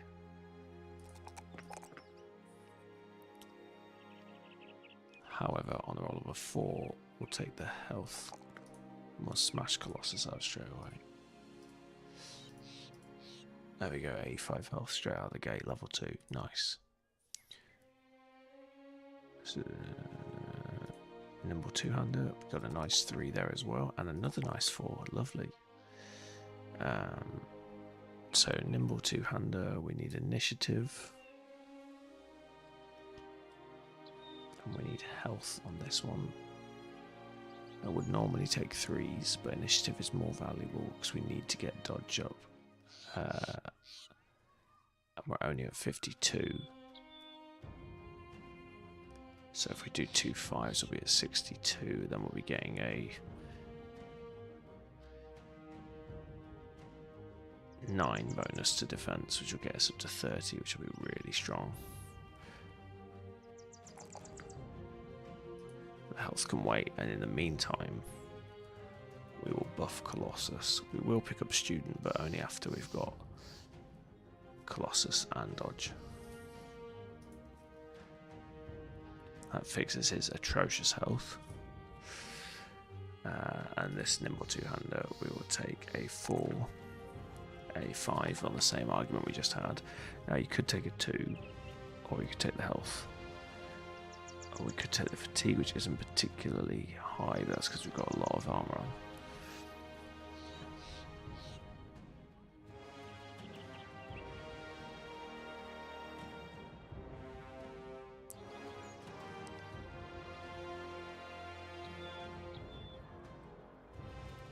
Yeah, the shields in mine were really expensive. Like I say, that's a bit random.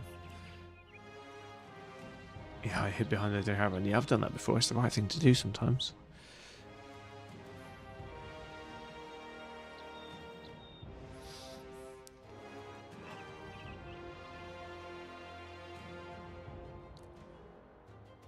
Well, we do have Colossus on this guy, so the 4 health is very tempting. It's just really hard to turn down 2s when you've got no stars.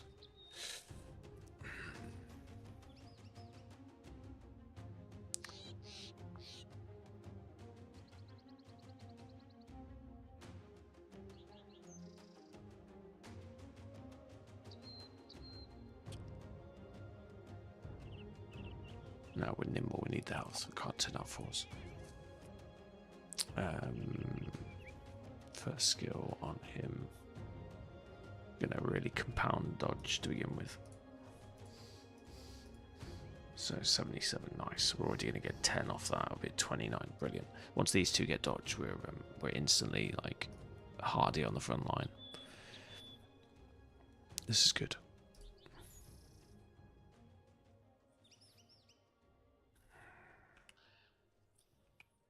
Do we risk? Oh, I didn't actually check. What do we got on there? So we've got loyal and unpredictable.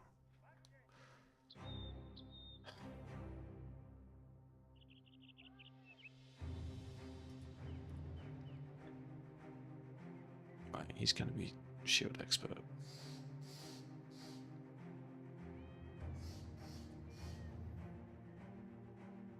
He's going to be mega shield tank, so I think we should drink the potions on him. Shield wall.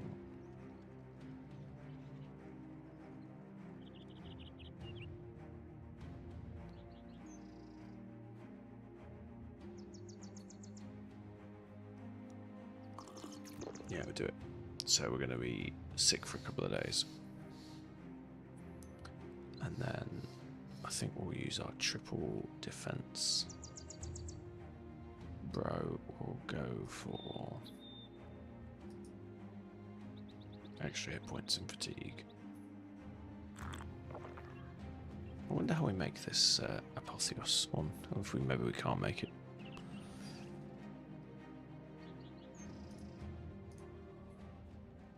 Oh, food's so expensive here. Damn it. I take fruit. It's cheap.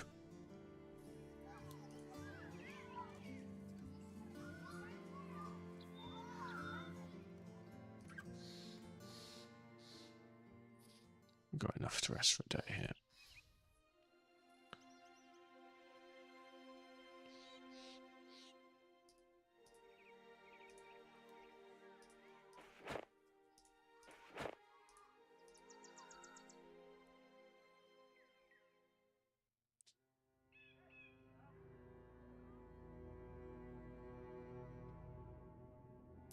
Two guys had injuries, but they're minor. One from training. Oh, yeah. Training's risky. In the early stages, I think. I always forget to do it in the later stages, though. I should definitely focus on it more.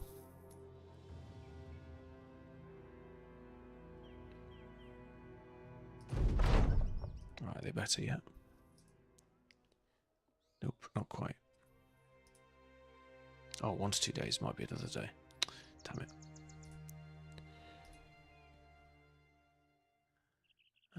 We got a bunch of medicine, but the food's going to be an issue.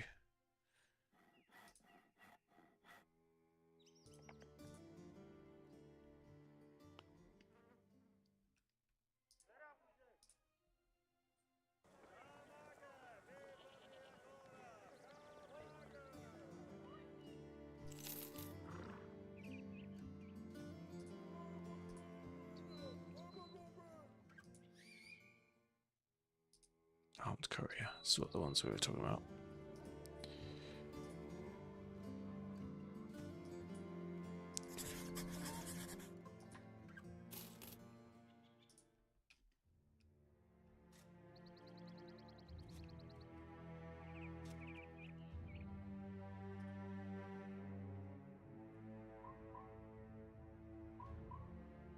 Always go slow when you're in the woods in the dark because it's really easy to get hit.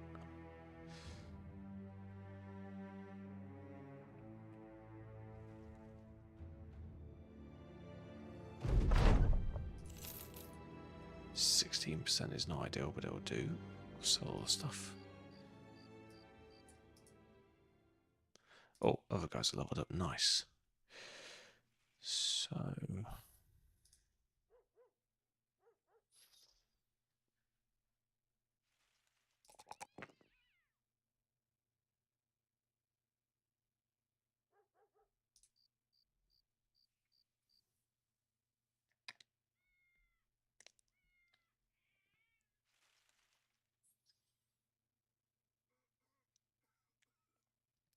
I think this one we might go dagger, brother.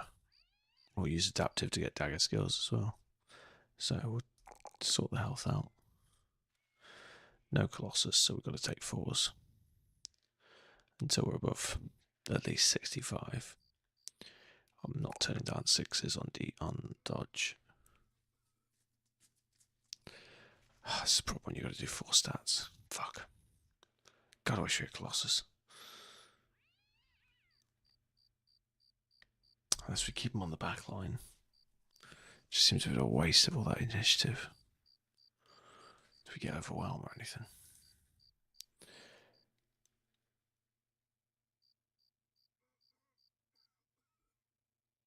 No, nothing.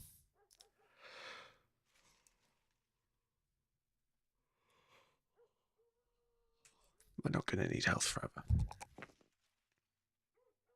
Actually, that's what we'll do. We'll take health when we roll badly on these 2 stats. That'll be easier to balance.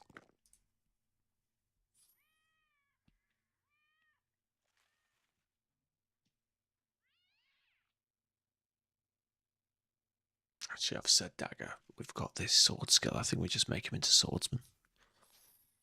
That'll fix his low stats as well. Yeah, we're going to go student and then that and then harvest twist, but we're going to go dodge first.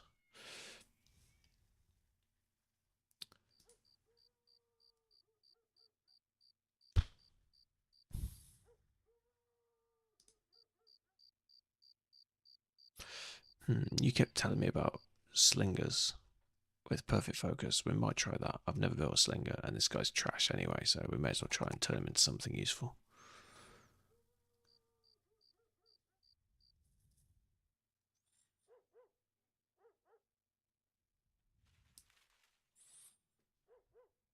I'm going to make him, even though he's not got quick hands, we're going to push both stats and we'll see. If enough, we have to just swap weapons slowly.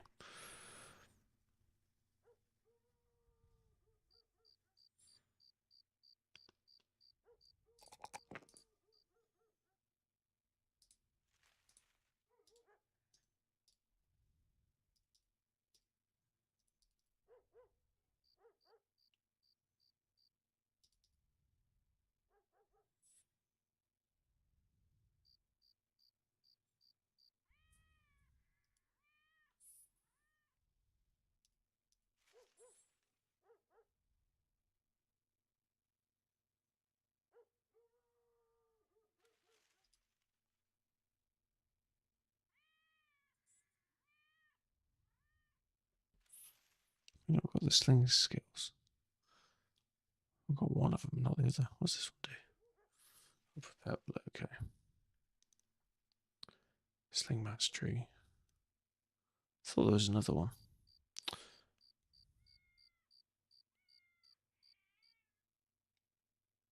Ah, there we go. Barrage, that's the one. I knew it was there, I just couldn't see it. Yeah, Abyss, yeah, we're starting Anatomists run, yeah. How you doing, man? Good to see you. Can spiders only poison you if you're webbed? Don't know. They do more damage if you're webbed. Oh, fucking bots. Why they suddenly start creeping in again? Excuse my language, guys. Just annoyed at people selling views. It's irritating.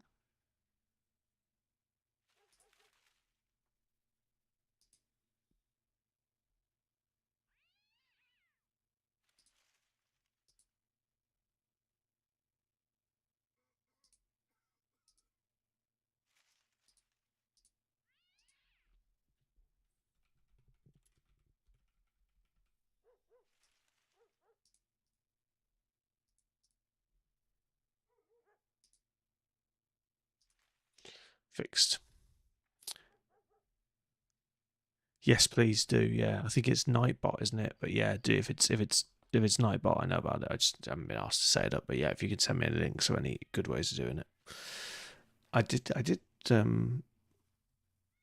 see a reduction. I'm sure I had something on. I don't know if it stopped working or if it's just less effective than it needs to be. But thank you, Wabba. I appreciate you, man.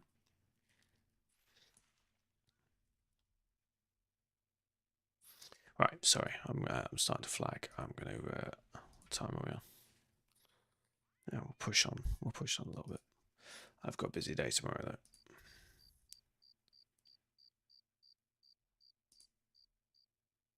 Oh, as soon as these guys lose their sickness, we can go and do that. Right, let's wait.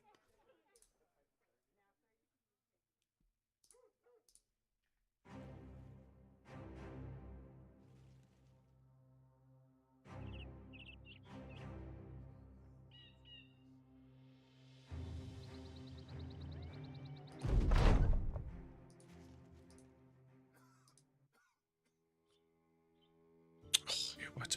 Damn, got unlucky with that. Oh, the food's cheap at least. Oh, actually, all the goods are cheap. We can get some trade here. Can't afford it. Stick to grain for now.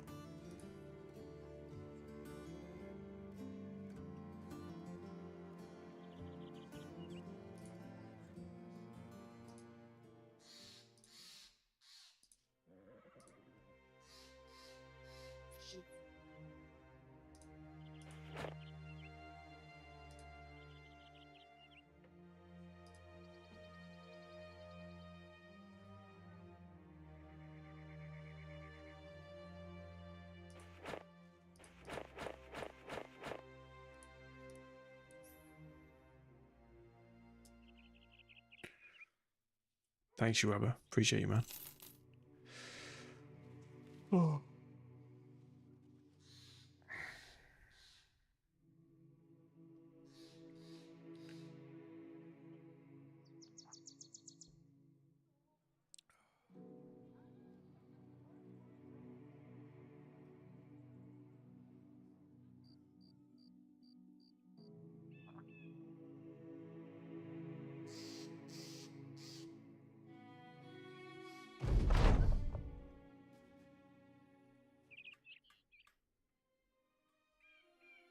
Alright, let's do this.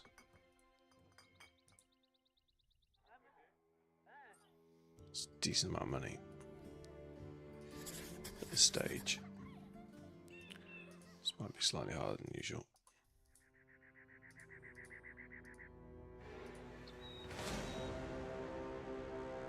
We're a poacher. It's fine. It's a rabble poacher.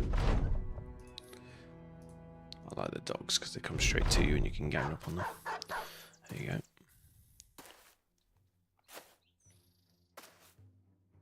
We're lucky with the terrain as well.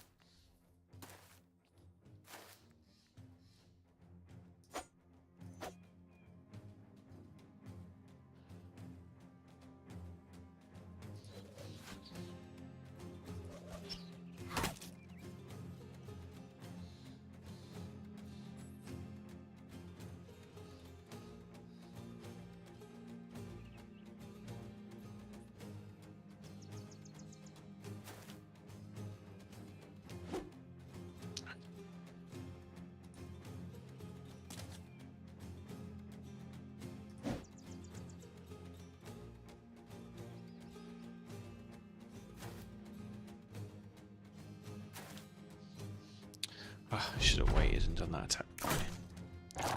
Now we got away with it. Still need to put the dog down there, and then we can't split all.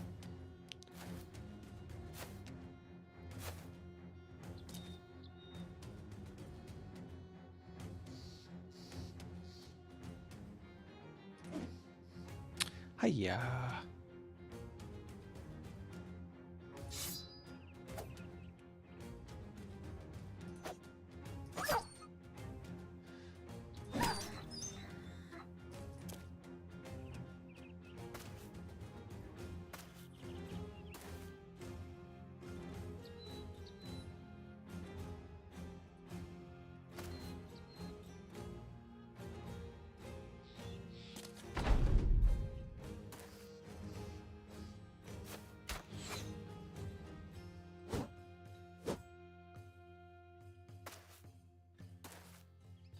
So I'm just trying to hold the hill advantage the best I can here.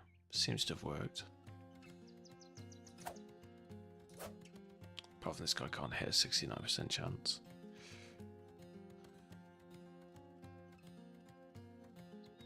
Oh, I didn't know that. You get extra defense when you're only firing one. That's pretty cool. I never use bucklers, I didn't even know that.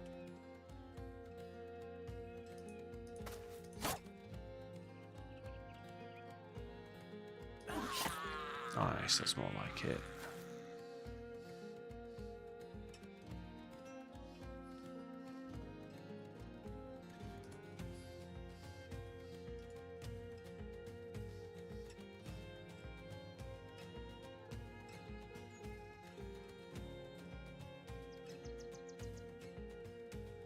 So this is 15 fatigue. But it's normally 20 fatigue. Okay, cool. That's that potion. It's not a huge difference, but I'll take it.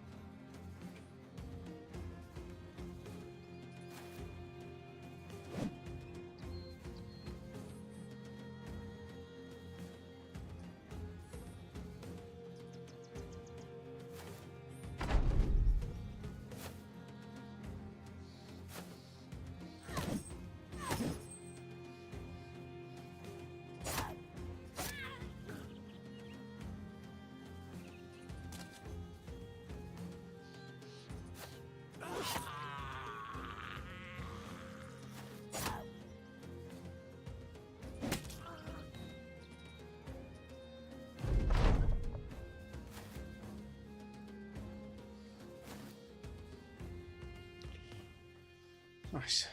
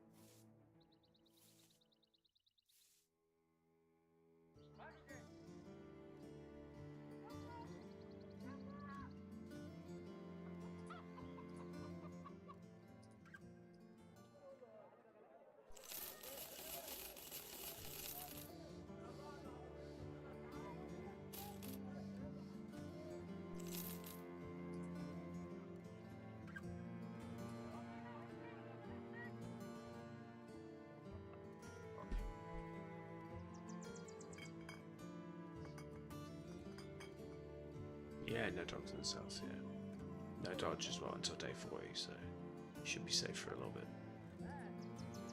I need to go south, find a servant. Definitely doing the servant this run.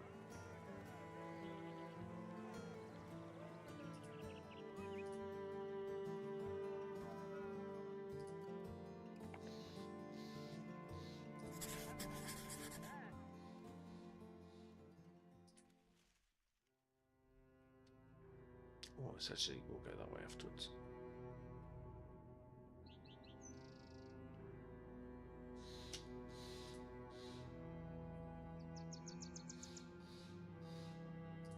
I always feel better at level 3 once you've got dodge. It just makes you so much hardier. Or even balanced, or anything that's tier 2 defensive. Suddenly you got bros with 30 melee defense and you don't feel quite so squishy.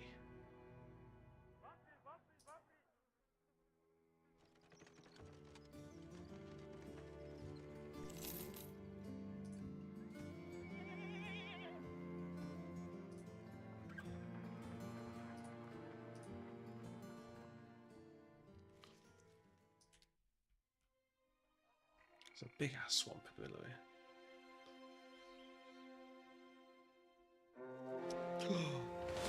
That slump hit me. Poacher's not rabble. This could be slightly trickier.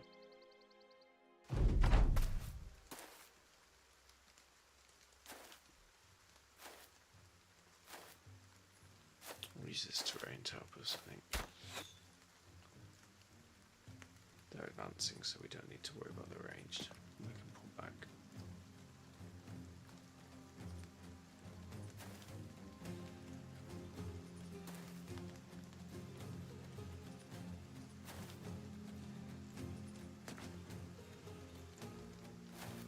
Always use the terrain to your advantage.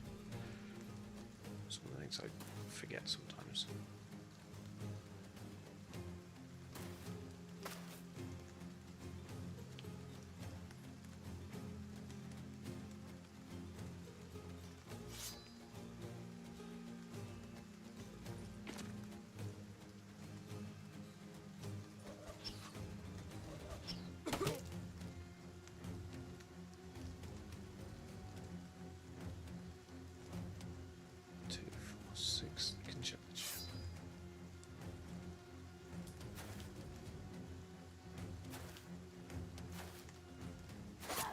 There we go.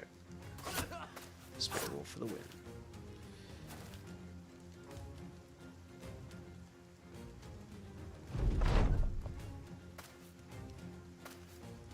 Ah, shoot.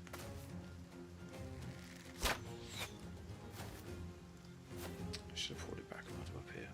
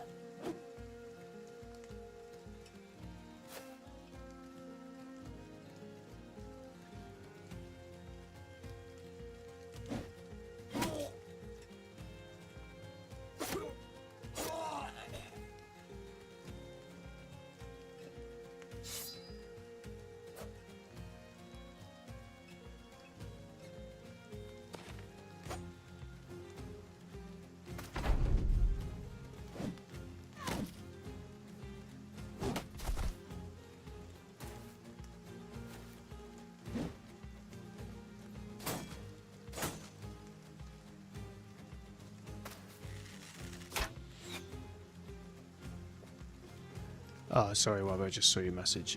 So my rule is at least double. I try and go for triple. But yeah, 79, I'd probably take it. The town, as long as they're not already unhappy with you, will just go cold, which is fine. If they're already unhappy with you, you've got to be careful, because they'll probably go hostile and then they'll attack you.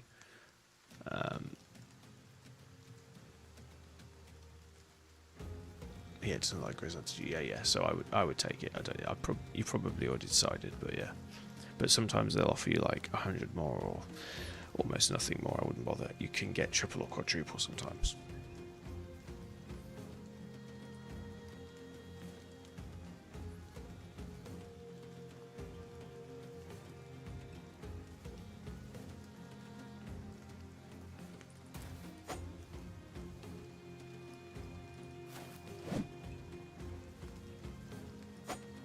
Oh my god, I can't get a barn door.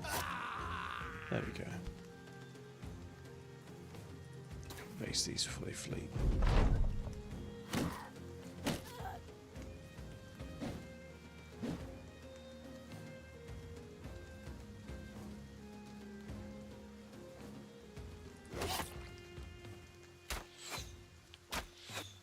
Yeah, just the town. Just the ones that gave you the quest. Me and Grizz and Kick do this all the time. You're absolutely fine.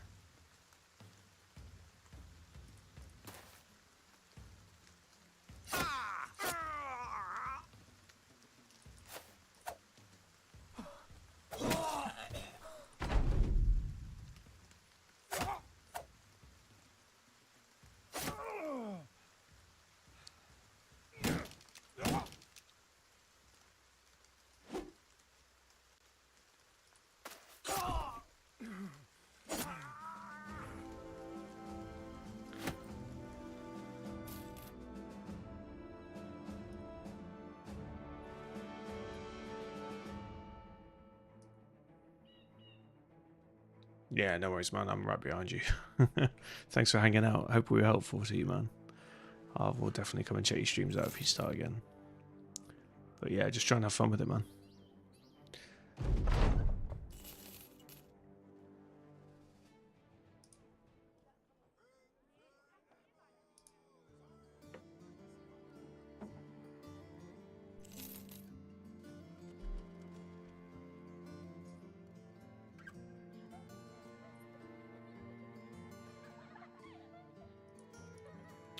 Alright guys, I am pretty bushed. I think it was a good first little Anatomists run.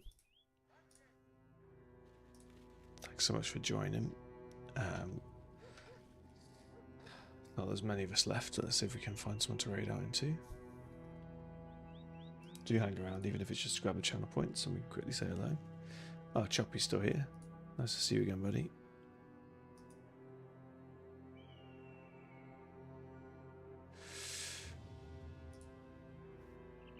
Right, let's see who else is online. I'm guessing not many at this time of night, but you never know.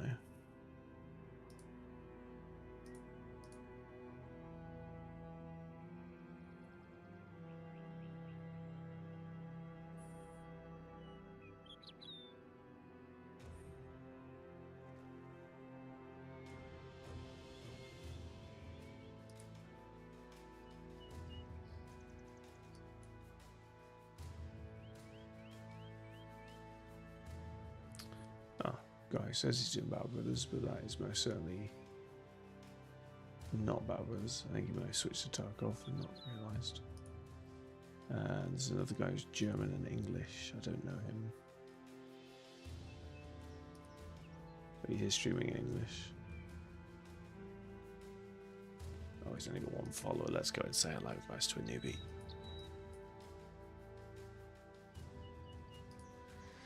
As always, thanks so much for joining. I am going to be back on tomorrow, but I'm having a full day of board games tomorrow with some mates. And the missus has given me the green light, which is very kind of her. But I will be on maybe a little bit later once I've dealt with the kids, etc. So I will see you guys tomorrow, maybe a little bit later. And we'll definitely be on usual time on Sunday around about 9. Thanks for joining. See you on the next one. Bye-bye. Oh, the guy we were about to raid has just gone offline. Hilarious. Well, I'll have to do a different outro again. Forgive me. Oh yeah, let's go and see Easy. Oh, he's playing Borderlands 4. We'll definitely go see Easy. Come and check out Borderlands 4, guys.